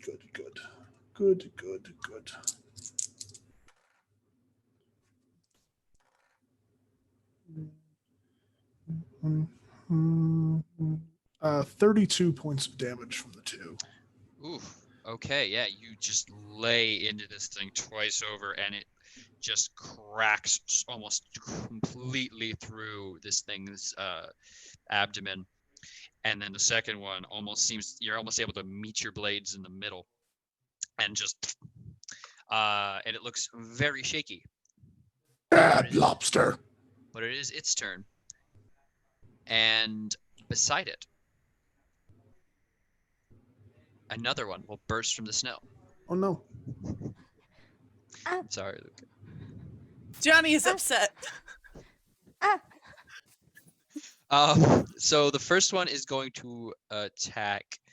Well, I mean, y'all did a lot of damage to it. But it's going to go for Charlie. I believe it's still going with disadvantage. Yeah. Yes, it has disadvantage because the guardians are making it so. And Fantastic. That's going to be a 9 on the first one, and I rolled 2 nat 1s. So it's going to weakly kind of go at you with both 2 of its pincers, and just as it kind of struggles, it's going to barely manage to stay up as you deflect it. The second one, though, is going to pop up and chitter on over all the way over to Johnny. And Johnny make 2 doesn't like attacks. that. For the first one that hits, you're gonna see Click Clack throw out a spiritual disc that'll help impede some of the damage against Johnny. Okay, so the first one to hit is a 21. The second is a dirty 20. Will those both hit? Yeah, I got a 14. Or I'm sorry, Johnny has 14 armor class. Okay, so you are going to take 18 bludgeoning damage, and you are now grappled. So take 12 damage because I minused 6 by throwing out the shield. And I need you to make me a... Johnny will say, "Johnny thanks you." Click clack. And then Johnny will say, "Ow." Yeah, and so you are now grappled. But it is Pascal's turn. So there's 2 of them now. Yes, there and are now that's 2. very, very scary. So It's getting out of hand. Johnny says go for the first one, Pascal. Yeah. I think with Click Clack on one side and like seeing the other one pop out and move to Johnny, and like this one kind of like focusing, she's gonna and dart around the back side of it to try and flank it, and she will attack with her rapier like a real cool dude. Johnny believes in you, Pascal. A dirty 20. Yes. Yeah, that will hit. See, you don't always need Steve, Pascal. She does not respond. She's like, her tail is just massive, just poofy as all get out. All of the fur seems to be like raised up around her as she kind of darts around and just like jabs this thing in. And I'm not familiar with rogues. I get it sneak attack because I have advantage, right? And because you also he's have engaged. allies, and you also have allies engaged. Sick. Okay, so that is a 22 piercing damage as she just sticks this guy. Yeah, and this was the weakened one or the new one? Sorry. Yes, the weakened one. Okay, yeah, no, you just pierce this thing right through, and you feel its body shudder and its muscles kind of spasm onto your grip, and then you feel it collapse. Yeah, she dry heaves and then like removes it, and then looks at everybody and looks at the tower behind her as if she's gonna try and like climb up onto the roof. Click clack. Oh yeah, we're already back around to the top. So this other one moved to engage Johnny. And it has Johnny grappled. Okay, so I'm guessing that would mean if I turn and walk towards it, I'm walking to the back of it. You could get around behind it, yes. Okay, all right. So that's what we're gonna do. And unfortunately, I believe the guardians only work on the first thing that I attack. So I'm just assuming after this point, they vanish. So as I turn and walk towards, they kind of just dissipate back into me. And I'm gonna just charge. Oh shit! I swear there was something here that I could do. Nope. Okay. Yeah, I'm just gonna run towards it and attack it twice in the back. All right, go for it. All right. Does that mean I have advantage? I'd say if it's grappling, Johnny. Yeah, sure, why not? Okay. Wow. So that's going to be a 16 to hit and then a 25 to hit. And those will both hit. Johnny thinks you're All doing right. great. Click clack. Thanks, Johnny. So that will be 12 damage and 7 damage, unfortunately. I don't know. That's unfortunate. I think that's great. Oh, Yeah, no, you'll just go it's and very just low. cut into the back legs of this thing, just nearly cutting them completely off. But you still get a decent hit in. Good job. Johnny, you're grappled. Would you like to not be that? Johnny's gonna try and get out of this. All right, make me an acrobatics or athletics check. Oh, Or acrobatics, I guess. not using roll. Luca is not using roll D&D Beyond anymore. We're roll 20. That's fair. I'm guessing it wasn't fair, actually. Luca rolled a 3. Good grief. What does that bring your total Johnny to? is still grappled because Johnny only has a +1 on either. Dear God. Why? What? Johnny just wants to be a cool. Johnny cool is very detective. sad. Luca's very sad. Johnny's gonna continue to just hurt and be grappled in this creepy lobster insects giant pinchers. Yeah. Those tentacles are getting real close, and they don't smell good. Johnny doesn't like that. Charlie. Bad lobster. Charlie will run up, and he is going to take 2 attacks just straight down on its head and tentacles. I'm assuming I can't get the flanking advantage from No, because Click-Clack's there, Johnny. yeah. That's fine. But I'm going to do Great Weapon Master as well. Let's do it this way. I'm going to use an advantage that I had in chat. Okay. That is not great. A 12. 12 will not hit. Okay. Second attack. I'm using my last advantage. Okay. Does a 17 hit? A 17 will hit. Okay, good. 6. 22 points of damage. Ooh, okay.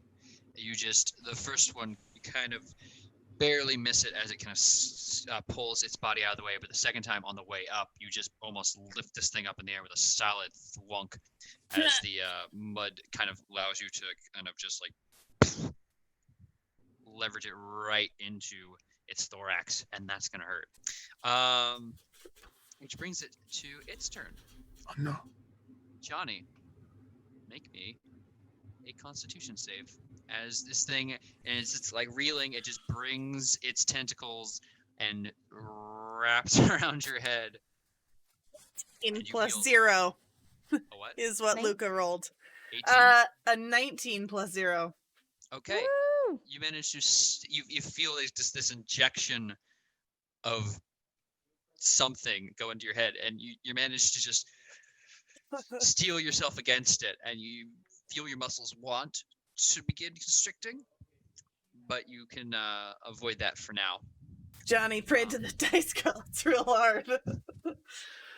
I think that's all I can do there. So Pascal, you're up. How high is the roof of this tower? 45 feet. The window is 45. 30 feet. The window's 30. Oh, well, no, 35. Sorry. I think I said 35 feet. 35 for the window, and then 45 for this full ceiling. Let's go with that. Sure. Okay. It's a growing tower. Okay. Pascal is going to climb this fucking tower all the way to the roof. She has a climb speed of 20. We're using feline agility to double that, and then she has a plus 10 from the good table. So she just fucking warps. Oh, up this Pascal, side go!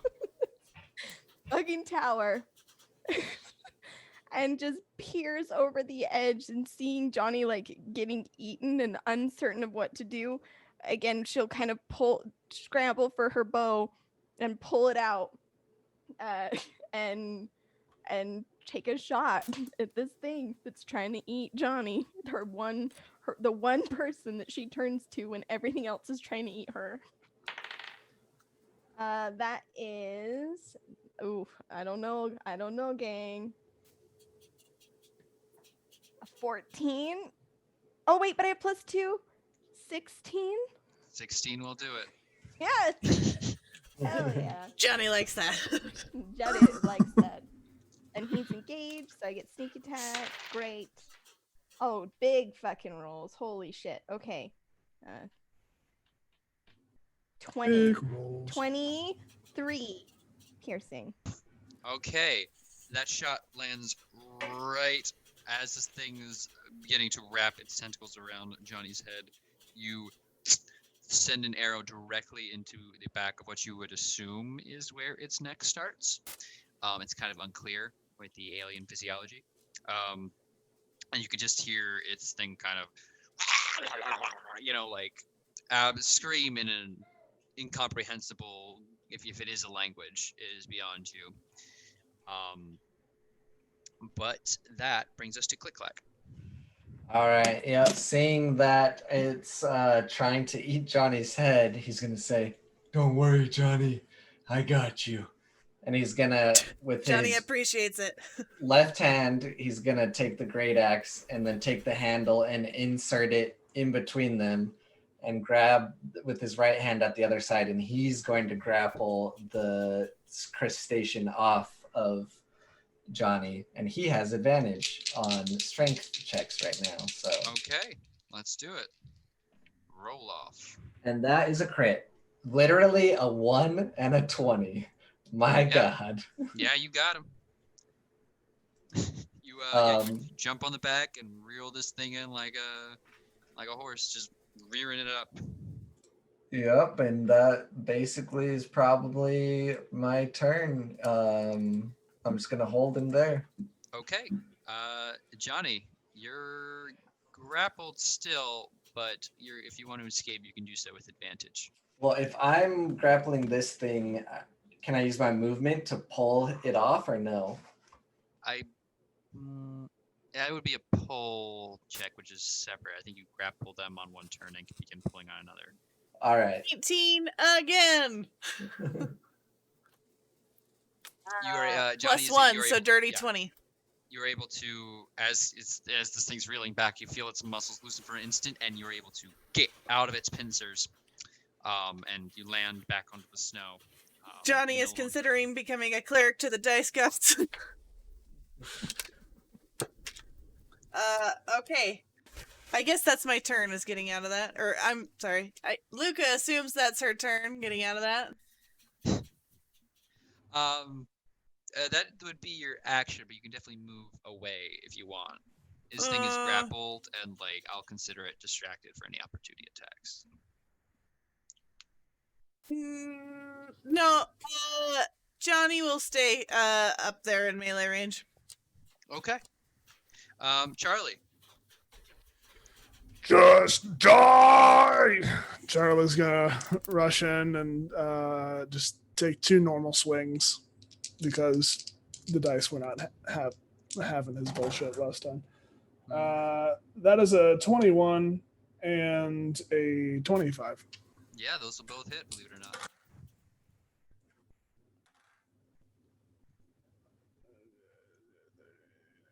$25 points of damage. Okay. and you lay into this thing once again with your great club, and as as Click-Clack is holding it back, you just pound into this thing like a piñata, right into its exposed underside, and it just you see just cracking and cracks just grow, and just you see this disgusting liquid begin pouring out slowly. Is that your turn? Anything else you want to do? It's not dead.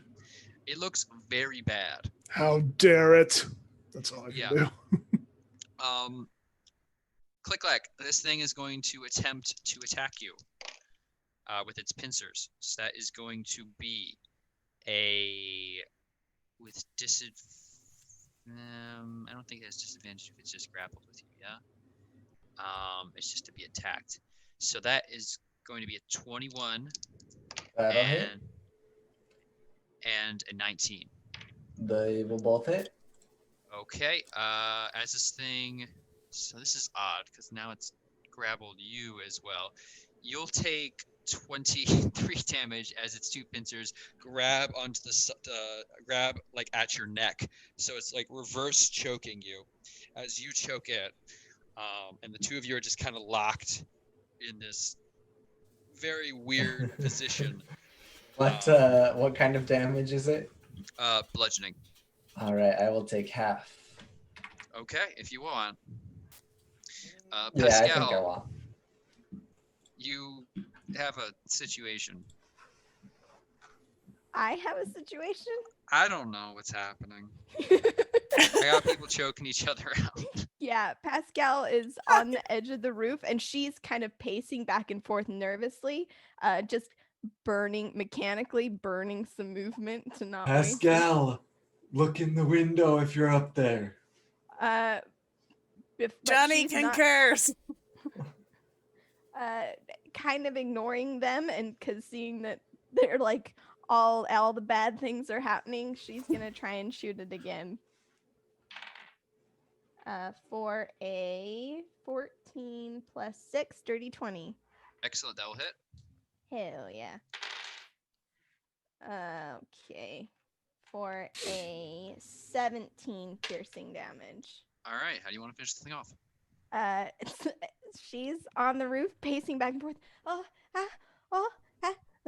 And she'll just kind of like pull back and like panic loose the arrow, and it'll just sink between different plates and kind of like cut all the way through, and it will like kind of arc back a little bit, and click clack will feel the pinchers just release as it just kind of like slumps down, and Pascal will go and like Thank you, Pascal.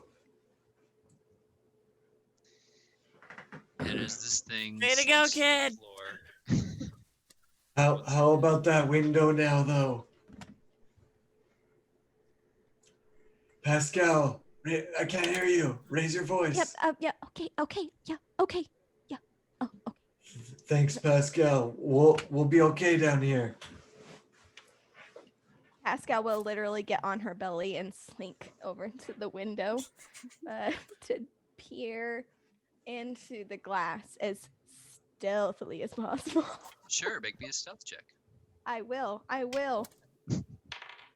That is a natural 20. Oh boy. Effortlessly and quietly, you peek your head around, like and you're able to just see into the window. It's not tinted or anything. You see a room occupied by overstuffed bookshelves and tables laden with laboratory instruments. There are a lot of jars filled with green and yellow liquids, which light up, and several benches are filled with cages of various sizes, though what's within is a little difficult to make out. Is there any person, or is it just an empty room? You don't see anyone up there, no. Okay. She'll slink on her belly over to the edge and just barely peer down. So it's, again, her just massive blue eyes staring down. There's nobody in there. Check this out. And can I go and investigate the door? Yeah, of course. As far as I know, people are always in the highest tower. I think we should just skip to getting in there. Nobody's in there. Maybe they're hiding, Pascal. As you get closer, Johnny, you are going to notice that the smell of this place is just gross. Not just from the 2 dead otherworldly entities behind you, but this whole tower just reeks of like formaldehyde, animal droppings, and sulfuric acid. Johnny's picking up some weird scents. Johnny thinks something's going on here. It's not right. Johnny, we already know your name. I don't say my own name that much. Listen. Johnny's not sure what you're really going on about, but Johnny is gonna continue to talk about these weird smells that are coming from this place, because Johnny thinks that maybe some alchemy has gone wild here. Also, Luca rolled a 3 + 9 for her investigation, so it's gonna be a 12. Investigation into what exactly? The door, just the door. There's just the door. Okay, yeah, no, it seems to be Just a see double what's- door, and looking it over, you detect it's not like trapped or like Do I detect? you don't seem Do- to notice. Do I any- detect anything ever? It's a question for the dice. But you pick up this door is sturdily built to keep out the winter. But at the moment, it's more so just a door. Not trapped, not. Johnny Right, thinks this you is don't- just a door. Johnny would have no other way of knowing. That's good to know. Pascal, can you get a rope in there, maybe? Do you have rope? And she'll, you'll just see a little hand kind of wave over the roof, and she will, in fact, climb in her pack and like pull out her rope. Okay. Okay. And she'll like go over and try to tie it off onto like a structure on the roof that she can find, like a, I don't know, chimney or something, just to like be able to lower this rope down so people can climb up. And she'll toss it down and again just barely peer over the edge, but no one's in there. Click clack. We'll see about that. Charlie, I honestly don't know if rope can hold you, but I'm gonna climb up. If you guys want to come up from the bottom, maybe we can pincer them in the middle. Charlie is still confused. Is this how Charlie's supposed to speak? Well, sometimes it's nice to say your own name to announce what you're doing, but Johnny is doing it way too much. Oh. Okay. Johnny feels a little called out. Johnny just the smart soul. I don't want. Okay. I'm gonna start climbing up the side of the tower with the rope, Yeah. Make me an athletics check. and I'm getting specifically up to the window. This is a strength check, and I'm still raging. Are you? I feel like Yeah. it's been. No, it lasts 10 minutes. Yeah, but it goes away You need to unless attack. you take damage or give damage after 6 seconds. So like you, Oh, you punch does it? yourself and you can punch yourself in the side of the head. You just gotta Oh, keep taking damage. Your turn, or if your turn ends and you haven't Click, attacked clack. a hostile Click, creature clack. since your last Come here, turn. click All right, clack. I'm I'm gonna gonna roll just normal. smack you across the face. Fuck. Why did you guys have to say that? Yeah, the persistent rage is like a level 16 thing. I rolled a 6 total. I'm gonna keep You- trying though. You Oh, click clack. I can just come down. I No. don't Reach I up. don't think. We want to go up into the window.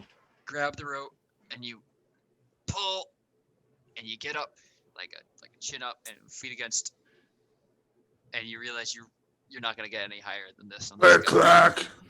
Click clack. Let me help you. You're like Give me a boost. feet off the ground. Here you go. Yeah. Ready? If he gives me a boost halfway, can I roll again? Yeah, sure. Ready? I'm determined. I can Let's tell. go. We're so sorry, GM. We're so sorry. 20. Don't be. Dirty 20. With the extra boost, you certainly find yourself.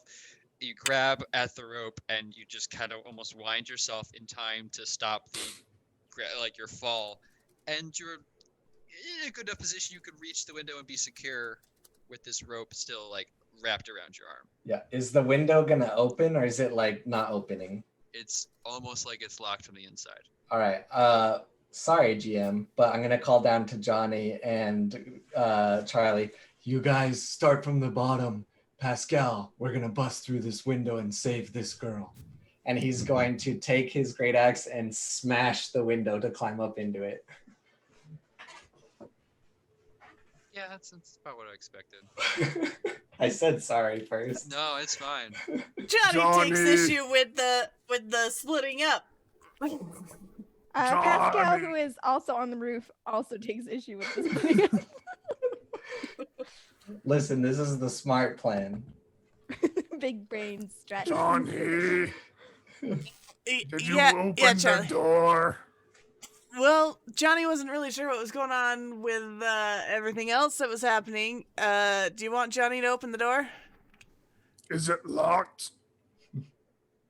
Johnny hasn't actually discovered that yet. Does not seem to be locked. It does You not fly seem to pressure. be locked, Charlie. Okay. Johnny's Charlie fairly goes and opens confident the it's door. unlocked. Yep, and I'm just climbing in through the smashed window. Good. Gonna move you all Pascal, over. follow behind me. We got Yeah. this.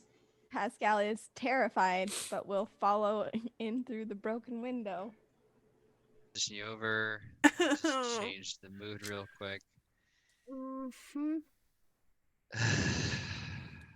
Where is it? Creative problem solving. Burglary, breaking and entering.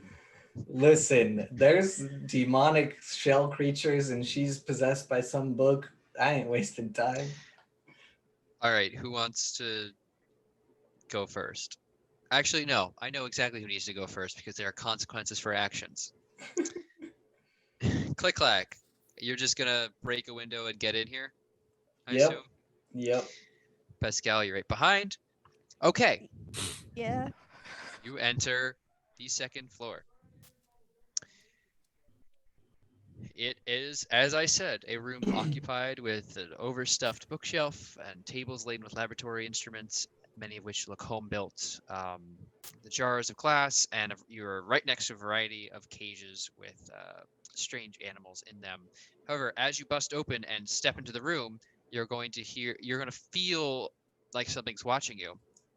And as you look around, you see all around the room are black birds with giant white eyes, and they all look at you, and just one at a time.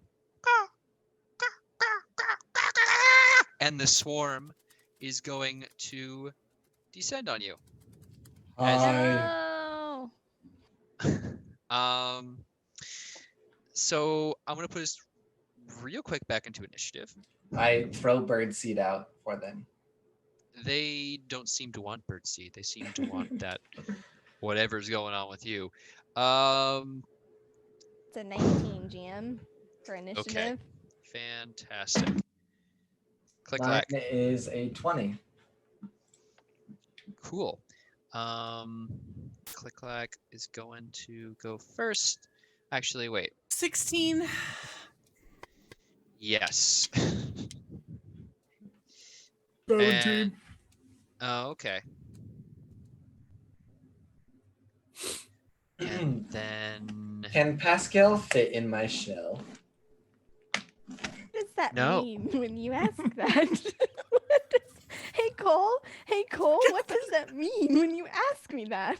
I can retreat into my shell. So can I just put Pascal in my shell and just turtle up and just wait for them to fly away? Fly out the window? Pascal Yeah. and Click clack. I need you both make me a wisdom saving throw. Okay. Call.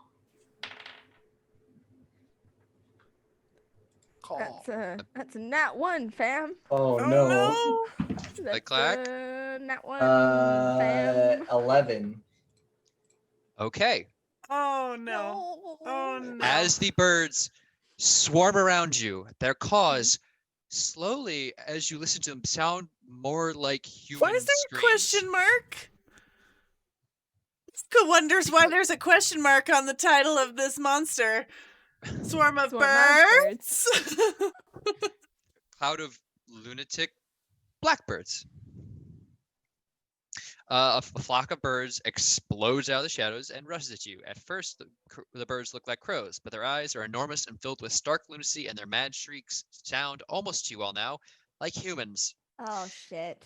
And I'm gonna need to roll on a fun little table here because you're both gonna be affected by short-term madness. Yeah. Ooh. This So- is not great. Click clack. Oh, this is bad. Oh no! That's Oh, real no. bad. Oh no! And no. Pascal got that one. Okay, click clack. You retreat into your own mind and become paralyzed. Oh no! But not into your shell, mate. Sorry. Or do I retreat into my shell?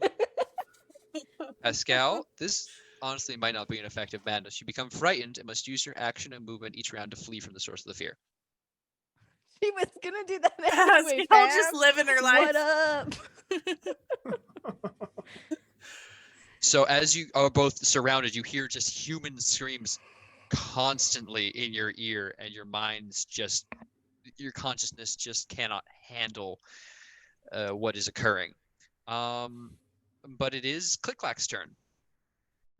So I am paralyzed. You are said? paralyzed as you literally, your mind just kind of like nopes out of the situation. Like, good night, What everybody. We're good. Exactly. Can you do while paralyzed? Be paralyzed. So, as a turtle, I automatically retreat into my shell. Eon's gone bye-bye. What do you got? I mean, it's just a force of, nature. No, but I'm assuming that I can't take any action You are whatsoever. literally frozen. Okay. The cell on this super choice as hell. What do I need to do to get you to buy this con today? Listen, if this was nature rules, I would be in my shell. But yeah, This is not nature. You have Betty Davis-sized birds coming at you. I guess I'm doing nothing. So why did you even tell me it's my turn? Because I wanted to make sure you knew that there are consequences for your yeah. actions. You Okay. split the party, Cole. Pascal, There's consequences, but when we started asking how tall the tower was, you should have known. I knew. Oh, I knew. Pascal, Okay. Yeah, fam. What's up? What's happening? go for it. Okay. Yeah. So here's the deal. Pascal wanting to use all her movement to get away, is gonna fucking go right back out the window. And she is going to climb down. She's gonna bonus action dash to get her down the building. And then she's gonna use the rest of her movement to like get in, burst into that first floor behind Johnny and Charlie, and just the birds. Oh my god, these birds. Ah, yeah. Birds where? What? It's okay. It's okay. You can hear almost human-like screams rapidly coming from upstairs. Coming downstairs? Coming from upstairs. Oh. Not like they're coming downstairs, but that is where the sound originates from. Just All right. madly pointing upstairs. Johnny's got this. Don't you worry, Pascal. Johnny's got this. That's gonna be her turn. Okay. Which brings us to Charlie. I mean, can I even get upstairs? No. Not really. Can I fit on the stairs. Oh yeah. Can you just? How tall is the ceiling? Can you just You, chop out a bzzz, like in a cartoon? if you got on a table or something and started like cutting, yeah, you could probably get through it. You have to find a table that could support your weight. And you know what, man? You brought a large character to the party. I'd say you turn sideways. You can at half speed go up the stairs. Listen. Isn't your like wingspan usually pretty close to your height? Okay. I will say, here's what I'm gonna do. The ceiling. I'm gonna take the club. Uh-huh. And I'm gonna walk into the middle of the room right here. Yeah, yes, you are. And I'm gonna attack the ceiling. Of course you are. Attack the stone, please. It's stone? Well, no. Actually, this ever-changing tower. it's wood. Sorry, it's wood. I was gonna say what? The outside is stone. I got. Attack the floorboards. Yes, please go. Lucas suspects the DM is trying to foil us. Okay, 2 attacks. Great weapon master. The first is a 22. The second is an 8. It's a floor. Okay. It doesn't happen. Okay. What has Are you saying AC? you don't have fucking floor Nope, hold stats on. just Would on AC fucking to hands? hit like I know this. I What have AC? it. It's gotta somewhere. be. It's gotta be 10. I'm gonna say- 36. Okay. You make a decent. You're definitely close to breaking through the floor. Sad. Johnny, There you you're go. up. All right. Johnny's got this, Pascal. And Johnny's gonna start running. Let's see.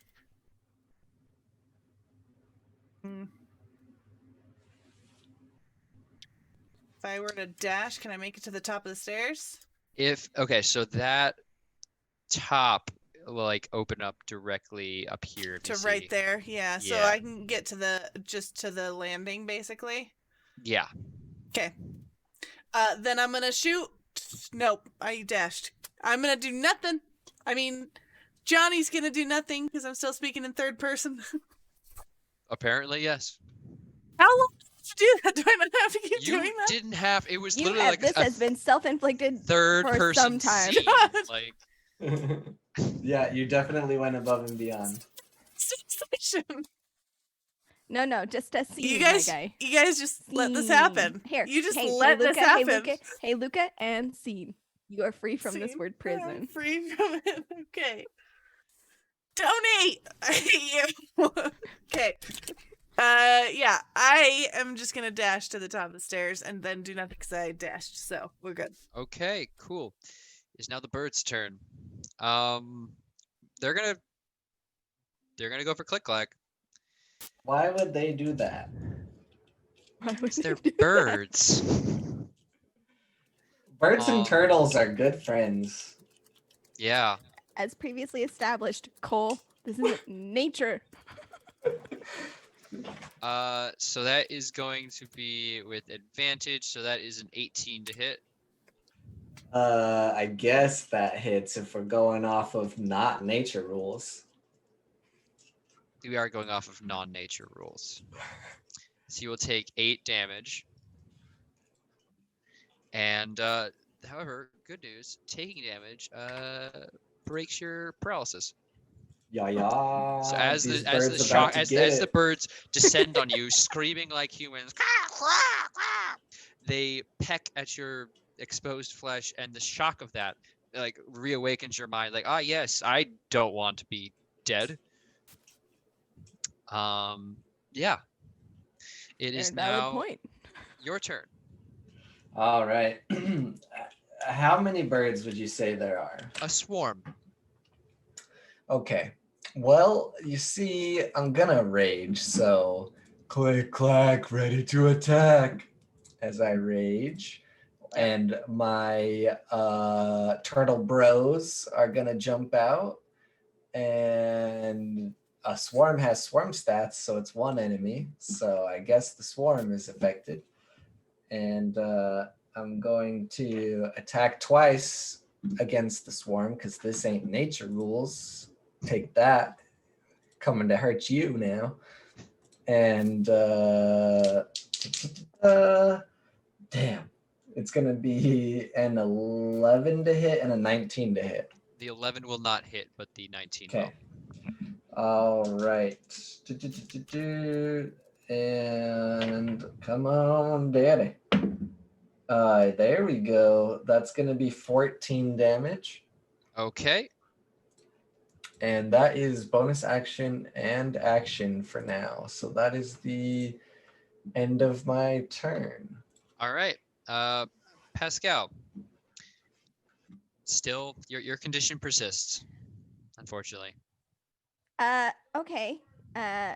Under that understanding, and knowing that the birds are above me, and also only Charlie remains on the same floor as me, Pascal will look at him, eyes get massive, and is gonna fucking bolt out the building. Like outside. It's fair. I don't know what else. Like if I'm under the condition of getting away from the enemies, I can't. I feel like I can't go into the house. So your girl gonna fucking. All right, I'm gonna head out, and that'll be her turn.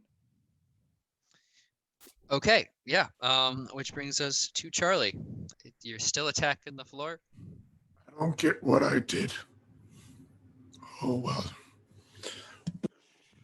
That's sad, man. That is a 18 to hit. Yep. 24 points of damage. Yeah. We'll say that clears out a hole in the floor here. Big enough for me?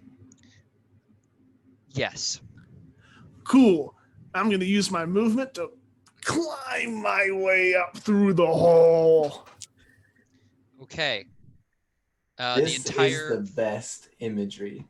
the entire floor shudders as an ogre. Can you make me an athletics check to jump and lift yourself? I can certainly try. Natural 20, 28. Yeah, as the wood begins falling around you, you crouch and just almost in a single leap are able to get out. And your hands both go to either side of the hole, and then with another single push, you are now up on the second floor. Okay, I do still have an extra attack left. Okay. I mean, Yeah, depending no, on no. what you rule, but Yeah, no, go for it. Great weapon master against the swarm.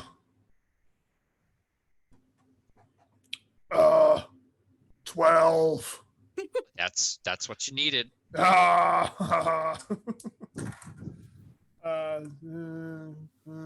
22 points of damage. How do you want to finish this off?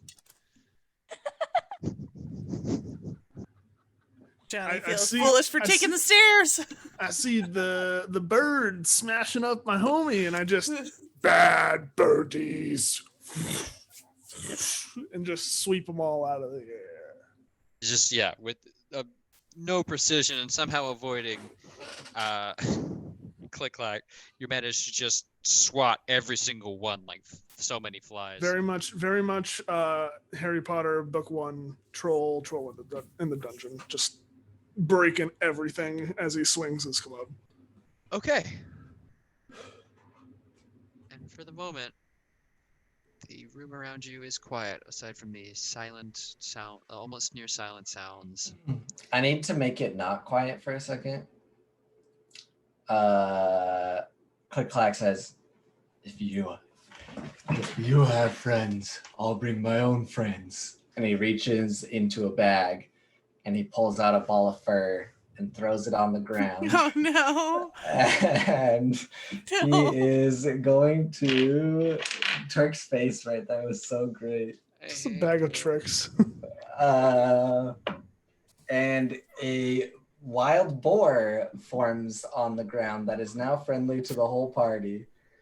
And then he says, Oh, hi. It's Chops. Pork Chop. Wait a minute. This guy is so cute. Charles is gonna cast Speak with Animals on himself. Hey there, pork chop.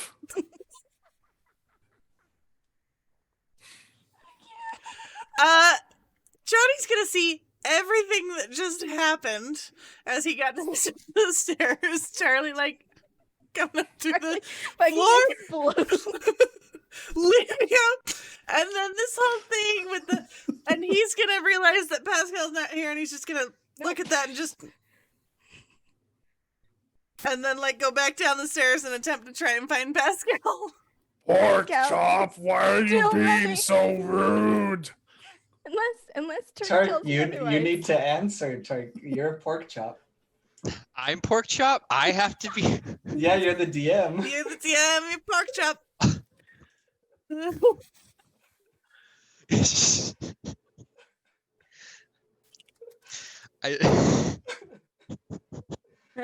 Okay, I'm pork chop.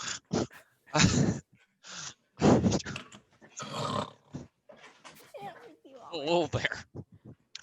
Are you?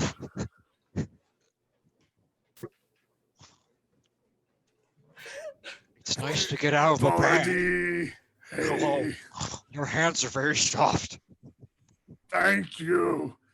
Do you think I am a monster? No, I like your teeth. Thank you. You Oh. moisturize. Can I give you a hug? Oh, you Everybody better. else thinks I'm a monster, and it's honestly getting kind of annoying. Well, I'm kept in a bag for a good part of my life. So I get the feeling. I like you, pork chop. I like you, giant person who scares everyone else, it seems. That I just met you and I know we're gonna be best friends forever. How long does pork chop stick around, by the way, Cole? Basically until I make it go away or it dies. Until he wants me to not exist. Best Y'all- friends forever, pork chop. Forever. It'll disappear at next dawn or when it hits 0 HP. Dawn? So sorry, Turk. Listen, when he said we could have magic items, I said, "Hey, can I have this one?" And he said fair. yes. He allowed I me to have got Cloak of 19 Steve. pies. It says so on my sheet.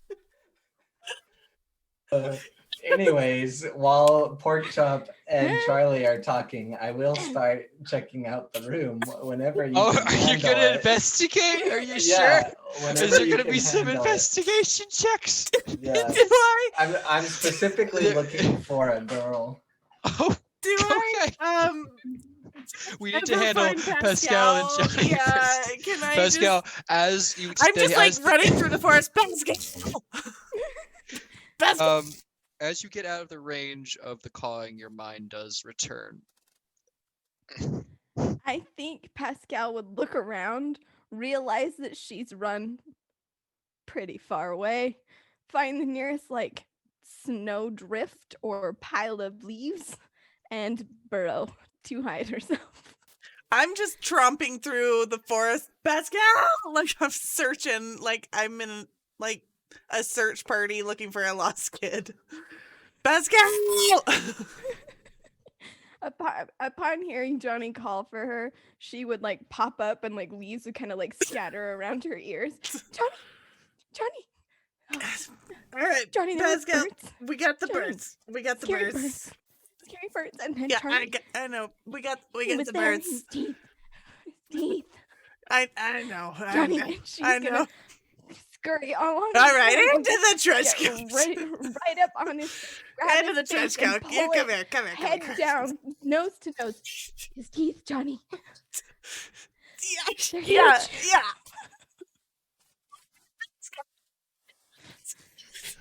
Just to clarify, that conversation with the pork chop sounded a little bit like this. I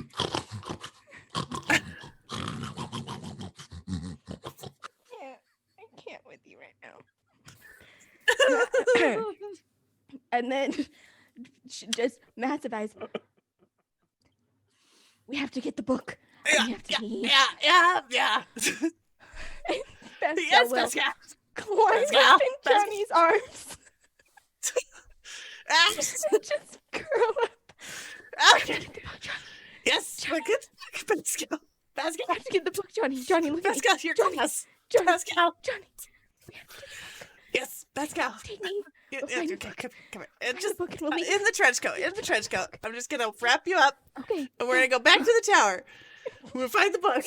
Literally, It's good. full on hanging from your neck. You're gonna have to carry It's her fine. back to It's the fine. tower. Okay, we're gonna make it back to the tower. Claws! I know. So Very that's good. what I'm doing right now.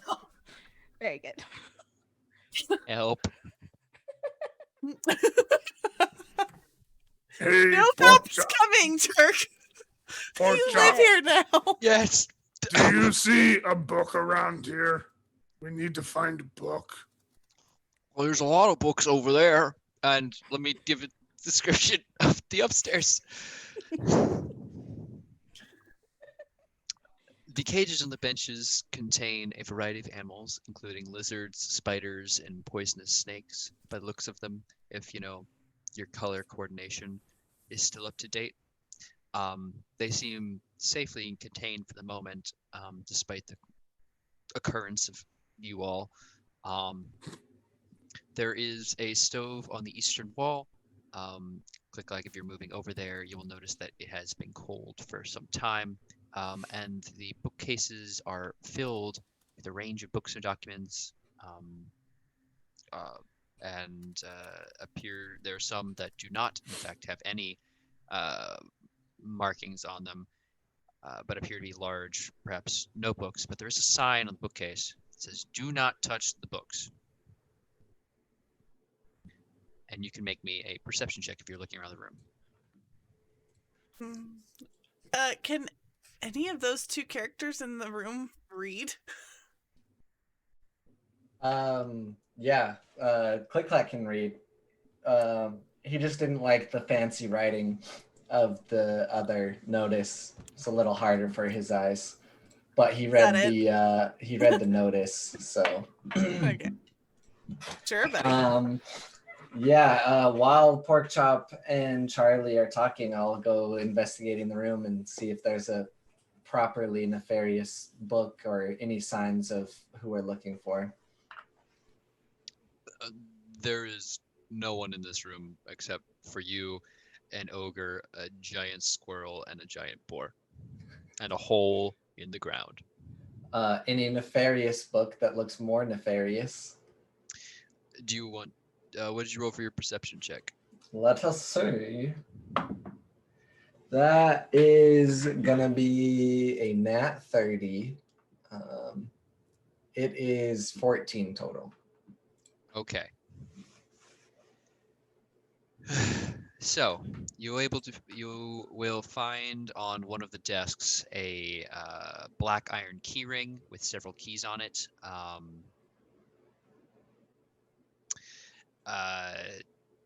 You don't know what they go to, or what they are. They are of varying sizes and makes. Additionally, you'll notice that some of the animals in the cages aren't just as they seem.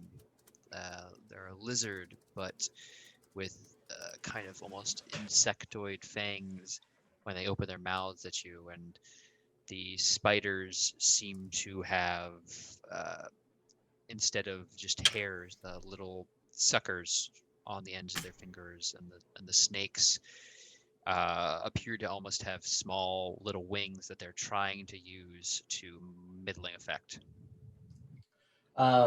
Looking all around at the animals, I'm just gonna say, Charlie, talk to all the animals, see what they know. I'll check everything else out. I'll try. Mr. Snake. Pain. My existence is pain. Pain. I'm a horror to all the gods of this world.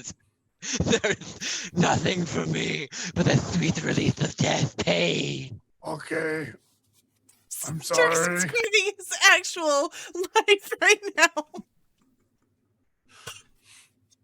Mr. Spider, what about you? It puts its two things up to the bar. I want to eat you from the inside. Sorry. I want to carve a hole in your chest and lay young inside them. That's not very nice. I don't think I'm a very nice person anymore. Not after everything. And its legs kind of coil around the cage. If for not these iron bars, I would have destroyed you. What was the other one? Lizards. Mr. Lizard. Hey, what's up?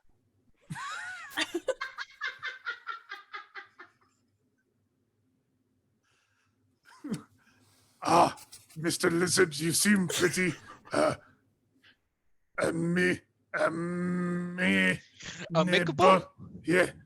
Yes. Yeah, I mean, sure, I'm kind of an abomination now, but look at these cool little things I can do. And he opens his mouth, and the pincers kind of. Do you value your new life? Well, I mean, how do you put a value on life? I'm just, I got this new thing, and I'm dying to try it out. And I think it's gonna be pretty neat. I am happy for you. I'm happy for me too. Say- It's the only. The person who made you like this, do you know where they are? Oh well, she went downstairs last I checked. After that, I don't know because I'm in a cage. But you know what? A cage is just a window to the rest of the world. Would you like out of your cage? Well, boy, howdy, I would. Would I you can't speak for the rest of these fellas, but I would love to get out there and Would start trying to you eat like things. to come with me?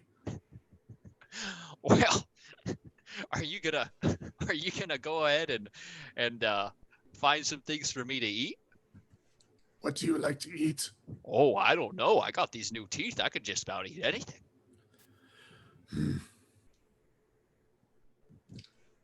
Like, check them out, and he'll do this thing again. And like,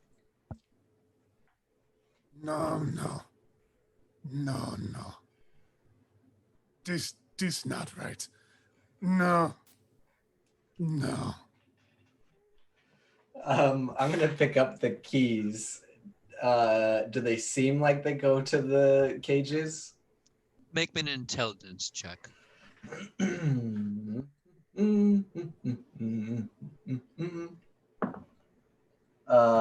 If it's just base intelligence, it is a 15.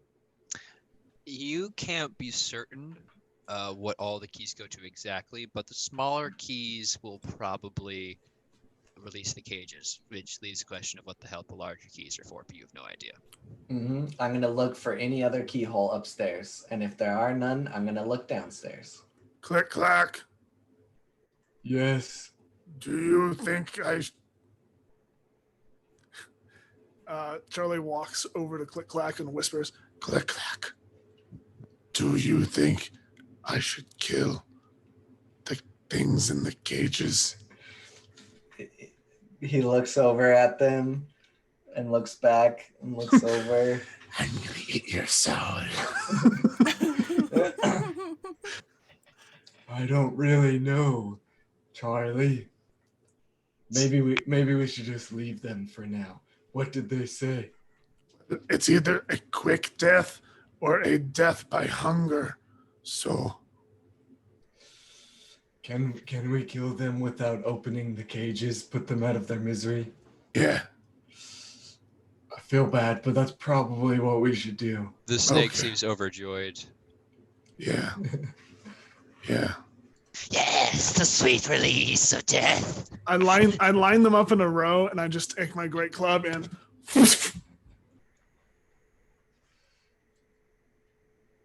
Yeah. Fuck it. As he's taking care of the abominations, are there any keyholes downstairs? Before we go to that, I'm going to give Pascal and Johnny a chance to investigate downstairs. Johnny, it's a book. It's a bad book. It tells bad We'll secrets. find That's what it, the cat Pascal. said. We'll find it, Pascal. We'll find it, That's what the Pascal. cat said. It's okay, Pascal. The Your cat claws, asked for me Pascal. secrets. Your claws, Pascal. I'm sorry. Walking through the front door, See, we're here. We'll find the book, Pascal. opens to a square, shadowy room. All now is utterly silent, and there is an unpleasant smell in the air, like dead fish and spoiled crustaceans. Clothes and household items are scattered around the room. Whether this is a result of manic search, signs of flight, or the person living here is incredibly sloppy is hard to tell. You have a large chest and simple unmade bedstand along one wall. Over here. Along another wall, there's an ancient wood stove flanked by untidy shelves loaded with kitchen utensils. And then a small table and rickety chair stand near the stove. Pascal will, looking in and seeing that Charlie is not in the room and everything's kind of quiet, and with her designated person, as she's come to think of Johnny, she'll kind of like uncurl down out of his arms and kind of stand. And again, Johnny will notice that as she kind of like moves around the room with just the two of them, she seems infinitely more at ease. Like she's kind of walking at her full height. She's looking around. Her curiosity is like shining through more, although there is still a healthy dose of fear as she kind of stalks from place to place around. And she's gonna target the bed and the bedding, trying to like sort through those personal items to determine was something packed, or kind of just trying to get a general idea of what's the sitch. Okay. Johnny already made me investigation, so Pascal, you can make me an investigation or a perception check. Or perception? Hell Or yeah. perception. Johnny, what area are you going to check out? Well, so I'm kind of unsure whether I should. Yeah, I'm gonna do this.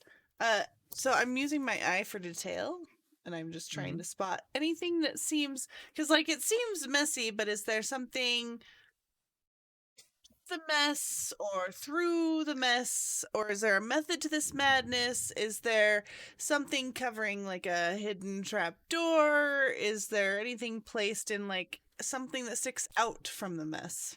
All right, let me break down this room for you. Yes. The things I've already noted. We'll start with what you're seeing as you move about the room, not focusing on the bed because Pascal's on that.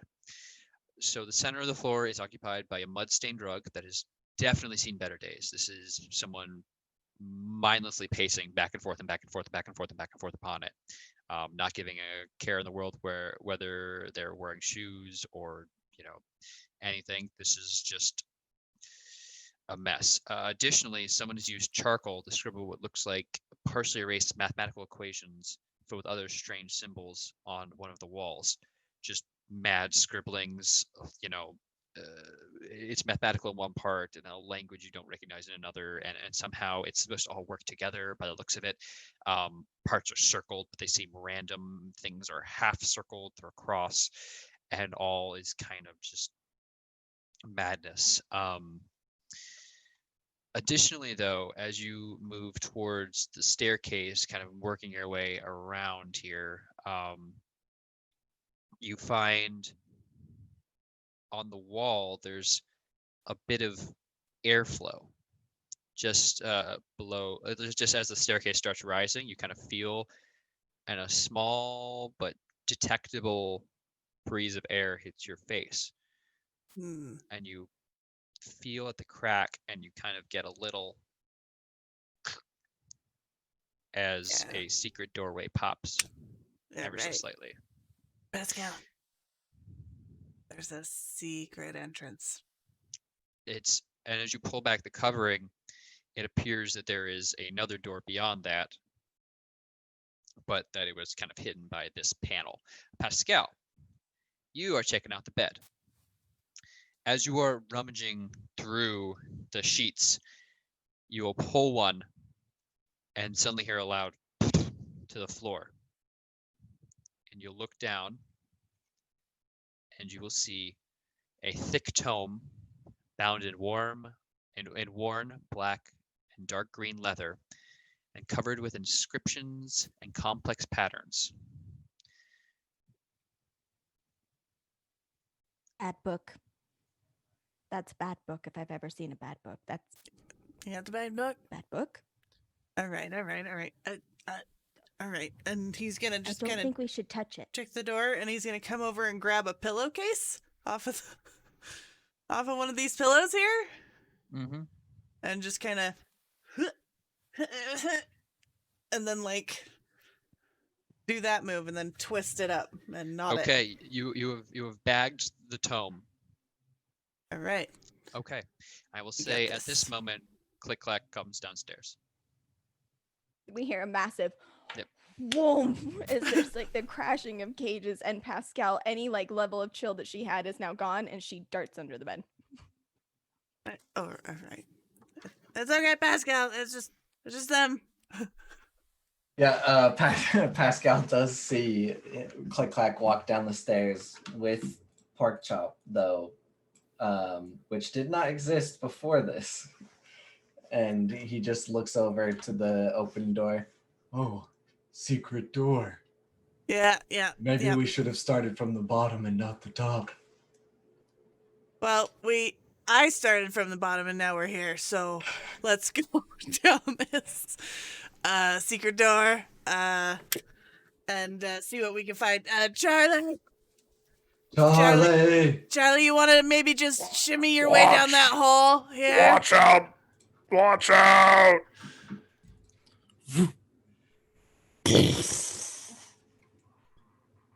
And you definitely feel the wood. I would have gotten out of the way. The wood takes some strain. As if you didn't know there was a basement of this place before, you definitely get the sense of it now. As the Can I fit through the secret door? I'll say you can. You sure? Yes. All right, Charlie, just duck your head. Just duck. All right. Yeah. All right. We can get. Come here. Come here. All right. We got. Hey, Where does this place Pascal, go? If you want, you can ride Pork Chop. He won't mind. And Pascal will just, like, from under the bed where she's hiding, will just slink across the floor to the door where she'll wait for Click Clack to, like, go so she can follow up. Pascal, Yeah. come on. I'll go in right behind Charlie in marching order. Okay. Yeah, good. Pascal will bring up the rear. All right. You descend the staircase into a dimly lit room, which I will bring you to now. Beyond this first room, it is completely dark. Oh, great. There is around you. There are torches that shine through and strange lights from tanks. Larger ones to your right over here, and to your left, small, almost aquarium sizes. Beyond, it seems the torches. You get a faint sense of the torches on these walls have burnt out probably days ago. The walls here are made from gray bricks reinforced by rusted iron bars. Water drips from the ceiling onto an uneven stone floor. The room continues into a dark space, but steam fills much of this area.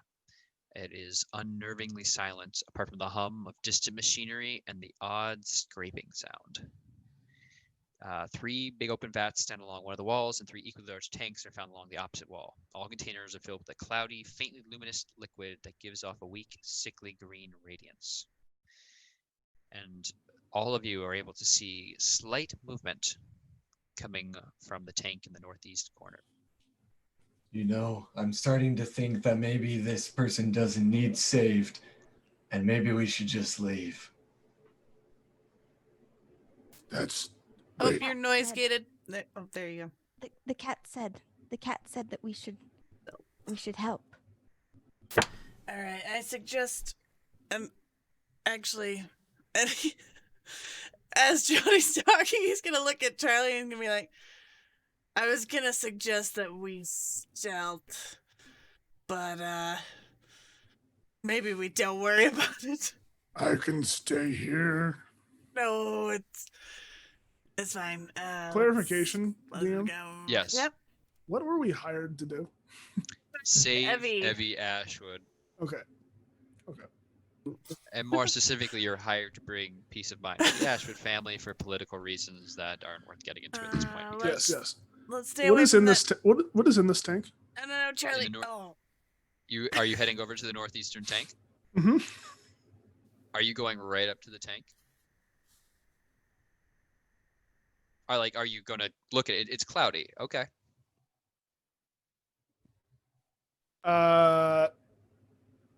Yes, I am. Okay. In the cloudy liquid, you don't see anything, but just hints of shadowy movement. As you put your face up close to watch, suddenly a giant tentacle arm just smacks into the side of the glass. And you just watch as it uncouples itself, and a giant octopus like rears itself fully in front of you, floating suspended in water. I need everyone to make me a wisdom saving throw. Oh no. Mhm. Oh, Oops. thank God. That's an 18. Yeah, 20. quite. Okay. 17. Okay. -1. Charlie, you're frightened. Pop. Oops.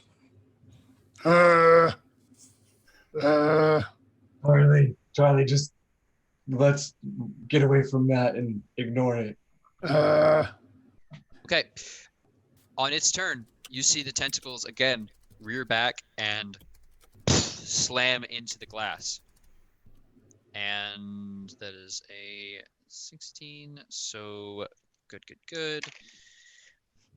It cracks it a little bit. All right, You guys doing anything? let's go. Let's go. Yep, the let's go, first let's chance, go. I'm just running out of the room to hopefully stop it from being angry. Yeah. You guys hear another, but it doesn't really impact. Yeah, I mean, That's I would about- being afraid, I would just run into the next room. Okay. And you hear a third slam into the glass. And then nothing. As you enter Oh. the second room. Let me reveal. So you all have dark vision and such. Can light a torch. Should I remake the saving throw now that I'm outside of its visual Yes, range? go for it. Oh boy. A 10? A 10. Make me a perception check.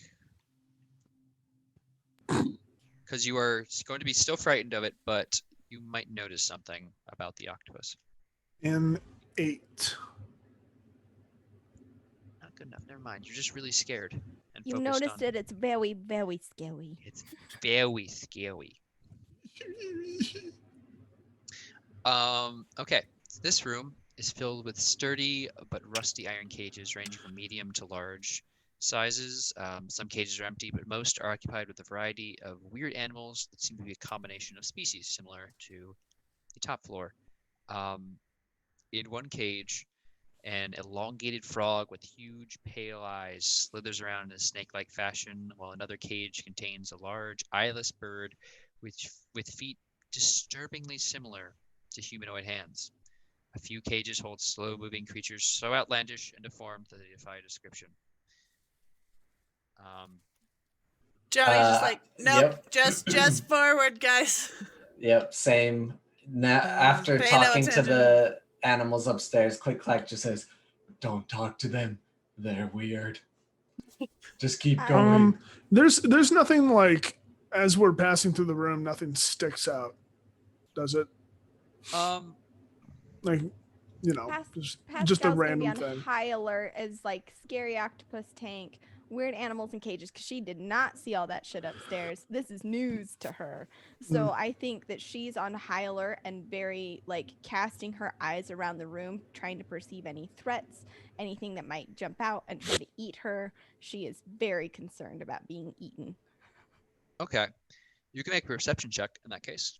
If Hell you're yeah. being observant. And Charlie, you can make me another wisdom saving throw. Just we'll say you're not frightened anymore. However, are you going to approach any of these animals? No. Smart. No. Okay. Just want to double check. Dirty 20 for my right. perception. In one of these cages, you will notice a dog-like creature with long claws and black glossy orbs for eyes. Kind of, you hadn't noticed it before, as it almost doesn't blink into existence, but seems to shimmer slightly as parts of its body spin, like almost cycle through periods of semi-transparency. Does it seem like nice doggo? It seems up on its haunches and also like an abomination of multiple creatures. So maybe. It probably would, with time. Yes. Could be nice doggo. Could be nice doggo. Pascal's not into pets. She will carry on. Fair. Okay. As you guys are moving through this room, you will hear a soft female voice cry out, "Hello? Is anyone there? Please help me." You guys gonna keep moving on? This sounds like trap. Pascal, get behind us. Charlie, you and I lead the way and confront it. I agree. It's coming from the room that we're passing through? No, from the next room. Oh, okay. Okay. You're pushing All right. on? Yep. Okay. Good. You enter. Oh, you guys can all see, yeah? Oh, wait. Uh-oh. That's blood, gang. There we go. You guys enter the third room. Contains 4 very large cages, thick iron bars. 2 of the cages are open and empty. With the third cage partially destroyed, its metal gate bent, and some of the bars snapped in half. The floor is stained with blood and a small puddle of ooze. The fourth cage, you can see, contains a young human woman. Her hair is caked with dirt. Her pale skin is stained, and there are dark circles under her eyes. As she grips the bars and comes closer, she appears uninjured aside from a angry-looking infected scratch all right across her forehead. Oh, thank the gods you're here. I thought I was gonna die in this cage. Well, Yeah, we're here. I'm gonna keep my distance, but Who are you? I'm sorry. I'm not used to being rescued. My name's Evy Ashwood. I live here. And 14 plus 8 is what? 14 plus 8 is 22. Thank you. Yes. That's my insight check as I'm talking to her. 5 check. Yeah. Just a general vibe. She seems I scared. just, as I'm talking to her over the next whatever, I'm just very suspicious. Okay. And I'm gonna be like, "You're Evy. Yes, I'm Evy. What are Where's you your doing down here father? in this cage?" And what does he do? Well, my Also that. father's dead. You're here to rescue Veldor's niece. These, But yes. your father was still alive, and his name was Frederick, and he's the hand of someone. Well, he was, but then, well, Gilliton isn't a good place right now, from what we've heard. Yeah, all right. Yeah, he got taken out. Okay. Sorry, I just thank you so much. I mean, I thought that thing What- was gonna kill me. What thing? You didn't. The monster I created, you killed it, right? What monster? Hurry and please be descriptive as quickly as you God. can. Oh God! Describe. And she backs away from the cage. Oh God! Oh God! It's here! Oh no! And she looks up at the ceiling. She says, "There! Oh my God! Kill it! Kill it! Kill it! Kill it! Kill it! Kill it!" And I'm going to need. I'm gonna change the music real quick. I'm gonna need Charlie, pork Wait, chop. no. I'm not sure what. Oh yeah. Where am I Yeah, supposed okay. to be? Okay. You could be wherever you want. Anyone who is right here in that area, I need you to make me an athletics check. As something is dropping from the ceiling. So 20 for me. Oh no! If this is what I think it is, I don't like it. Can I see it, and can it be acrobatics? No, you can't see it, and no, it can't. Alrighty. So 7 is my roll.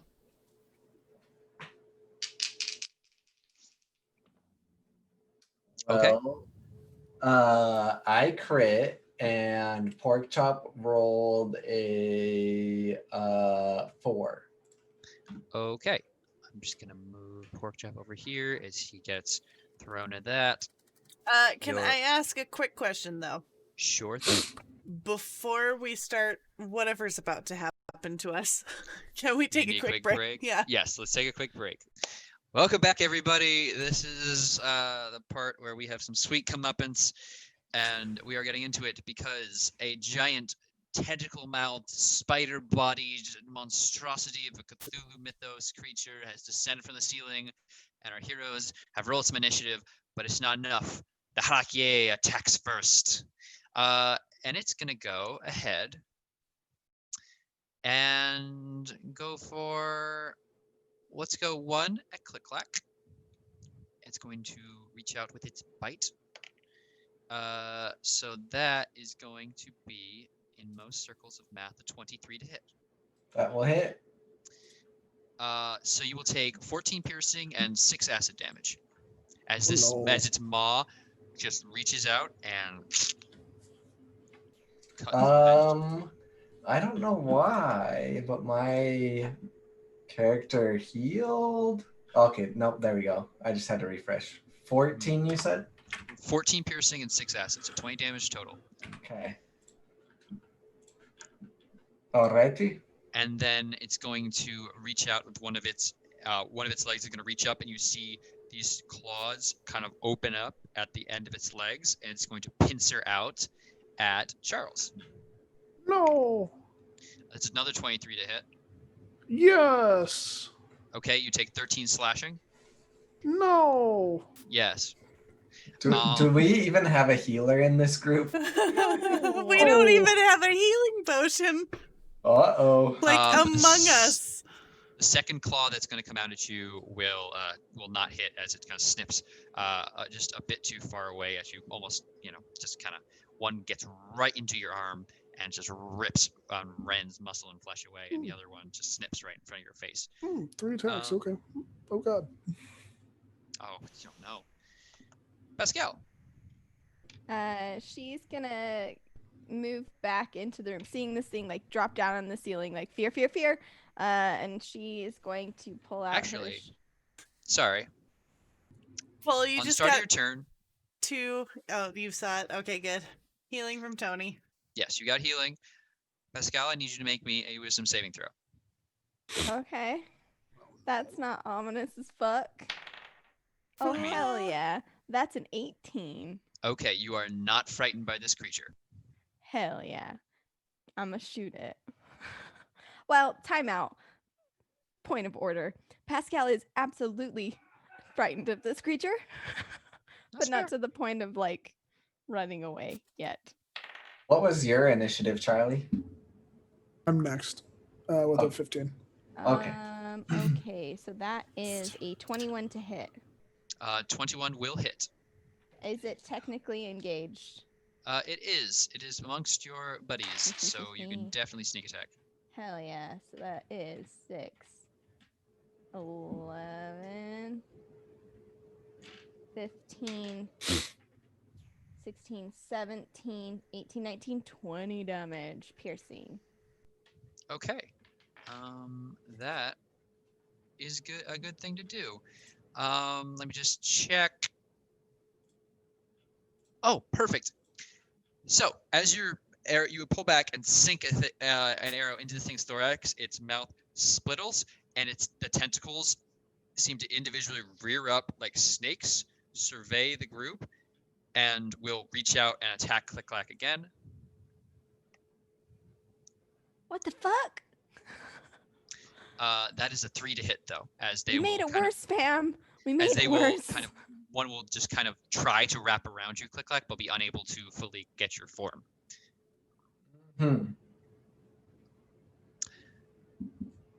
That's Pascal's turn. She'll Okay. just kind of like very afraid, but concerned for her friends in the room, just stand afraid. I am also afraid and concerned for my friends. And me. Oh. Charlie, you're up. Bad spider tentacle. I don't like it. He's gonna move around to flanking. He's gonna take his 2 attacks at advantage with Great Weapon Master. Does a 11 hit? No. Oh, imagine that. Does a 18 hit though? Yes, it will. Okay.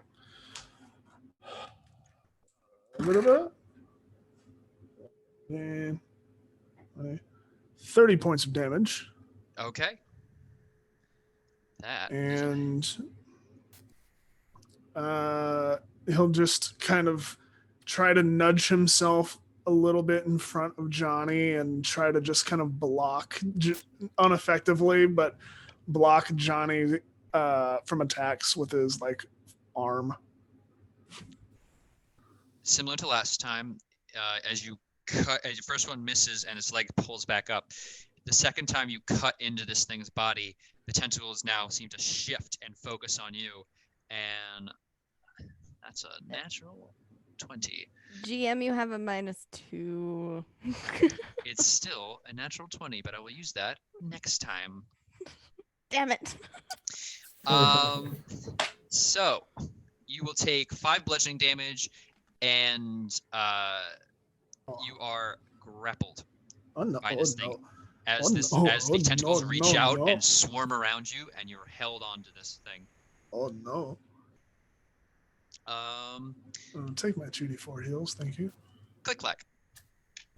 All right. May I have a free action to throw the keys to the lady in the cage? I'm sorry, Charlie and Click-Clack, and why don't we also get Johnny's out of the way here? I need you all to make me wisdom saving throws as well to determine if you're frightened. I ain't scared of no spiders. You might be.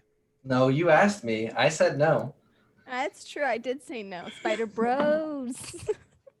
+2. But I rolled a 7. God damn it. 13. Okay. Can I I get another one from you? Did anyone? By the way, did anyone roll a nat 1? No. Okay, that's important. Okay, so you are all going to be frightened for 2 rounds. You guys have gotta be fucking kidding me. You wanted another one from me. It was an 11. Oh, I mean, like, could you get one higher? Oh, no. I could not. Okay, so that changes the game a little. I'm frightened on my turn, which means I need to run away, right? Yes, you need to use your full movement to run away. That's actually fine. So instead, I guess I'm going to use my action to take me and Porkchop away, to disengage and go over here and run. I'm going to toss the keys inside her cage and say... Point of order, frightened is just disadvantage on attacks, and you can't willingly move closer. I'm sorry. There you go.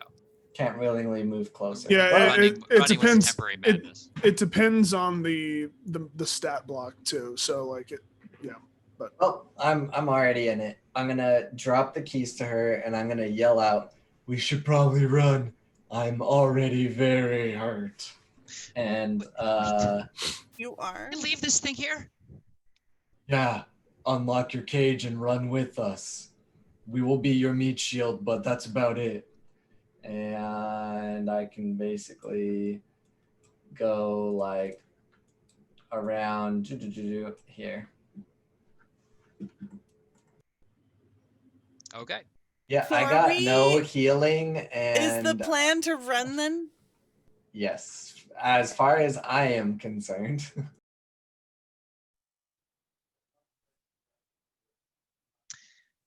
Okay. Yep. She's gonna, like pick up the keys and just be like, it's actually good if we get it into the light. It doesn't like the light.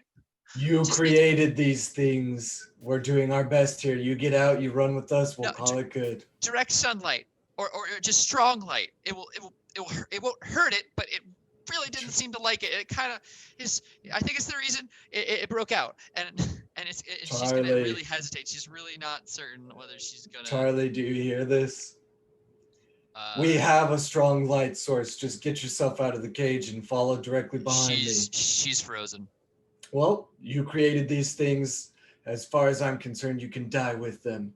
Oh my god, that was a turnaround. She experimented and tortured animals.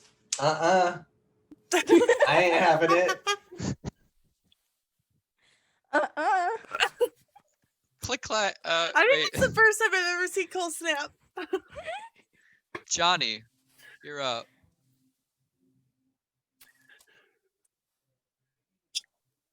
Johnny's gonna look Click clack and be like, "Are we running?" Yeah, I'm not really concerned with saving people that created these monsters. The money of our...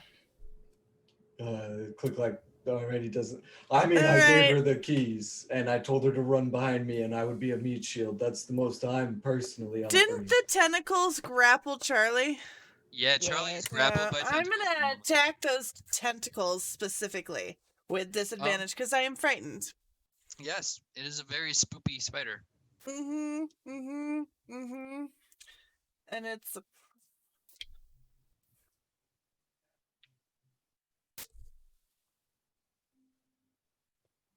Mm-hmm. 11 to hit. No, can't do that. You'll reach out and try and strike these, and one of the tentacles literally seems to match you at eye level, and the whole mass moves out of the way, still like literally moving Charlie almost up in the air with them. Strong tentacles. This is a big ass creature. And they also seem to have octopus suction grips on you. Ew. Ew. Yeah. Gross. I don't Okay, like well, it. that's it for my turn. Okay. Now it's its turn. It's going to make a claw attack at you, Johnny, and it's going to bite Charlie. What? Charlie. Oh, it's got. Okay. So it's going to make one of its claw attacks at you for an 18 to hit. Yeah.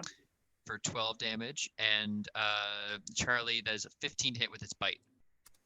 15 does hit. Oh god. Okay. So that will be 18 damage total, 13 piercing, 5 acid. As the tentacles move you into its maw, and its entire mouth just clamps down onto you. And then it is going to drag you onto. Ooh, it's getting a little funky on me. But Charlie, as you are grappled, you are going on a little ride onto the ceiling. Onto the ceiling. As this thing tenses and flips onto the ceiling with you in its maw. Johnny, you can make an attack of opportunity, of course, but At disadvantage, so. Nope. Natural one. I'm gonna guess no. Natural one? Yeah, no. You just kind of like your mind tenses and you can't even find the strength to swing a short sword at this. You all right there, Charlie? You hang in there. Pascal. Pascal's gonna wait a minute. Wait just a gosh darn minute.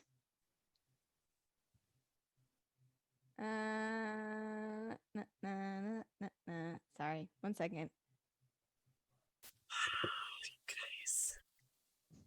Yeah, That's not okay. good. Yeah, she's just gonna stay where she's at, and seeing this thing on the ceiling is gonna fire off another arrow at it, trying to hurt it, you know?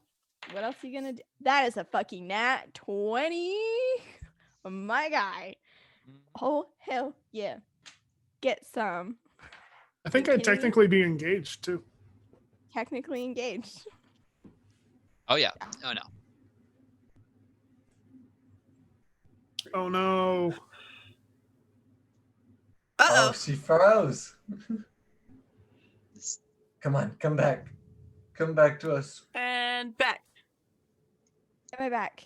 Yes. Hey! Oh my god, I'm sick. I was so scared. I'm so sorry. Yeah. That nat 20 just blew up my internet. How many d6 is that though? I'm afraid. Because does it crit on the sneak attack or just Yeah, on the? it crits on the Yeah, sneak it attack. crits on everything. Now you know why my D&D Beyond was freezing up. Okay. I own all these D6s. Okay. That is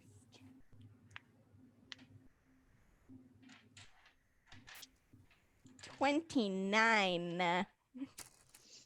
29 damage as that arrow just sinks right through into its maw as you just watch it struggle to breathe for a moment before it kind of you hear the wood from your arrow kind of snap, and this thing kind of the tentacles like go into its mouth and pull out the bits, though now covered in black bile.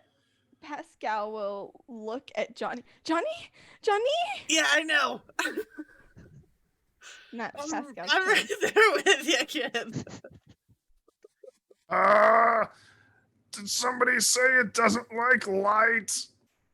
You got that bite still? Yeah, she did. Can Down I, in the cage. from where I am, can I see its eyes? You are right in front of its eyes. Yeah. Hey, buddy. How do you like this?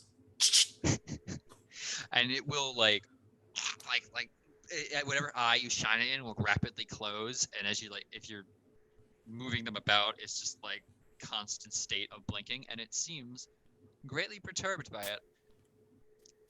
You can feel its entire the tentacles you're on are literally squirming with more. It's not melting or anything, but it seems like it's having an effect. Is it doing anything to it? Yeah, it is. It is distracting. Its whole body is literally like shuddering in place. Okay, I'm just gonna keep doing that. Just gonna keep doing it. On the end of your turn, it's going to release the grapple on you then. Okay. As you fall to the floor. And I continue. Just Okay. How high up was I? I just rolled 2 damage. We weren't super high up. Which brings us, after Charlie, to her turn. We're going to see if she unfreezes. She does not. She still is just quivering in the center of her cage, clutching the keys to her chest. And now Click-Clack. All right. Well, just in case, he's definitely gonna make sure that his friends get out. Of course, would never leave them behind. So he is going to rage, click, clack, ready to probably run. And the spiritual guardians don't come up until I attack. So I'm just gonna look back at her and I'm just gonna try to yell words of encouragement. Get out of the cage and run with us now. Okay. And I'll if give her I another, can, I'll give her another roll. And okay, yeah, you make eye contact with her, and like, she just has like a, yeah, okay, and she gets up and will like start making a move to the door. okay, cool. Yeah, if she can get right behind me, then I am going to run at least in front of them here and kind of hold position and kind of be standing guard. That's bonus action. I technically have an action. Okay, all right. I guess if I have an action, I'm going to throw a hand axe at the spider. Yeah. Okay. I mean, why not, cool. right? Yep. And I have 2 attacks even if it's thrown, right? Yeah. Okay. So the first one is going to be 23 to hit. Mm-hmm. And the next one is going to be 18 to hit. Yeah, those will both hit. All right. So it is going to be 8 and 11 damage. So 19 damage total as I just whip 2 hand axes straight into its body. Okay. Yeah, no, you just and the sticks into it, and again, like as it's being the light shining on it, it will kind of like trying to be backing away and trying to avoid it, moving its whole body about and squirming, and it's gross, but you managed to stick them both. Which brings us to Johnny. Here's what I would like to do. Johnny would like to using the tinder box and the torch in his pack, he would like to light the torch and just go around poking this torch into everything in this room. This is a stone basement. There's nothing in here that's flammable. There is wooden tables and instruments here in the corner, but for the most part, this Nothing is really. a steam-filled, dank basement of experimentation, and the large water features in the first room probably make it a little hard to burn it. All right. But I like your thinking. Yeah, but it won't work. All right. Well, I mean, listen, I'm lighting this torch in one hand. And then it will react to that light as well. Okay.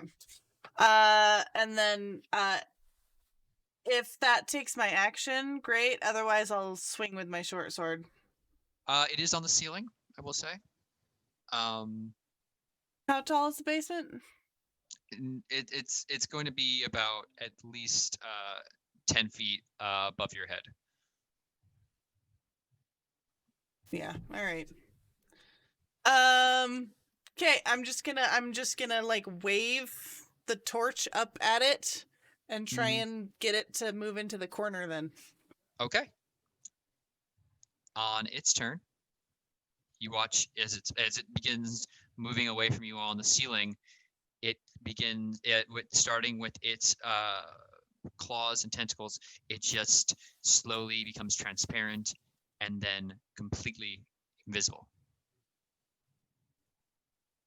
Oh no. Oh no. Okay, at this point, I'm just swinging the torch around. But yeah, that's my turn. Can we all mad dash out of here? It's totally up to you. Oh my god. Yeah, where where is has it? what's her face made it by now? It is not her turn yet. It is now Pascal's turn right now. Seeing it disappear will freak her right the fuck out. As it should. And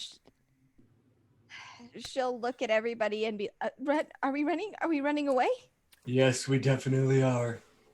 Let's go. Run! Yeah, and then like if that's the thing that we're doing, she's Move yourself 5 feet at a time for me. Huh? Can I get your movement in 5-foot increments, just like moving yourself? Yeah, so Yeah, okay, keep going. 5, 10, Stop. 15.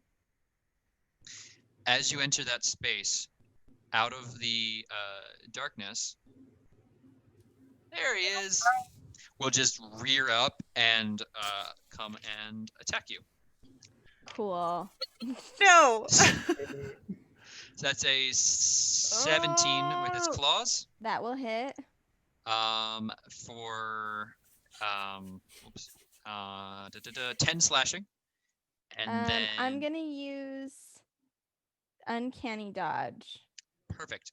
The next claw attack is a 25 to hit. Yeah, that'll hit. That's for 11 slashing.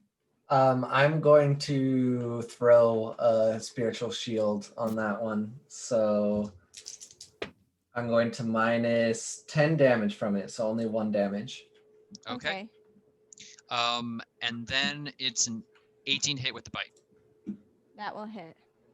That is going to be 6 piercing and 7 acid. So that's I got it. 13 total. Ugh.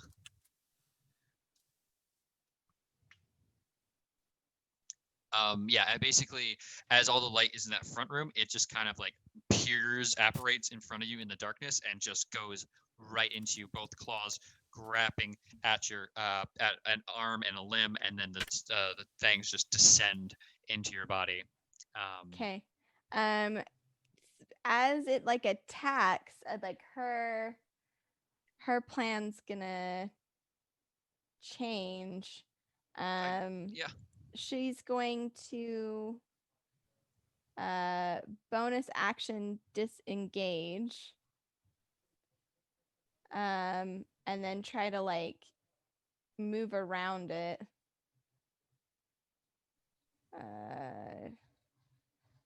30, 35, and then 40 because I have my good table. Woo woo. And she is going to try to attack it with her rapier, I guess. Okay. Seems like the best bet. Yeah. That's 17 to hit. A 17 will hit. Oh, thank goodness. Okay. You oofed unnecessarily. I was afraid. And that's going to be 9 piercing damage. Okay. It's going. Thank you, Tony. You're going to, as you thrust into this thing's hindquarters, you watch as the tentacles shoot out and around as its mouth turns to face you again. You did damage to it. I know, but come on. It's going to be a 17 to hit. That will hit. Okay. You will take 7 bludgeoning damage, and you're now grappled in its maw. Very cool. It's not, but the tentacles, like as you strike it, the tentacles worm around and like snakes quickly coil around your every limb, suspending you a little bit in the air. Pascal is just full blown like cat terror, like clawing and like calling out, Johnny, it's gonna eat me, Johnny. Kid, I'm coming. Just waving the. Charlie, it's your go. How's it looking? Really bad, actually. When you look, as this thing is, Pascal suspended in the air slightly, you can turn and see that it is, like, its legs are barely held up, There's not a lot of strength in its body. Hey, guess what? Chicken butt. It's been 2 turns. I'm no longer frightened. I'm not afraid anymore. And Charlie Don't you dare hurt my friend! and charges up, flanking, and is going to take 2 Great Weapon Master attacks at advantage. Natural fucking 20. Hell yeah. Get some. This is what we needed. Okay. 11 doesn't hit. God damn it. But wait a minute. Great Weapon Master. When you get a natural 20, you can take an attack as a bonus action. Here comes number 3, Turkey Turk. Oh no. 16. Yes. Okay, I'll do it. let's do this damage. Oh. 28 on the first hit.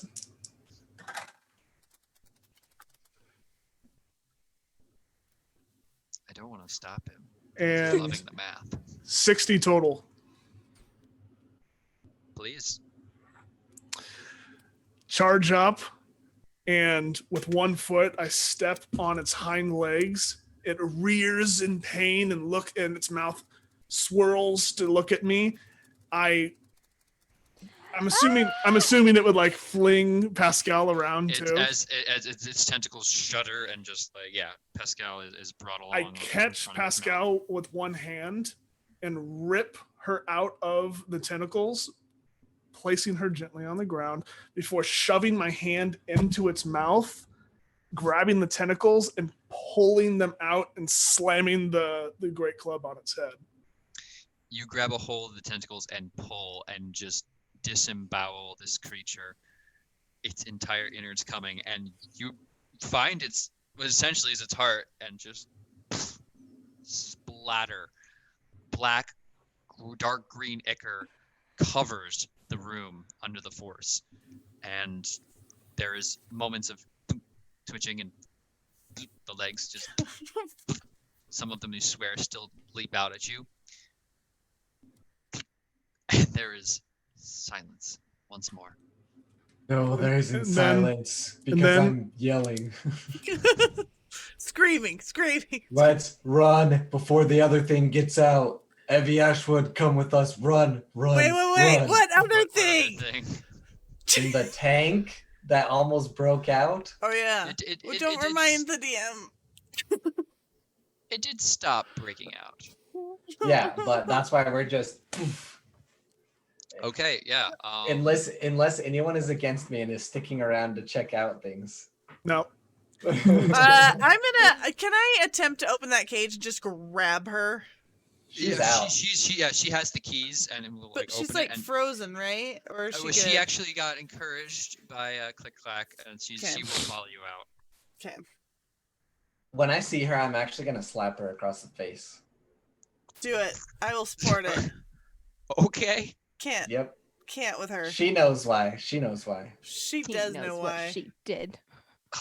And we're just gonna run How out. dare she? I mean, like, the whole premise of this was that she was being corrupted by the book, so Yeah, it it's wasn't not her fault. necessarily. It's So in you the say? book. Nah. I don't know. Nah, fam. From what I've seen, she was experimenting. Listen, Cole. I Evil support you. book. Johnny supports TikTok in this. She needs to get a good slap. Maybe you Messing shouldn't around be with things she messing doesn't with evil understand. books. Yes. We are here for this. Yes.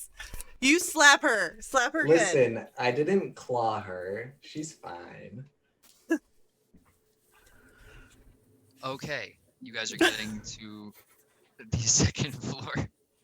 We're Yeah, running. Pascal will be running. kind of like, Johnny, it's everywhere. Johnny. I know. We're gonna get you a bath. It's okay. It's disgusting. Wet rock! Pascal, once they get outside, will take the wet rock and just smash it, causing 75 liters of fresh water to just gush down. And now a very wet, cold, but somewhat cleaner Pascal will go, I didn't think it through, Johnny. Johnny's I didn't think it through. take Johnny, off it's his so cold. trench Johnny. coat and put it on Pascal. And just, come here, kid, come here. Start buttoning up Johnny, the I didn't think it buttons. All right, come here. Just stay still. I gotta Is- get the button. Is anybody Just here. There you go. Is anybody hungry? Warm. We're gonna find ourselves some peanuts, Charlie. Let's just wait. Let's get out of here. Oh, You should be well, fine thank in my you. trench coat. It's seen me through some hard times. You're good. You'll survive.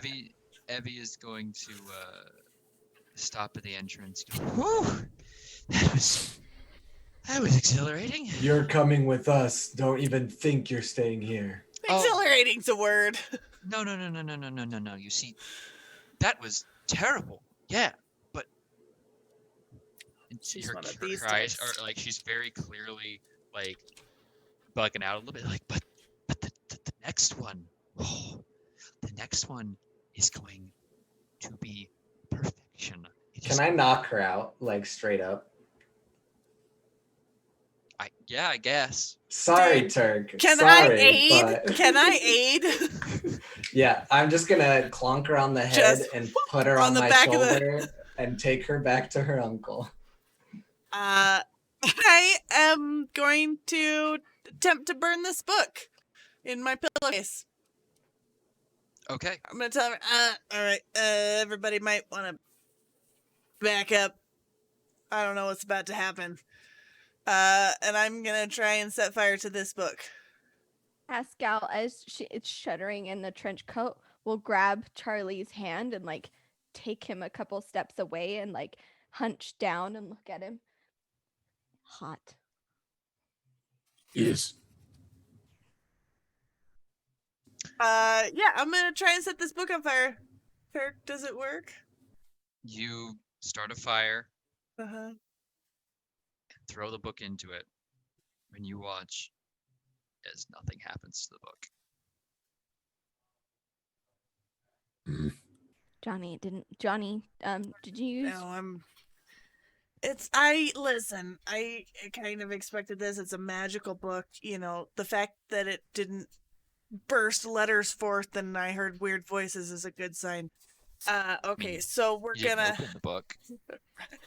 listen. So, all right. And he's gonna try just pull out like some cloth from somewhere and try and wrap up the book again after kicking it out of the fire. I'm gonna like, take well, my I gotta rope take this to and someone. band the rope around it as well. Yeah. We're gonna have to take this to someone magically inclined and get them to destroy it. Make sure that they do it, obviously, since it's clearly capable of corruption. Maybe. All right, let's take her back, get her committed somewhere where she can be in prison for being psycho. Okay. You guys, Hi-ho, back to the inn we go. Crazy animal torturer lady gets to go to jail. What's up? Come on, buddy. Let's Okay, go buddy. home. And you guys will walk, and the next dawn, I mean, you know pork chop's gonna fade away. He does Pork- not know that. Pork chop does fade away at dawn. There's just Oh, a no. moment. You guys are hanging out the last watch, and pork chop kind of looks at you. Well, buddy, it's about time I gotta go. What do you mean? Well, I'm a magical creature, Charlie. I got a limited time on this earth. But pork chop, we're best friends forever. We are, Charlie, we are. You've been a very good friend to me. I'll never forget you.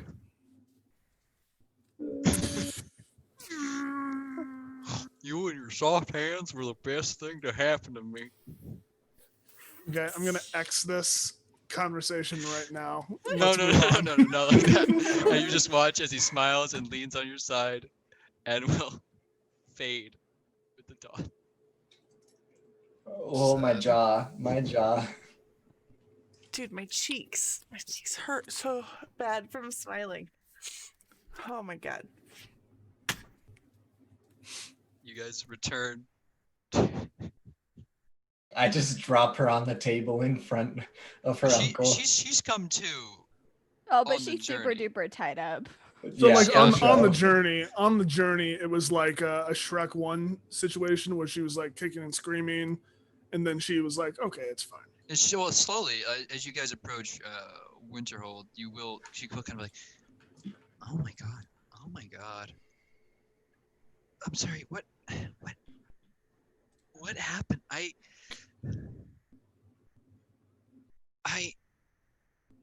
Where am I? Who are you all? Where's my uncle? We're getting there. We're taking you to him. We've saved you from whatever the hell you got yourself into. Who are we? I don't know, just some rad people. I just look. There was a book, and my friends dared me to get it, and I don't. The book is gone. You'll never have to worry about it again. It's gone forever. Okay. thank Destroyed goodness. for sure. Good. It should be. It whispers in your head. I'm sure. I couldn't remember what happened. I just couldn't sleep, and then my days were like dreams, and I can't do it. Can I be untied, please? Definitely not until we get you to your uncle. Hard pass. You're gonna stay tied up, sweetie. Okay. No you more guys- summoning tentacle spiders. It's okay. I can carry you from here, though. I don't have the work job anymore. I Pascal can will carry. put a tiny little hand out on his and like gently pat his like elbow, and I'll be a little scared. It's okay. Thank you, Pascal. Okay, Charlie. Porkchop is safe with me. He will come back around again. Okay. You guys will make your way back to the slippery eel, and assumedly, get Evy untied and presented to Feldor. He can do the untying. Yep. Well, And the authorities can really weigh in on that. okay. You're dropping her off tied. I would have definitely alerted the guard as we were walking into the city and been like, hey, we got like a magical deviant over here that needs handling. You're snitching? Yeah. Needs handling. She almost killed us all, and she experimented on animals. How rude. All on a dare? No. She is irresponsible and she just needs This to girl, no. this bitch in time out. Her uncle can't save her from this one. But seriously, you should probably call the Emerald Enclave because there's some codes that have been violated here. Some animals were pretty messed up. There's a snake It's not bleeding for it's not death a pretty picture. that may or may not have been the actual DM.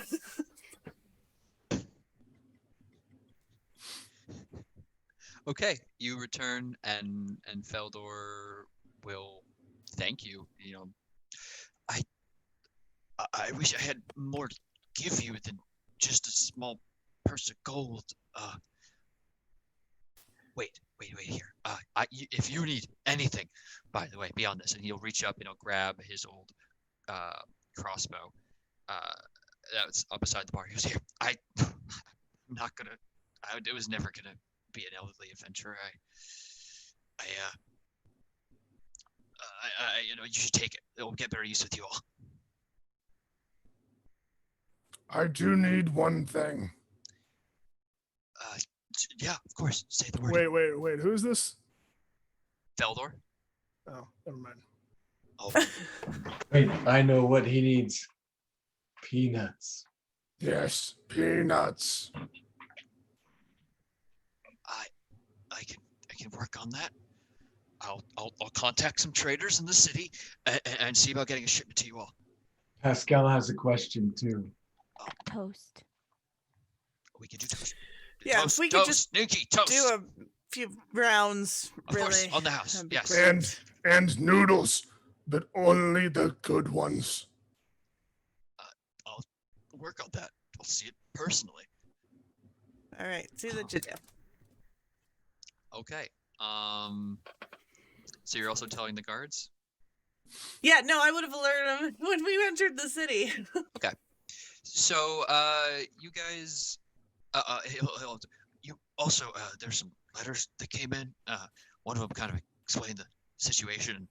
Don't worry, the six, they'll, I can pull some strings. That, totally, I'll let them know all the great things you did. No problem. Also, these came for you, and I'll hand you each a letter, telling you to meet in a day's time in the same alley. Your rooms have been rebooked. Johnny, I can't read this. We just gotta go back to that place where we met. Oh, They're getting us rooms if you want to come along when? in a day. I'll be there, don't worry. I have to go visit the cats.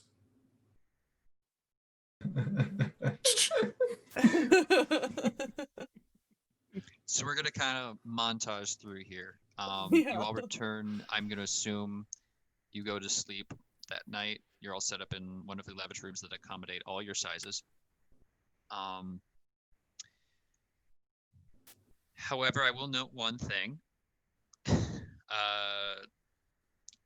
Charlie, Click-Clack, and Johnny, each of you will wake up the next morning with an odd smell under your blankets. And as you remove them, make sure I get this right, you're going to find your bed filled with dead rats. Okay, that's fair. From the Cat Council? Who's to say? For sure. For sure. How fresh are they? Pretty fresh. It's Well, you varying, see, some giant turtles eat rat. Just kidding. I just cleaned it up. Fair. And in a day's time, we'll just kind of you can go and mess with the council some more. But in a day's time, you'll meet Babe behind the behind your inn. He'll greet you all. You have done an excellent job. Our control of the city, or rather influence, is at the strongest it has ever been, and we believe you are ready to handle what comes next. Thank you, babe.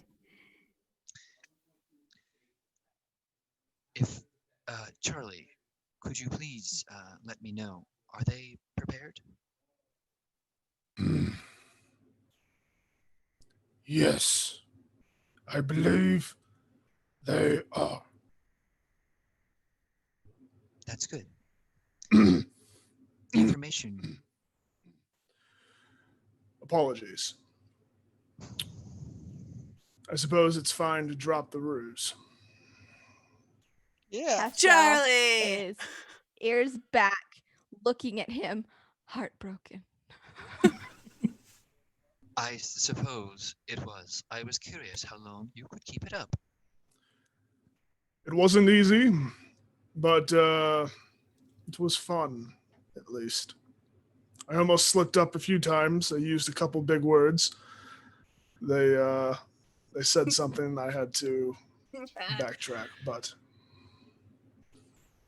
no, I think they are ready. Very These two here, pointing at Pascal and Click Clack will rush into danger to save just about anyone.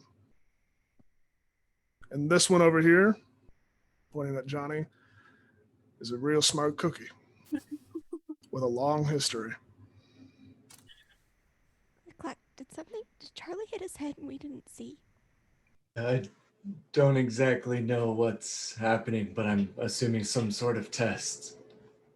Yeah, test. he's just pretending to be a lot more dumb than he actually is. Which I can kind of relate to, but he went really far. Yeah. It is a test which you all succeeded in passing, which is why you are being given this next assignment. In short, the information I'm about to tell you is pivotal to what occurs next in this region. Continued chaos or peace and order. Through our contacts, we have found the heir of Bedegar. And through those same contacts, we were able to negotiate his release from the town of Gilliton, just in time, it seems. Unfortunately, they have been waylaid. There is a castle nearby. We don't know the exact force that stopped them or the reasoning, but all we know is that we need your help. That's where we're gonna cut it. Can we take a vacation first? No. Damn. Yay! But yeah, that was what happened to Evy Ashwood. That was good stuff. By Midnight Tower. Yeah. I'm glad you all enjoyed it. Huzzah.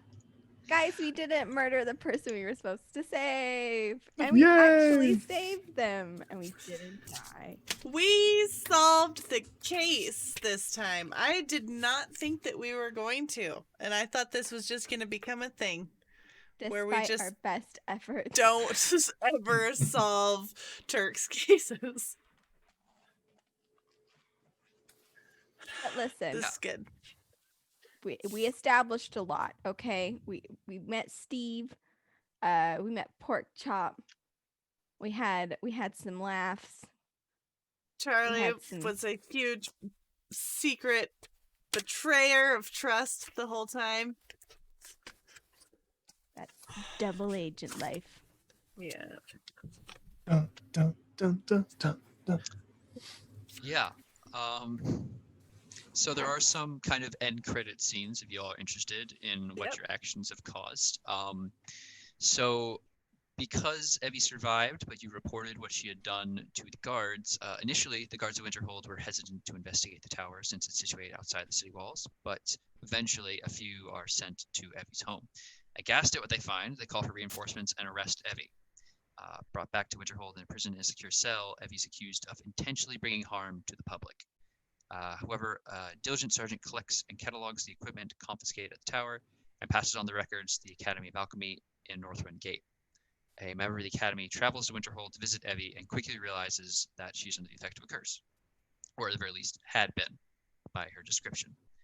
Through a loophole in the law, she's released, and a cleric is able to go in and officially, in view of participants, remove any remaining vestiges of a curse on her. After a few months of recovery from her ordeal, she starts to work at the Slippery Eel, and when Felda retires some 20 years later, she takes over the business. The Council of Cats will haunt you all for about a week. Every morning rather, you will wake up to those marked as pests with dead rats all in your bed. After which you will be left alone, but you will always feel the eyes of the city are upon you here. And yeah, so let's. Forgot something. Did I? Did we get our order of peanuts? A few weeks, yes. After Evy's trial, you will get a large crate sent to your rooms. Or rather, a few days later, a large crate will come to your rooms with a note, like from Feld or Ashwood. Cracking it open, it is an entire crate of bags of peanuts. Yes. Yes. Woo! Yeah. Okay, let's do this outro business. Hey everybody. Once again, my name is Turk. I was your DM for the night. This was What Happened to Evy Ashwood by Midnight Tower. It is a fantastically run adventure, which is really fun, even when your players are doubting everything you put in front of them. It's great. And it also comes with a bunch of extra really fun goodies that I heartily recommend you check out. And this was just one of many of their products that are absolutely well written. I would completely 100% recommend. You can find